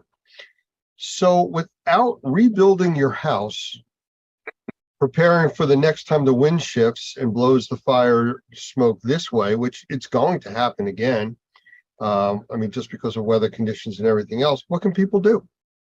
Well, so several years ago, you probably remember the Colorado fires, and we had a lot of contact with some folks that actually lived there. In fact, one of our real good friends lost their family cabin from the Colorado fires. They lived in Colorado, but they also had a separate place, which was their cabin, and it just burned to the ground. And as soon as those fires started, we sent them some proactive air purification technologies. And I don't know how much you want to talk about that, or if you've got other people you want to talk about those technologies. But I'll tell you that I'm convinced that that's one of the first things that somebody could do to deal with the particulates and the chemicals and the odors, something holistically, proactively that could be put in the environment to actually purify the air. So I think those two things kind of go hand in hand. One is do the best you can to seal up the environment with, again, weather stripping, caulking, saddles on the doors, exterior doors to close up the thresholds and keep those tighter. Put on insulators on the electrical outlets to make sure you're not pulling air in from the wall cavities. Those kinds of things to me is absolutely a first step. And then the second step would be make sure that I've got really, really good air purification technology, something that's got a good HEPA filter, got a good PCO technology or ionization technology that's going to get rid of those chemicals and those odors and those particulates. Something holistically, proactively dealing with the air quality. That's where I would be. I agree with you completely. Actually, I did an interview for one of the segments with Michael Pinto. I think I may have mentioned that. And besides just talking about the sensitized individuals, we talked about, and I don't want to talk too much about the episode, but a safe room. You know, just like you would have for a tornado or a hurricane or a severe event going on, one smaller area that you can protect even more than the other areas. And that's something else you can do depending on your situation. You know, the interesting thing about this is just from every kind of, like I said, I'm not a health professional, but I do know that one of the reasons why we do so well when we sleep well is because when we sleep well, it builds up our immune system. It strengthens us when we get a really good night's sleep. And I feel the same way about our indoor environments. If I can create a safe environment in which I can breathe good quality, clean air, at least as good as I can, compared to what might be going on outside, or just like drinking purified water over a long period of time, when I'm exposed to that bad water at the restaurant or somewhere else, one time, it's not going to affect me because my immune system is strong enough to be able to deal with those periodic times that I'm having to deal with contamination. So I think in the long run, it's creating a lifestyle in which I'm creating the cleanest, healthiest, safest indoor environment I can for myself in every way that I can, so that when those times come where I can't control the environment, at least my defenses are up to a point and my immune system is strong enough that I can deal with those issues. And I think that's the idea of the safe room. I'm big on creating a safe house. And I agree. You know, it's like layers of an onion. You just keep putting more layers of protection out there to help and keep you in the best possible situation that you can be in. That's right. So Mayor, I believe it was Adams from New York City, talked about good filters or putting a filter in their house. Again, it's a step, it's a layer, but does it really deal with all of it? No, and I think that's sometimes the wrong impression is left. I remember back during COVID, you probably remember too, Dr. Fauci talked about going and getting a filter. Nothing wrong with getting a filter. I mean, a HEPA filter is a HEPA grade filter is a great product to use to take larger particulate out of the air. In some cases, smaller particulate, depending on how effective it is. But in terms of indoor air quality, there's got to be something in addition to that that will actually oxidize a lot of the smaller chemicals and viruses and those sorts of things. So I think you've got to take it to the next level, and that's the idea of having more holistic solution than just having a filter. I kind of laughed the other day, Lance. I was looking at somebody that had actually built an air purifier. This was their concept of an air purifier. They took 4 filters and taped them together, large filters like you would have in your air conditioning system. They took 4 of them, taped them together in a box, like a cube, and then put a box fan on top of it. And they said, see, we're sucking the air through the filters and now everything's great. You know, it's that dual track or partial logic that people fall into. You know, the people that were wearing the paper towel masks when COVID came out. See, I have a mask on. Exactly. Yes, you do. Is it doing anything for you? No. And that's kind of where we're at with this. People have to be very cautious as to their information sources. I mean, the internet's out there for everybody, but somebody says, here's a widget that'll take care of this for you. Well, it takes care of a part of it, but is that enough? Is that enough for you to now say, I'm wearing my paper mask and I'm going to go out into the smoke-filled environment because I'm wearing my mask? Yeah. It does nothing for your eyes or even filter anything. So it's a concern that, you know, people look for reliable sources of information, you know, and think through the process. Again, the dirty glass of water, you know, the cloudy water, you're not going to drink that, but if I filter it, the chemicals are still going to be in there. You know, you're just not going to see the sediment that makes it look bad. Same thing with the smoke. The statistics as of now on the fires in the United States and in Canada separately, they both burn between 6.5 and 7.5 million acres of forest a year. It's a massive amount. To date, not even 6 full months through the year, Canada's burned almost 9.5 million acres.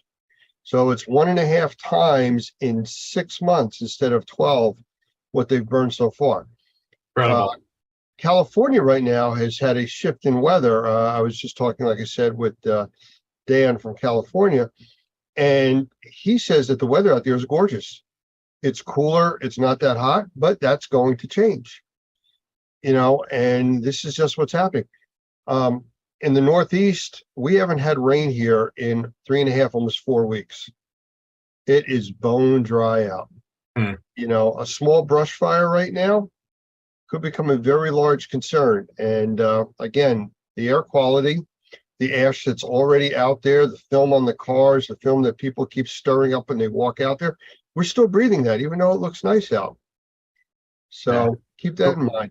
Well, I wish people would talk more about indoor air quality and as much as they talk about outdoor air quality, because again, indoor air quality is something that you can control. Outdoor air quality, a little more difficult. Well, you know what, the biggest problem that we've always talked about with indoor air quality is people become nose blind. 5 minutes in your environment, you don't smell the odor that somebody coming over would say, oh, what is that smell? You go, what smell? What are you talking about? And outdoors is completely different because it's so large. It's not where you feel closed in and you're breathing, which is fine. The only time people complain is when they see the yellow forming on their cars from the pollen, you know, when those pollen seasons hit. But other than that, people take it for granted that it's always going to be there for them. Yeah, yeah. That's the false sense of security of the paper mask, or it's always going to be good until it isn't. Yeah, that's exactly right. Well, I think we've got an opportunity to address this in a very positive way. And the truth is that if people would take the time to create cleaner, safer, healthier indoor environments, that's going to be long lasting. And that's going to help them in a lot of different ways when the next issue comes our way. Absolutely. Doug, I appreciate you spending the time with us here today. Great And to talk to you. and we will chat again in the future. All right, man. Thank you. Have a great day. You too.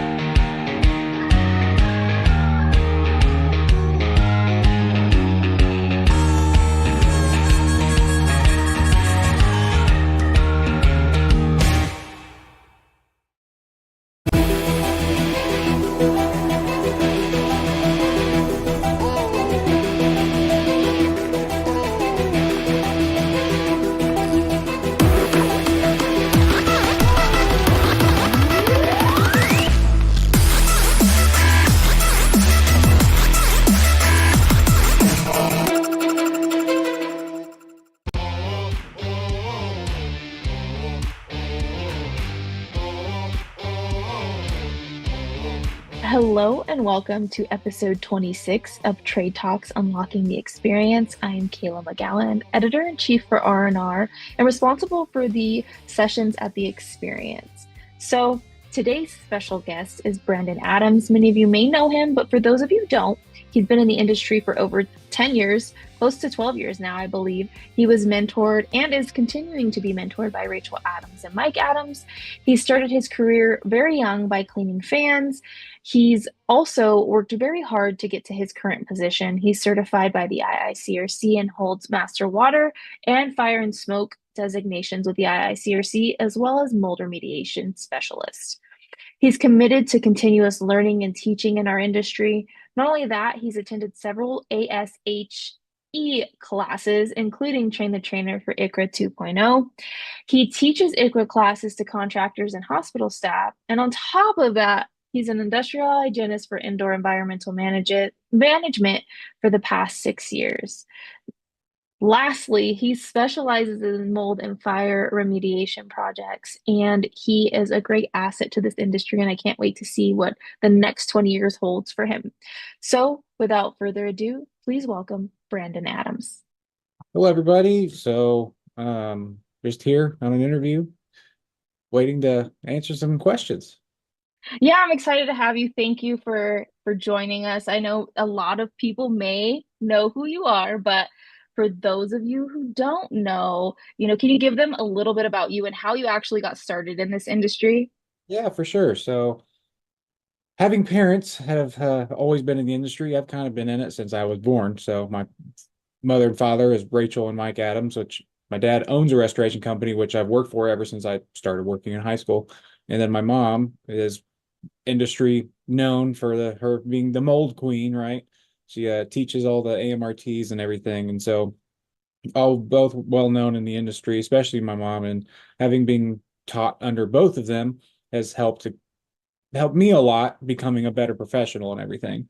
So as far as actually getting started, I started cleaning fans at my dad's back shop when I was in high school, and then slowly but surely became a regular technician to a lead technician.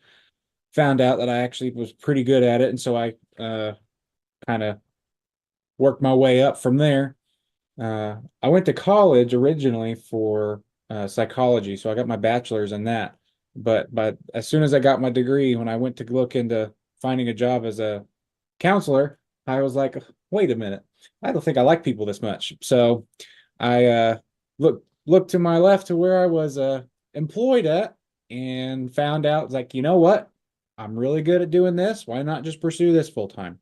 And so that was in 2018 where I decided to make this a career choice and haven't really looked back from there. Been trying my best to learn as much as I can and become the best professional I can.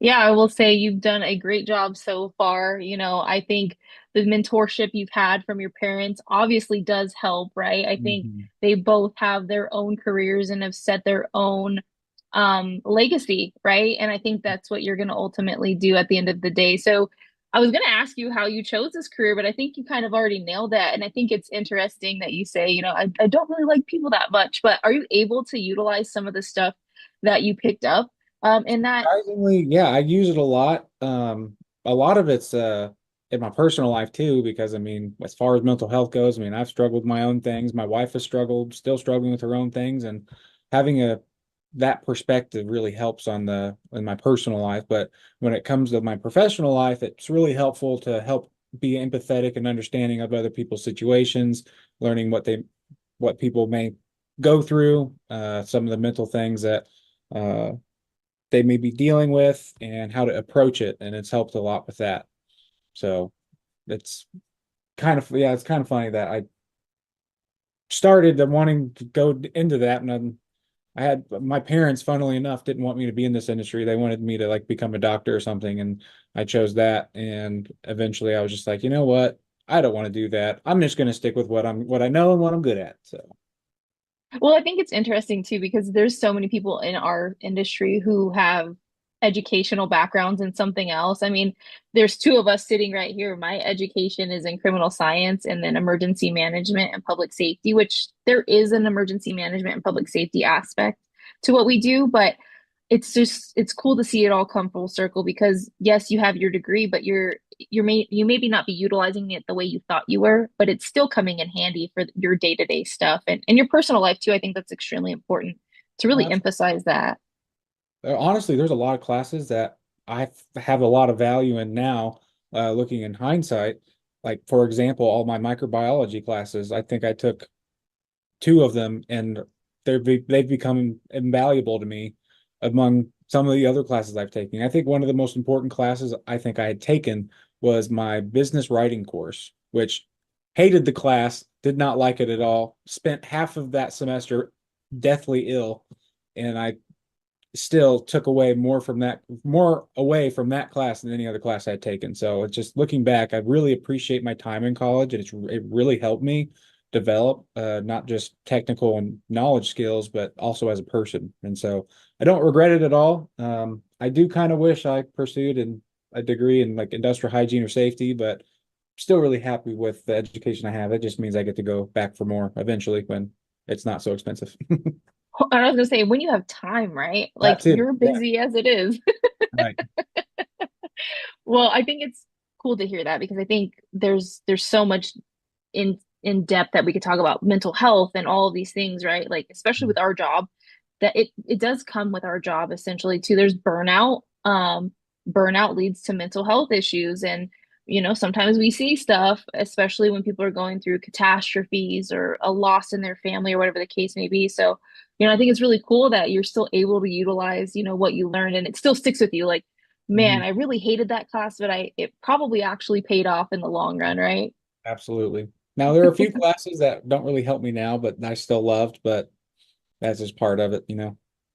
Yeah, and I think it's interesting. You said, my parents didn't want me in this industry. They No, wanted they me to go didn't. explore. Yeah.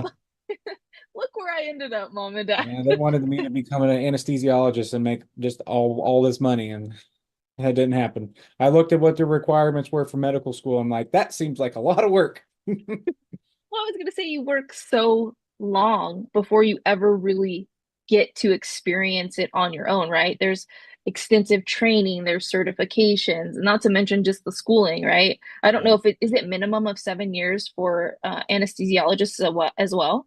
It's 7 to 8 with another 8 of residency or something crazy like that. So you're like Wow. 40 by the time you're ready to actually become a full-blown anesthesiologist.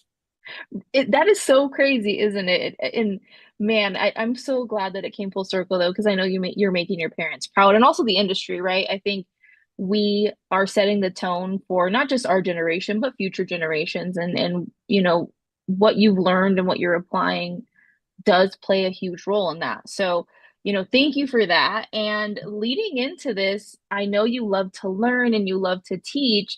You're actually speaking at the experience. Can you tell us a little bit about what that topic entails? Absolutely. So one of my niches that I've found myself in is healthcare work. And so I'm going to be speaking about ICRA 2.0, which is infection control risk assessment. And the 2.0 is just like, it's the second version. And it's something that was developed by ASHI. And so I've basically taken that, learned from it, work in hospitals. Still currently, I still project manage over hospital projects quite frequently. And here soon, I'm going to be teaching it.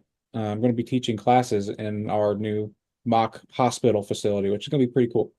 And having learned that, there's a lot of people in this industry that don't quite understand the difference between hospital work and regular restoration and remediation work.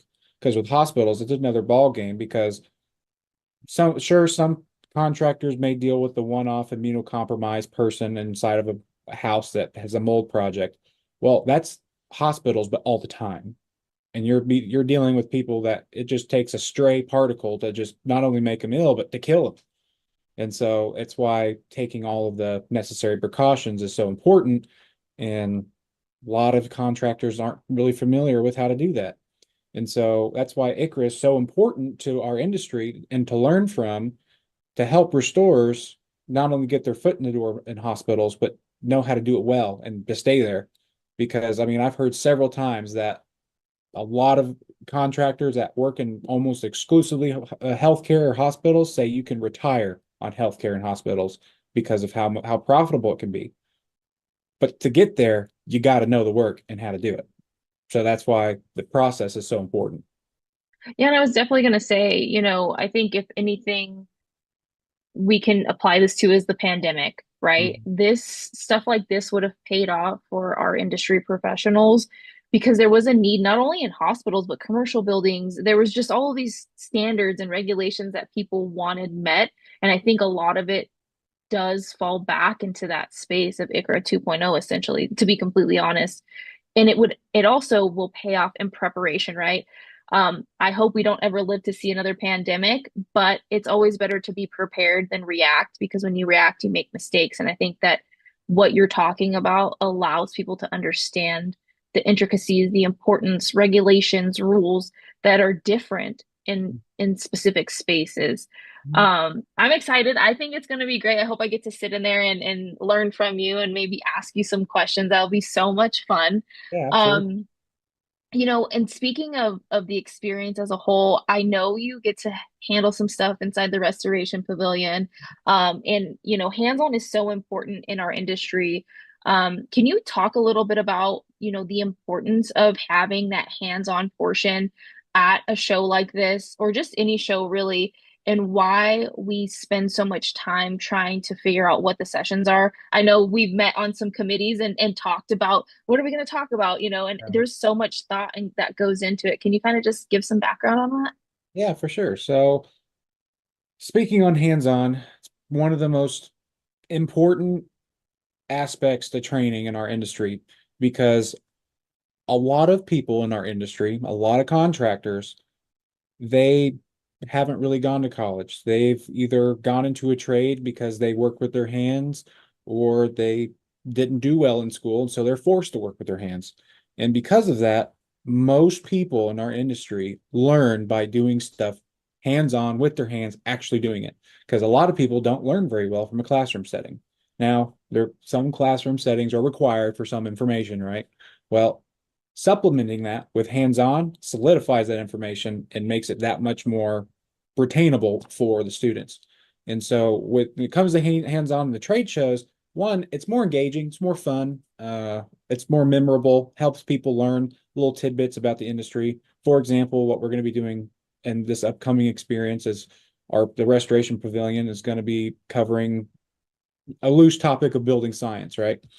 And I plan on speaking about thermal cameras and how to use them for inspections and how they work and why they work.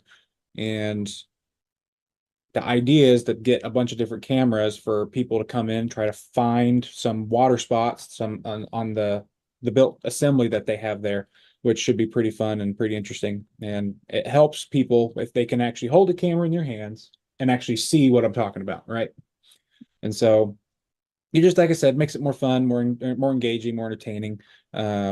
Makes it feel like it's worth your money coming to one of those trade shows, because they're not cheap to get to. As far as a classroom setting goes, it's, like I said, even more important to provide hands-on, which that's why the AMRT is so important to have that hands-on class. Because if you didn't hand build a containment, it's not something you can learn by looking at a slide. You have to do it yourself. And another example is the trauma and crime scene cleanup technician class, where it's not mandatory to have hands-on, but every class is going to be better if you do.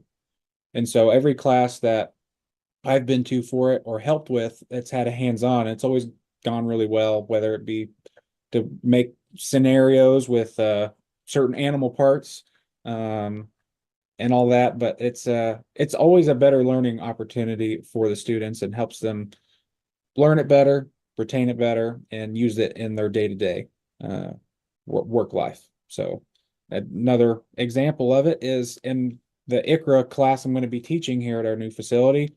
It's going to be a 3-day course. The first day is going to be the classroom setting, right? You got to learn what ICRA is, right? Yeah. The next 2 days, completely hands-on. And that's what sets it apart, is because there's not really another class in the nation that does that. But that hands-on part is so important for contractors because that's how most contractors learn. And so that's kind of the idea behind it. Yeah, and I was also going to say too, your questions that you have in an in-class setting versus hands-on could differ, right? Especially when you talk about how people retain information. I think especially when we're talking about containment or even cleanup, essentially that involves hands-on stuff, which all cleanup does, but it's specifically trauma, you can actually show and demonstrate where your questions are instead of just kind of trying to explain it, right? We all interpret things differently. We all understand things differently. And to be able to, like you said, with holding equipment and seeing things and asking questions, or hey, maybe you don't detect where there's some water. Why didn't you detect it? What did you miss? All equipment has settings. All equipment needs to be maintained. And so I think that there's an opportunity to not only be in the classroom, but also have hands-on stuff. It allows you to also maybe meet with vendors and talk to vendors about types of information they have and equipment they have too. I think this is the beauty of having something like this at a trade show specifically. I mean, that's pretty cool. Your ICRA, 1 day in class and 2 days hands-on, that makes it more exciting, right? I think a lot of people dread sitting in the classroom, so that's really cool. Yeah, I'm really excited for it. First class is in the last week of February, so it's going to be really cool. Currently still writing a course manual, which should be a really good manual. But yeah, the class itself, I think we're building it. Our facility that we're building is going to look like, as soon as you walk in, it's going to look like a hospital. And so it's going to have all the same materials, all the same equipment. We're going to have a bunch of different scenarios that you can possibly encounter. And part of them are going to be from like real world examples that either we've experienced or other hospital facility personnel have experienced. And so it's something it's going to be really cool. Really excited for it. Yeah, that's so cool. And that's huge. Early congratulations on that. I can't wait to see how it all flourishes and see pictures and all of that. That's super exciting.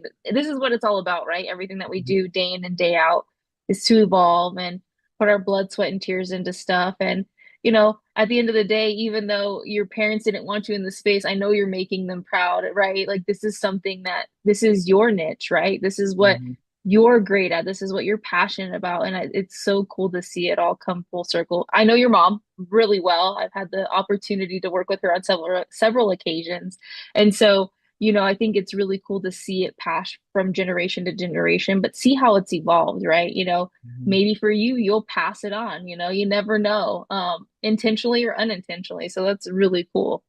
So I'm excited to have you at the experience and see everything, but this wouldn't be a Trade Talks without asking a fun fact question about yourself.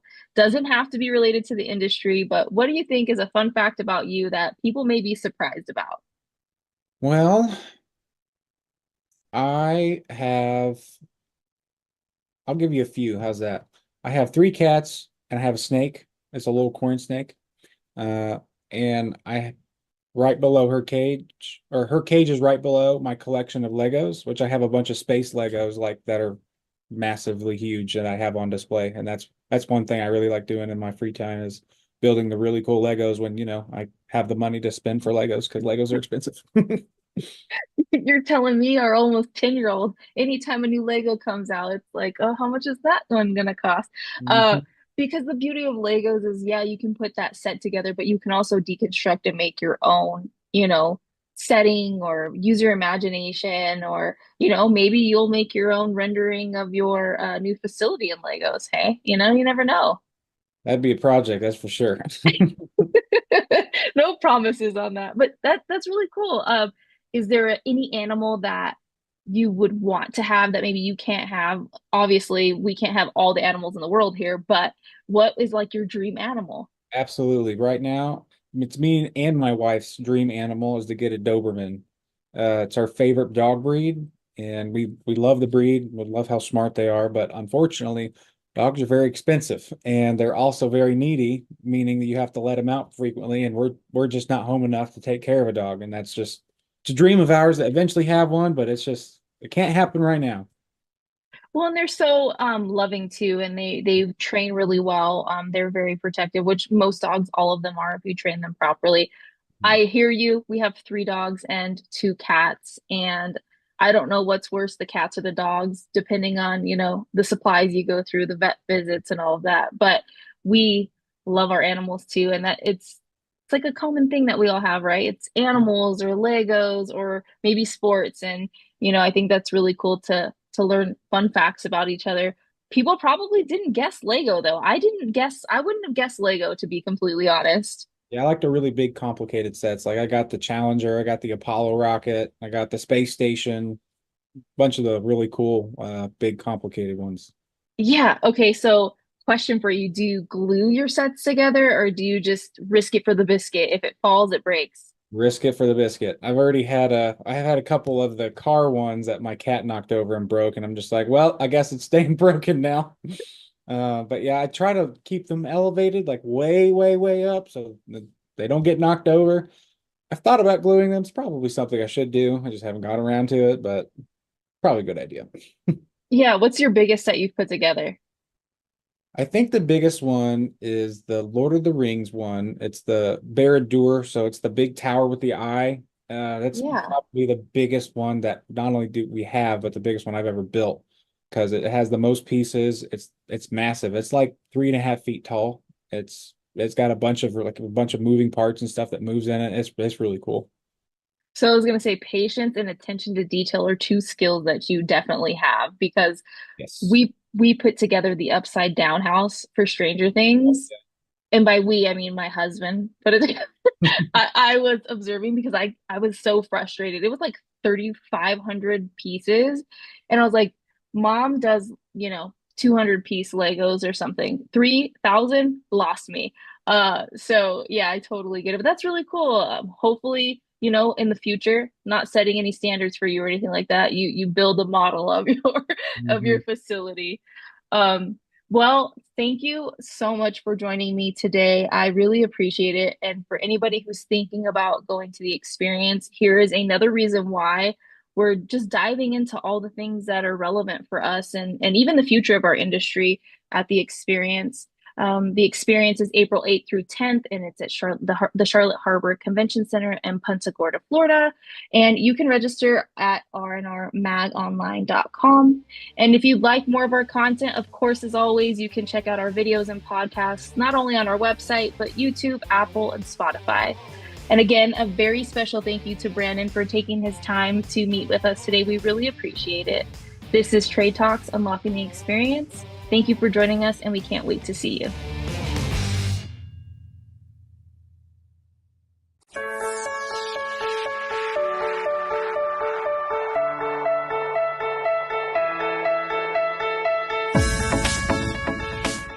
My name is Jeff Cross. I'm the media director with Facts.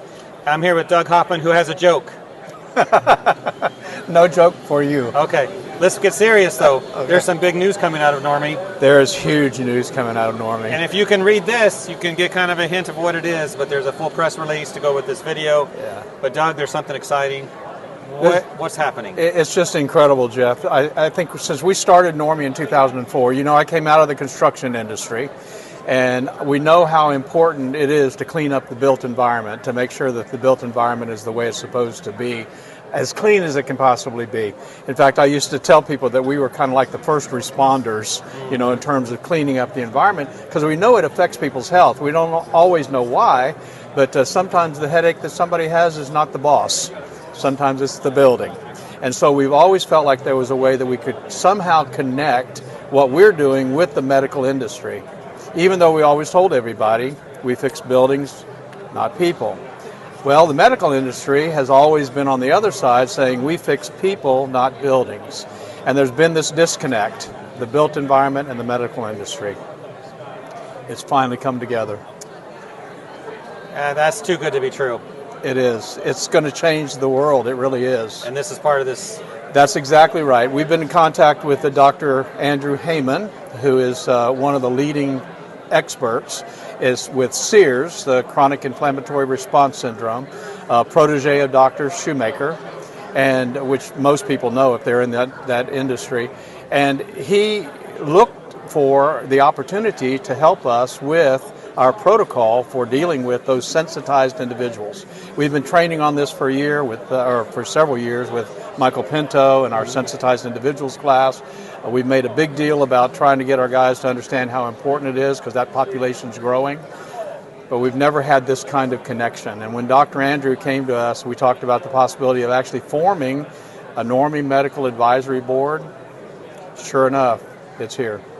How is this going to impact our industry and the players in it, the contractors? Well, I think the connection is interesting because it's really more of a training kind of connection, because what he wants is he wants us to come into his world and try to basically an awareness concept of how to deal with the environment as it affects someone's health. And then he wants to bring his world into our restoration world and say, look, you need to be considering the possible effects of a bad job on a client.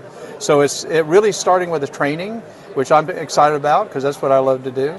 But that's what it's going to start with. We're going to start offering training that's more of an awareness program for the medical field, as then he trains our guys on how to deal with the medical problems that they're dealing with. So from a layman's viewpoint, here I am, layman. It seems like if there's a medical push to what we do, if there's a validation of what we do, that's got to be a huge impact, thinking about years ahead. It is. And we've already put together a program with his help. Okay. We're putting together a program where we can actually collect the data from these patients. I think one of the things that's going to be important as we move forward is to be able to find those data points. What are the connections? How are these projects? How should they be treated? Why should they be treated? What's interesting to me is that we've been doing this for several years with sensitized individuals. We're very careful about who we connect them to in terms of the projects. But what we've learned is that when we sit down with a sensitized individual, if we can talk with their doctor and say, what is it that you're looking for? Are you looking for, is it a mold problem? Is it an endotoxin problem? Is it an actino problem? What is it? Then we can actually provide for them the assessment and the post-testing that actually proves we've improved the environment. Big news. It is big news. And big results can come from that. It absolutely can. And when you are able to be connected with a patient who is suffering from that and has a doctor who is interested in trying to figure out how to fix up the environment, they know that they can't just give them a drug and send them back to a contaminated environment if that contaminated environment is exacerbating their problems. Yeah. So it just makes sense. It's just been a long time coming. It makes sense. Can't wait to see this happen. Last question, what's your projected timeline to see results? Well, the new website is coming up in 60 days for Dr. Heyman, and there's going to be a lot of information on Normie there. We're working toward, hopefully by the end of the year, to be in place to do some training in a couple of universities. And so that's quick. Big news. All right, you heard it here first. Thanks, Doug. Thank you.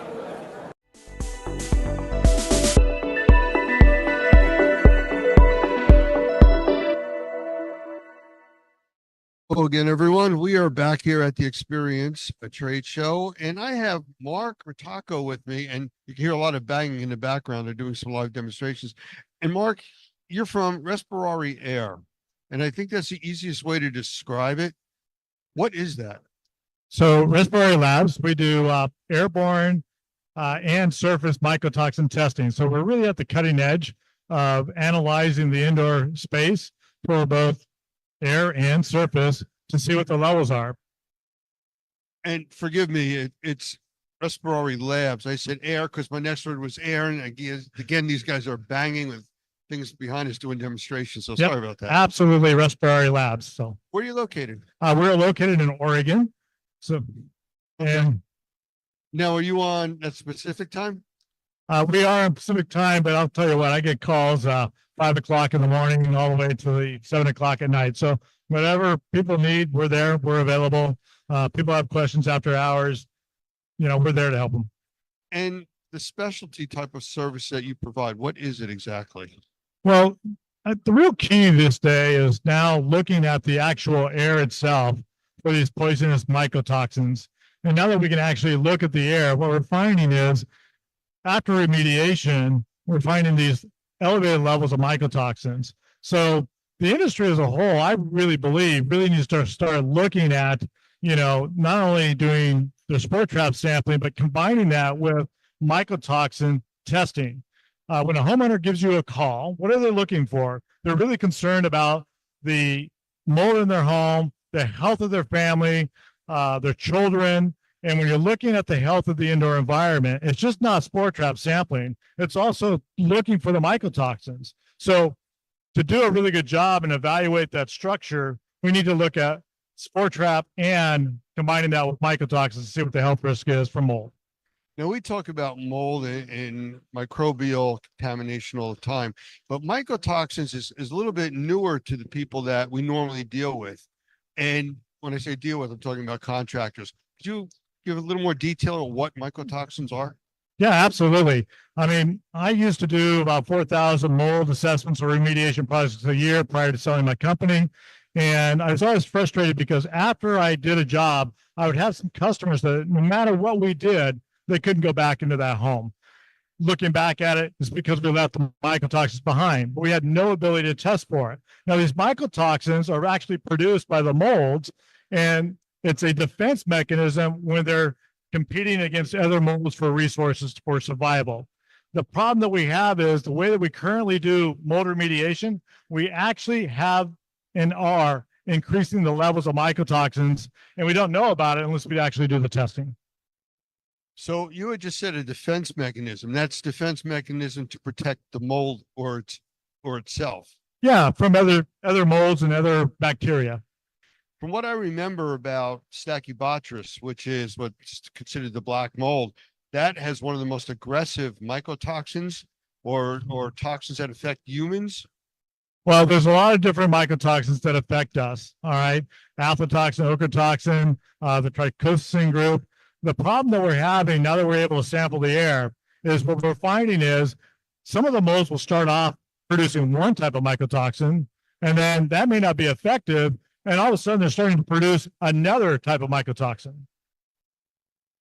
So it's changing to its environment to protect itself. Exactly. So it's really not about the species of the mold itself. It's actually about eliminating the mycotoxins. Are the mycotoxins common across different types of molds? Same type, or are they all different? Well, they'll be a little bit different based on the species of the mold, but again, some of them will produce more than one type of mycotoxin.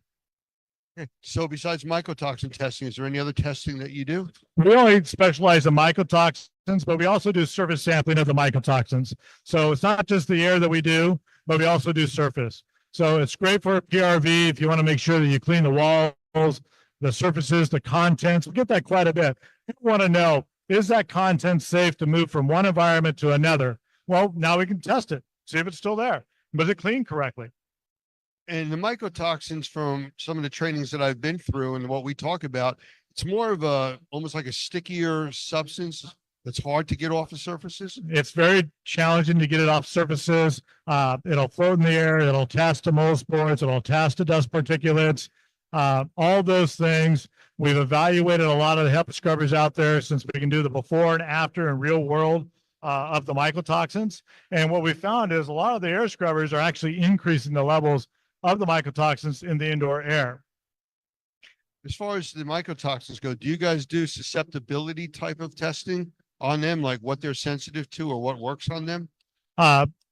We don't do any of that. We're just strictly looking at the environment itself for the mycotoxins. So, for us, it's about giving some guidance to the indoor environmental professional, the functional medicine doctor on what those levels are. and when it's going to benefit that homeowner to spend the money to do the remediation. Because we're going to compare it to background levels. Background levels for us are homes that have had no history of mold, no history of water damage, and no history of an individual with mold sensitivities. And we found background levels of mold in those environments.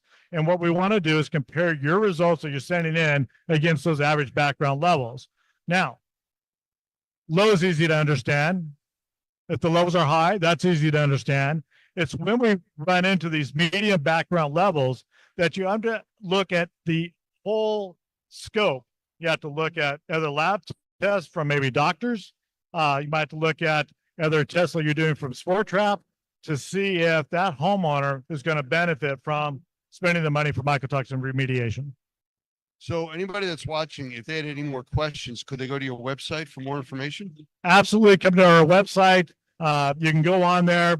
We do presentations on Mondays and Tuesdays to explain a little bit about our testing, why you want to test, how it becomes airborne, all those different things. We spend an hour doing that. Additional follow-up questions, just reach out to us. What's the website address? It's RESPIRARELABS.com, respirarylabs.com. Right. Well, I thank you for joining us here today. I know it's been busy, and I've been in meetings and interviews for the last 2 days, so I appreciate you taking the time and joining us. Well, thank you very much for having us. We'll chat again.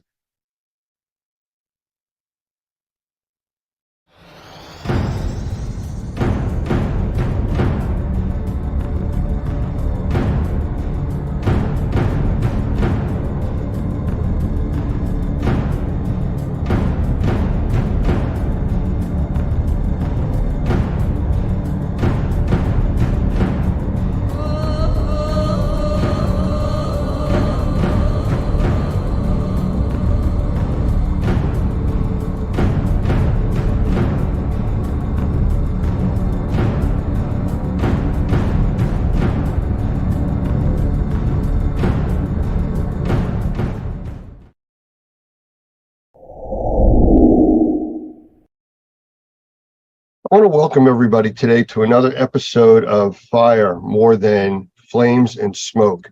And we have a special guest today, Alan Johnston. He's the founder of Green Tech Environmental, and he is a wealth of information on the science and technology side of controlling odors, controlling airborne and surface contaminants.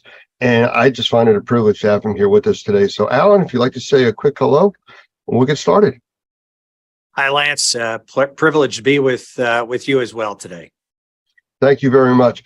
Can you give us a real brief background, a little bit as your background of where you've come from and how we got to this point today? Sure. My background is engineering. I'm a graduate of Purdue University in Indiana in electrical engineering, and I worked in the aerospace industry for 15 years.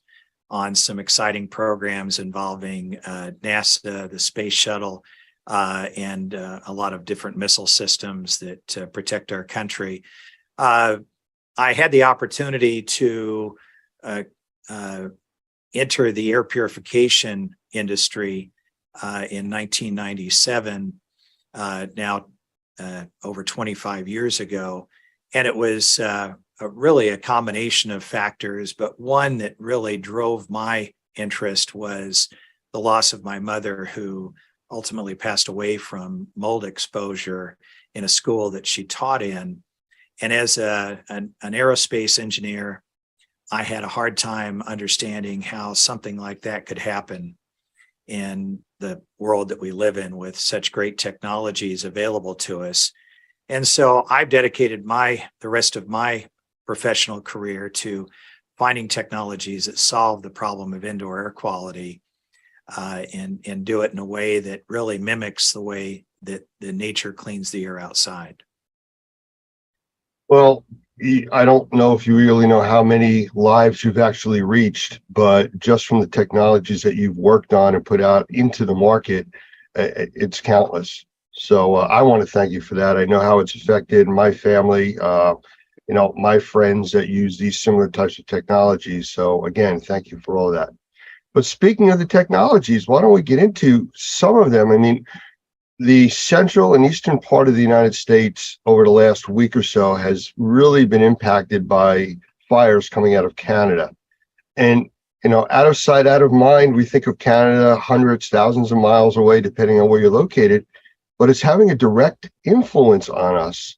And the technologies that you've worked on and are familiar with are really the lifeline for many people that have breathing issues or just regular people that are reacting to the smoke. So I don't know if you want to just start talking about some of them, or if you want me to request. Why don't we go with what you're comfortable with? Well, the technologies are obviously something that I am passionate about. I'm the founder of Green Tech Environmental and started that company almost 15 years ago now. And the object of the mission, I'd say, of our company is to find technologies that truly solve the problem, or not just a Band-Aid on them. And there are technologies that, as I said earlier, mimic what nature does outdoors, and I'll share some of those with you. This issue that we're having recently with wildfire smoke is certainly significant, and it's a problem that pops up periodically, certainly every month of every year, somewhere around the world, and the United States had a chance to experience it, affecting as many as 100 million people here just in the last few weeks. It is toxic. Can I interrupt you for 1 second? Because what you just mentioned, affecting 100 million people in the United States, this is a part of the country that's not normally affected. But one of the things that came out of this, because of the thickness of the smoke, we actually got a glimpse into what the starting of a nuclear winter would look like. And, it affected the overall climate. In New Jersey, which is where I'm from, the average temperature this time of the year is normally 80, 85 degrees. When the smoke was as thick as it was for those 4 days, we barely got to 70 degrees. It lowered the temperature almost 20 degrees a day. So it made a big difference, and that affects things going forward. Makes a huge difference. And we see the same from volcano eruptions, although not something that we often see here in this country, but in other parts of the world, not uncommon. And it's a scary situation. But from what affects you and I, and what we're really concerned about, our health, the effect of what the constituents that make up that wildfire smoke, more than just what we can see, it's the chemical compounds that are inside of that smoke that are of real concern. I have the privilege to be on multiple boards of committees with ASHRAE, and ASHRAE is the standard that is set for heating and air conditioning and indoor air quality. And one of those standards is 52.2, which is the standard for filtration. And what you hear most about when someone talks about the concerns over health and wildfire smoke is PM 2.5 or particulate matter at 2.5 microns. And that is just one size particle. Obviously, wildfire smoke contains particles of virtually every size, up to particles that we can see very clearly. But scientists have really focused in on that one size because it's one that they measure and have identified as one that can get into our lungs and get absorbed into our bloodstream and have a dramatic health effect. And so filtration becomes an important part of a solution to dealing with wildfire smoke indoors. I know that people are talking about setting up safe rooms within their homes, a place that they can go that will allow them to breathe and have a minimal effect from the wildfire smoke. And for those that have technologies that they put into these rooms, congratulations. It's something that we should all have to be able to have a safe haven. We never know when wildfires can hit. I'm sitting in Northeast Tennessee not far from Gatlinburg, a beautiful, one of the most visited national parks, but was struck by a wildfire just a few years ago that took out thousands of acres and burned thousands of homes. Something that was unheard of because we just don't have many wildfires in this area, and we got a glimpse of what that can mean. It can strike anywhere, and preparedness is important. So as we've worked as a community within ASHRAE, developing standards for filtration, high quality HEPA type pleated filters that are able to filter out these ultrafine particles is very important. Most people don't have filtration in their home other than maybe on their HVAC system. And a lot of people are going out and buying 50 cents filters from Walmart. And one of the things that I would like to say right up front is don't do that. Invest in a quality filter that is pleated. And there are a number of them out there that are MERV 7 rated filters, and that's generally what a typical HVAC system can handle. MERV ratings have to do with the effectiveness of the particle capturing ability. The higher the MERV rating, the tighter the weave, the less air flows through the filter. And one of the things that we can't do is typically on most systems put a HEPA type filter, which is MERV 13 and above. A true HEPA filter is MERV 16. HEPA type filters start around MERV 13.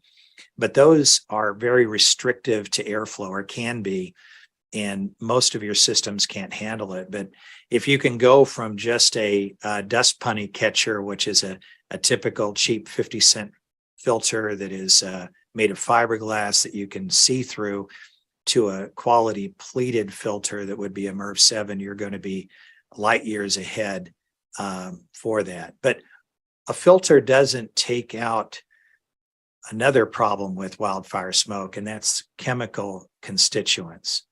That's one of the things that we talked about, especially when COVID hit, that people were wearing masks, and the masks were fine for particulate, but it wasn't stopping something at the size of a virus. And the same thing with smoke. It'll stop the particulate, but nothing to do with the gases. That's correct, Lance. The gases are of significant concern to health. Inside that wildfire smoke, there are toxic gases, chemical compounds that are harmful to our health. And for the most part, we're able to deal with lots of issues, lots of chemicals that we get faced with. Our bodies are wonderful at being able to deal with those. But as we get exposed to more and more chemicals, which we are, chemicals that come through our skin from laundry detergent, chemicals come from the cleaners that we use in the indoor environment to clean, to sanitize, which is great, but those chemicals get in the air and we breathe them in. And it's not a surprise that today the CDC and EPA are saying that over 15% of our population have chemical sensitivities.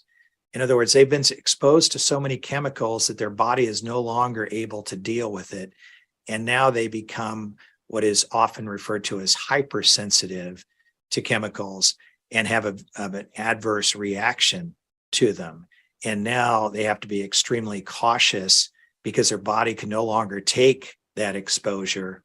And so it puts them into a downward spiral. So those people are using hypoallergenic laundry detergent, for instance.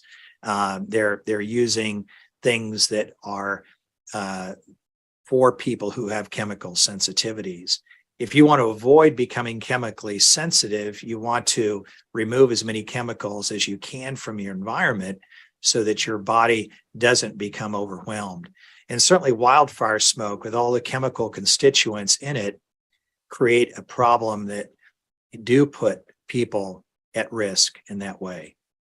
One of the episodes that we're doing, we're talking with a professional forest fire fighter, and he talks about the different types of forest fire smoke.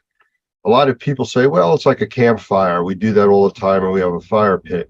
Well, that's when just the trees basically and the brush are burning. When it burns through an area with warehouses and homes, everything that is going airborne is toxic, beyond just the regular smoke from the firewood. So, it's a completely unknown situation as to what you're breathing. You can't just say, oh, it's a typical campfire, which I'm used to all the time. And just like with contaminated water from a flood, everything is in that water. It's no longer drinkable. Well, this isn't really good to breathe, though you can't stop doing that. That's true. But there are technologies that exist which are able to deal with those chemical constituents, and whether it's from wildfire smoke or just cleaning compounds that we use, there are technologies there, and ones that I have been focused on in my career in indoor air quality for over 25 years. There are. Could you tell us about a few of them? I'd love to. One that I have focused on primarily is something called photocatalytic oxidation, or another term is photocatalysis. Photo refers to ultraviolet light. Catalytic refers to the catalyst, which the ultraviolet light activates, that creates a reaction. But by definition, the catalyst itself never changes, it never gets used up. What's happening is the photocatalyst, typically made of a compound that has a very high band gap energy, which titanium dioxide is the primary one that is used. It allows for the UV light to create enough energy to break the bonds of the electrons that rotate the nucleus of this titanium dioxide, leaving behind electron holes. Now, I'm getting a little deep in the technology side of it, but it's fascinating to think about, because these electron holes that are left behind, I mean, the titanium dioxide, which has a lot of, it's a very strong material. It has a lot of energy that holds the electrons to itself. So when it loses it, it has a strong pull to get them back. Well, as molecules come into contact with the surface of this photocatalyst, those electrons do get pulled away, and now it breaks down. Something called molecular dissociation breaks down these chemicals, and the chemical that existed prior to reaching the surface of the photocatalyst is no longer. It's broken down into its subcomponents, and it literally no longer exists. And that's the beauty of a photocatalytic system, is we can take things which are harmful in the atmosphere, put them through this system, and actually eliminate them. People do things like spray chemicals in the air to make the air smell better, because they don't like the smell of the wildfire smoke or other odors that may occur in the home. But that's just adding more chemicals on top of the chemicals that are already there. Photocatalysis is able to break those down. In addition to that, it also creates oxygen and hydrogen-based compounds like hydroxyls, HO, hydrogen peroxide, in a vapor form of H2O2, other types of compounds, hydroperoxides, HO2.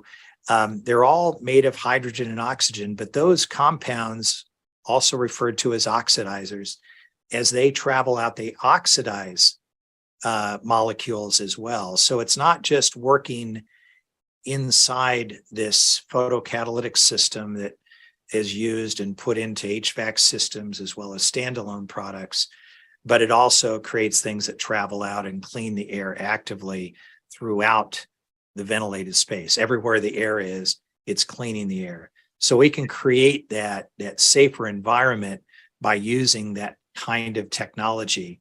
There are some other technologies in addition to photocatalytic oxidation, or also referred to as PCO, such as bipolar ionization.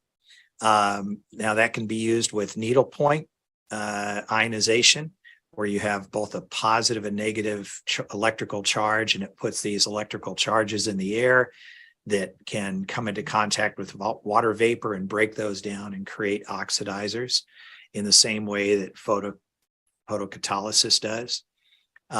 There are also DBI, dielectric barrier ionizers, which do not use needlepoint. They use a different kind of technology, but it creates this plasma of positive and negative electrical charges, which tend to last longer than just a bipolar ionization technology does. But these too travel out and are able to break down contaminants. So if we look at what all of these technologies I've just described do, it mimics what happens outdoors every day with the sun creating the energy that interacts with compounds that create this photocatalytic reaction, the sun creating these electrical charges that are in the air and cleaning the air actively. I often say there's no giant vacuum cleaner in the sky with a filter on it that purifies our air outside. And in spite of everything that we do outside, whether nature does with wildfires or we do with automobiles and cars and airplanes producing pollutants in the air, all the outdoor air is constantly being polluted, yet the outdoor air generally is 5 to 10 times cleaner than indoor air. And that's according to the US EPA. And the reason for that is nature has these systems in place that clean the air and create a healthier environment outdoors than we have indoors, in spite of what you might do to keep things clean. So our goal is to bring those technologies indoors. Alan, I got to interrupt you for a second. I mean, Sure. You had said about getting too technical. I don't think you did, but I want to point out that all of these technologies are available. This is what is commonplace today. And, you know, we've talked about in other trainings, I use the term science fiction becomes science fact. It may sound like science fiction, but this is all what's working nowadays, and it's affordable. It's something that everybody can get their hands on. You don't have to go to NASA to request something like this. You know, it's there. You just have to know what you're looking for and asking for. We get a lot of people that say, oh yeah, I have an air purifier. Well, what do you have? And they tell you, and it's a inexpensive filter. Mm-hmm. And, you know, we know with filters, filters only filter what makes it to the filter. Correct. The proactive technologies you're talking about go out and find the problems and take care of it wherever it's at. So that's a big difference. And I applaud people for wanting to do something, but they really need to get the information to know what they're getting. Just like the people that wore masks when COVID hit. I mean, how many people did you see wearing masks made out of paper towels? I'm wearing a mask. Well, yes, you are. However, you know, whether it works or not. So where do you see this industry going with, like, the technologies that are there right now? They're not brand new. They've been enhanced. They've been combined together. But moving forward, especially with the changes in our environment, smoke conditions, temperature, relative humidity problems, where do you see we going, or us going with that? Well, the technologies are slowly being accepted. One of the reasons that I became heavily involved with ASHRAE and on a number of committees was there has been an overall resistance to electronic air purification, the technologies that I just described. And some of the testing that has been done on them, the way the tests have been set up, the results have not been positive. The problem with the test and their protocol was that they have done what is referred to as single pass testing. In other words, they'll put some kind of a challenge gas and put it through the photocatalytic reactor and measure what comes out the backside. And in this breaking down of the molecule, in some cases, the molecule that comes out the backside is worse than the molecule that came in. It's what is referred to as a cascading process. So you start with one molecule, it breaks to another, breaks to another.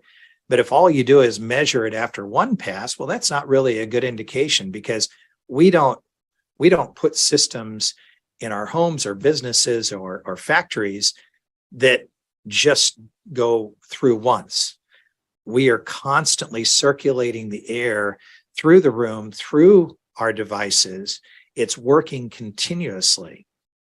And unfortunately, the people who can create these protocols for testing try and control it to a level that we end up with these protocols that make just a single pass. I'm very thankful at our international meeting in Atlanta in February. There was a great session with a number of PhDs that worked tirelessly on this subject, showing the results of what we refer to in the industry as electronic air purification can do, and the benefits of it, and really putting holes in what has been the standards, the protocols that have been used up until now. One of the other subjects I'll just throw in was that ASHRAE has a mandate to decarbonize, which means to save energy. And up until now, and still today, really, people have thrown their arms up as to how to deal with this indoor air quality problem, other than just to ventilate, which means bringing fresh air from outside inside, because we know that the outside air is cleaner than the inside air. So the solution to indoor air pollution becomes dilution, which it is true. It does make the air quality better indoors to bring a lot of fresh air in, but you have to heat and cool that. So we're spending more money, we're using more energy in order to heat and cool, when we can get the same results through using this electronic air purification that really mimics what happens outdoors. So we're making headway, and I'm thankful for that. But the technology exists today. NASA has used photocatalytic oxidation technology in the space station since it was put up in the air. It's been critical for them in the growing of plants, but it also helps to purify the air throughout the space station and break down chemical compounds that are being used there. And so when people say, is it safe? Well, it's mimicking what happens outdoors, one. Secondly, NASA has been using it for decades successfully, and it has been key to the International Space Station, will be key to a Mars mission in the future. Some of the issues that you were talking about, you know, how some of the technology is not accepted, the testing data, things like that. Unfortunately, politics gets involved in this. During one of the episodes with the firefighter from California that we were talking with, he had been involved with a lot of litigation over using fire retardants on forest fires, where they're dropping these retardants from planes. Yes. And pushing out or putting out the fires almost immediately. The problem is a movement out there saying that it's polluting the watersheds doing that. Well, here's the problem, the way he described it, that if you can attack the fires quickly with this retardant, yes, it can affect the watershed. If you don't attack it quickly and let it burn, there is no longer a watershed. And you know, it's, I don't want to say the lesser of two evils, but the politics gets in the way of putting out the fire, basically. And that's unfortunate. The stuff that you're talking about, people not understanding the technologies and not being mainstream, is because of, like you said, the testing, the way it's done, the cascading effect. You know, everything goes through that process. Another component of indoor air quality is radon. Now, it's a radioactive gas. The difference is that it's not actually radon that causes the problem. Radon breaks down into 3 other components that are the radioactive material that actually cause damage to the human lungs. Nobody talks about that. They just say radon, and radon is not really what's even being detected. So the politics, the buzzwords, I guess that gets in the way. It does. People grab hold of a small point and run with it and discount technologies, processes without really understanding them. We have here at Green Tech spent almost $2 million on testing over the last 3 years. Some of that was on COVID, the SARS-CoV-2 virus, which was important, obviously, during the pandemic, but testing on mold, bacteria, on VOCs, looking at monitoring formaldehyde and toluene and some of these other chemicals that are harmful to human health, yet are found frequently in the indoor environment, and been able to show through the use of our photocatalytic technology, the use of dielectric barrier ionizers, bipolar ionization, unipolar ionization, that we're able to reduce the chemical load in the environment over a matter of hours and days, that even when we inoculate the space with compounds that, when they get broken down, create things like formaldehyde, that we actually don't even see an increase in formaldehyde as we monitor that. We see it go down continuously from one day to the next, and it stays down as long as the technology is running in the space. So it's, we don't have the luxury of that in a laboratory environment. And that's the reason that the data is not able to show the true results, because typically tests are run for 30 minutes or an hour or 2 hours, but not longer than that. And that's not the way that our products operate. We're running continuously, and they're constantly breaking down and getting down to a level where the contaminants in the space, whether they're chemical, whether they're particles, whether they're biological, that we have reduced them down to a level that allows our bodies to deal with the remnants that always exist. You never get 100% of anything out of the air, but if we can get them down to where our natural immune system can deal with them, that's the key. And that's why people that have COPD, that have asthma, respiratory issues, get such relief from the use of this electronic air purification technology that I've described today.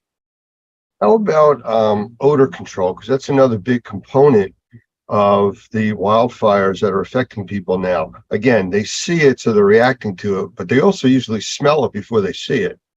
That is so true. I did here in New Jersey. It was like all of the morning was fine. The afternoon was like, I smell a fire. And by that evening, it looked like sunset at 4 o'clock in the afternoon. It was just so dark. So what's available out there for odor?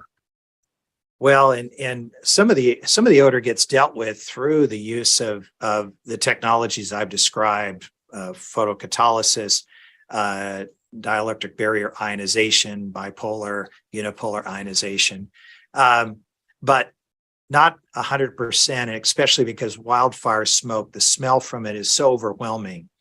I am really excited about a technology that I learned about that was developed by a tiny company up in Kentucky.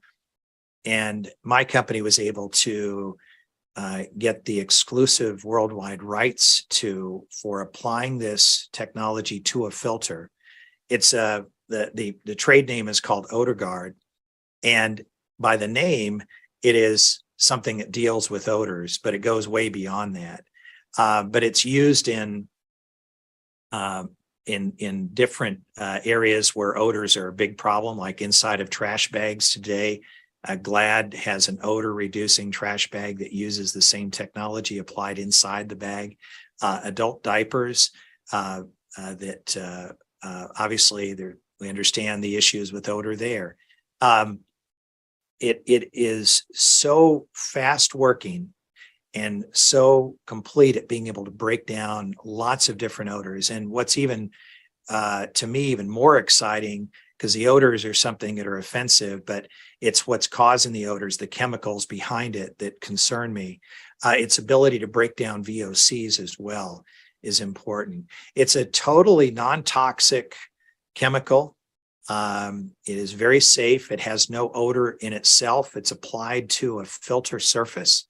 And we have put it into a number of different products, including just regular HVAC filters. So I started talking today about the importance of having a quality filter for your return air of your HVAC.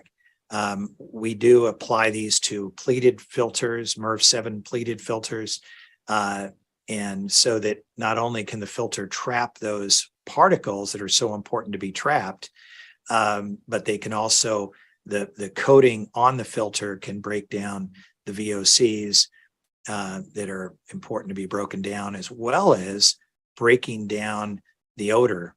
And so we've used Odor Guard in assisted living facilities where we all know what the smells can be in those kind of facilities. We've used them in dormitories where the smell, body odors can be a little bit strong. It is effective in so many different applications where odor is a problem. And what's exciting is it's not dealing just with the odors, but also chemicals. Can I just change the path here a little bit? I mean, all of that sounds like there is hope. And for the next forest fire or next airborne contaminant, I mean, there are technologies that will absolutely protect us and help us breathe easier, if you want to call it that.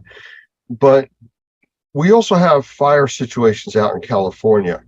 And I mentioned before about the politics of, like you said, the testing and things like that.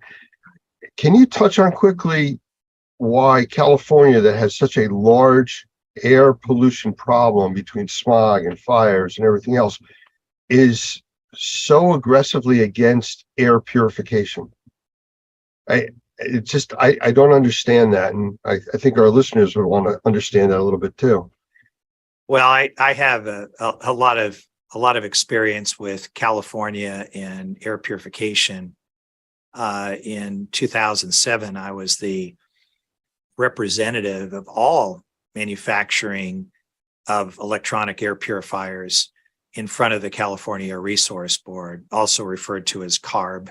And they had a law that they were wanting to put into effect, and they had the Air Resource Board spent 2 days reviewing whether or not they needed to pass a law which basically outlawed the use of electronic air purifiers that produce ozone.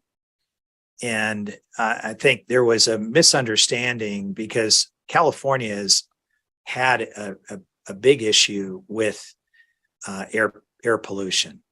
I spent the first year of my college education at a school in California before moving to Purdue to finish my college career. And I remember so well just being 4 miles from the mountains north of Los Angeles and not even seeing them for the first 2 months that I was at the school. And all of a sudden one day they appeared on the skyline. Pollution used to be and this was in the 70s, much worse than it is today. So I give a lot of credit to California for taking steps, whether it's car emissions, whether it's factory emissions. They have done everything that they possibly can. But there was the misconception was that pollution oftentimes is measured by measuring ozone because it's an easy gas to measure. The nitrogen oxides that are created through automobile smoke, much harder to measure. And what's interesting is that other pollutants, as they rise, ozone rises with them. It's I call it the fireman that fights the fire. Ozone is created naturally in nature as pollution rises because the ozone helps to break down the pollution. So it's by wanting to get rid of ozone, it's kind of like saying we want to get rid of firefighters, because every time we see a fire, there's a fireman there. So obviously, if we got rid of the fireman, we wouldn't see any more fires. But the comment that was made to me by a number of the Air Resource board members, these are also government officials in the different areas of California, from San Diego to north of Sacramento. And I sat down with every single one of them in their offices to talk about this.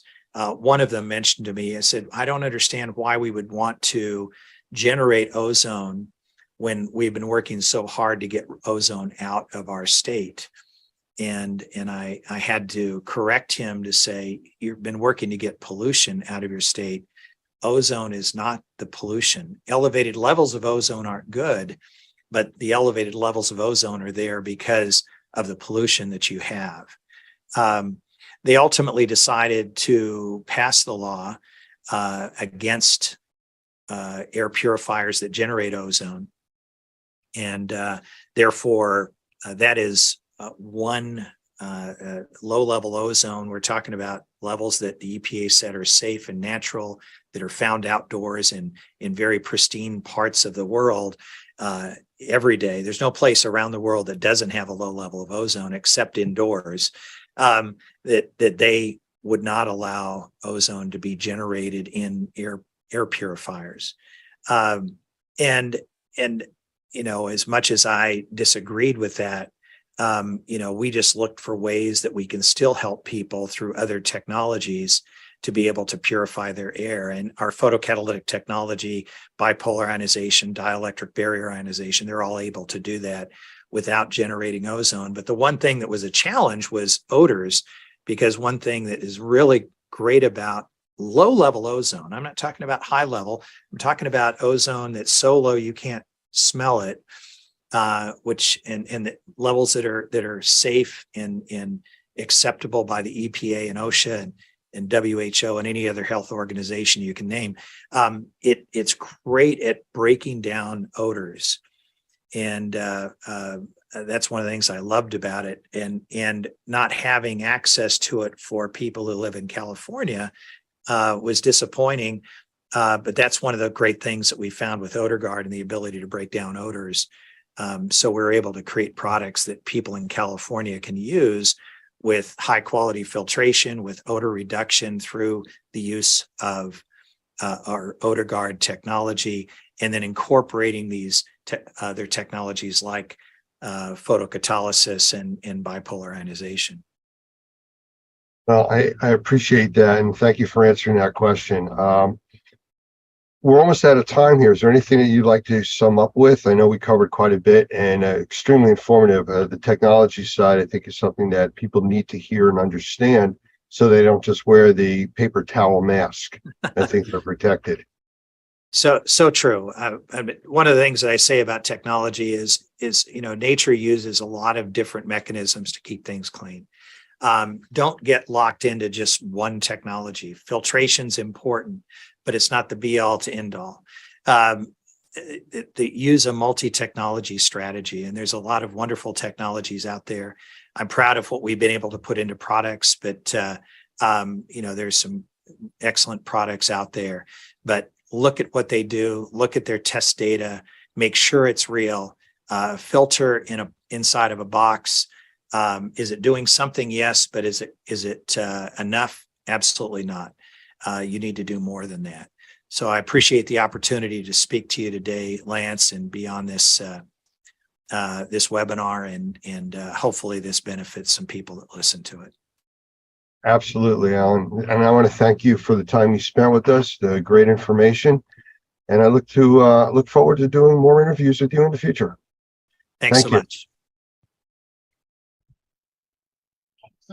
And we are back again with Steve Hergot this time, who's been a Normie member for a long time now. And Steve, we've done a lot of interviews in the past, and I've always enjoyed doing them, especially when I ask you about HVAC. I think that's your world, and my world. And we're going to go there today. But I do want to mention that you are an author. You have a published book, Healthy Harmless Homes. Correct. Want to do a shameless plug and hold up your Sure, book there real I'll quick? plug. I happen to bring a copy with me today, so There you go. I wrote this right before COVID.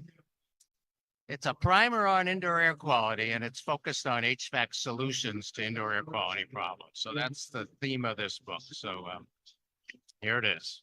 Well, and that's what we talked about, all the indoor air quality, and that's what this is about. But what I wanted to ask you about, what's new in the HVAC industry? Because I know you're really on top of that stuff. So what's going on with it? Yeah, so I work in the Boston market HVAC. It's my full-time job, I'll say. Just if you would keep the mic a little closer. You got Okay, all the gotcha. speakers All right. here. So the big trend in New England, but really across the country, is we're calling it electrification.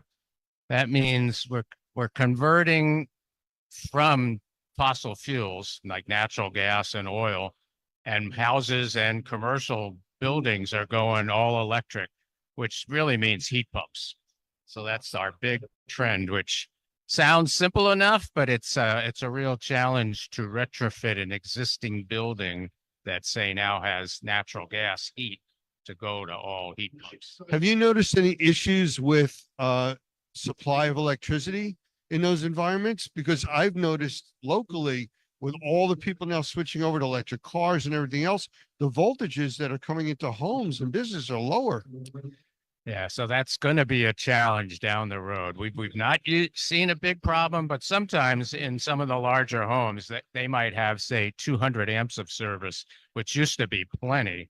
Now they have to upgrade to 400 amps, which is a significant investment, may not even be possible at some locations. So that's Well, bad. I know the electric companies have been sending out notices, warning people about overusing things, leaving their vehicles plugged in, charging all the time. It's overloading the grid. So switching over to these all electric heating and cooling systems, I mean, that to me would be a concern, though I understand the benefits of doing it. It's going to be a huge concern. Yeah, we don't think the grid can support all that's going to happen HVAC wise. And then you throw in electric vehicle charging stations. It's going to be an issue for sure. So what's the advantage of the electrical heating and cooling systems that you guys are switching to? Great question. I'd say it's not an operating cost benefit usually, because natural gas is way more affordable to heat, especially in the northern climates. The benefit is for the environment. That's why the folks are doing it. They want to do what's right for the environment. So that's why they want to put in heat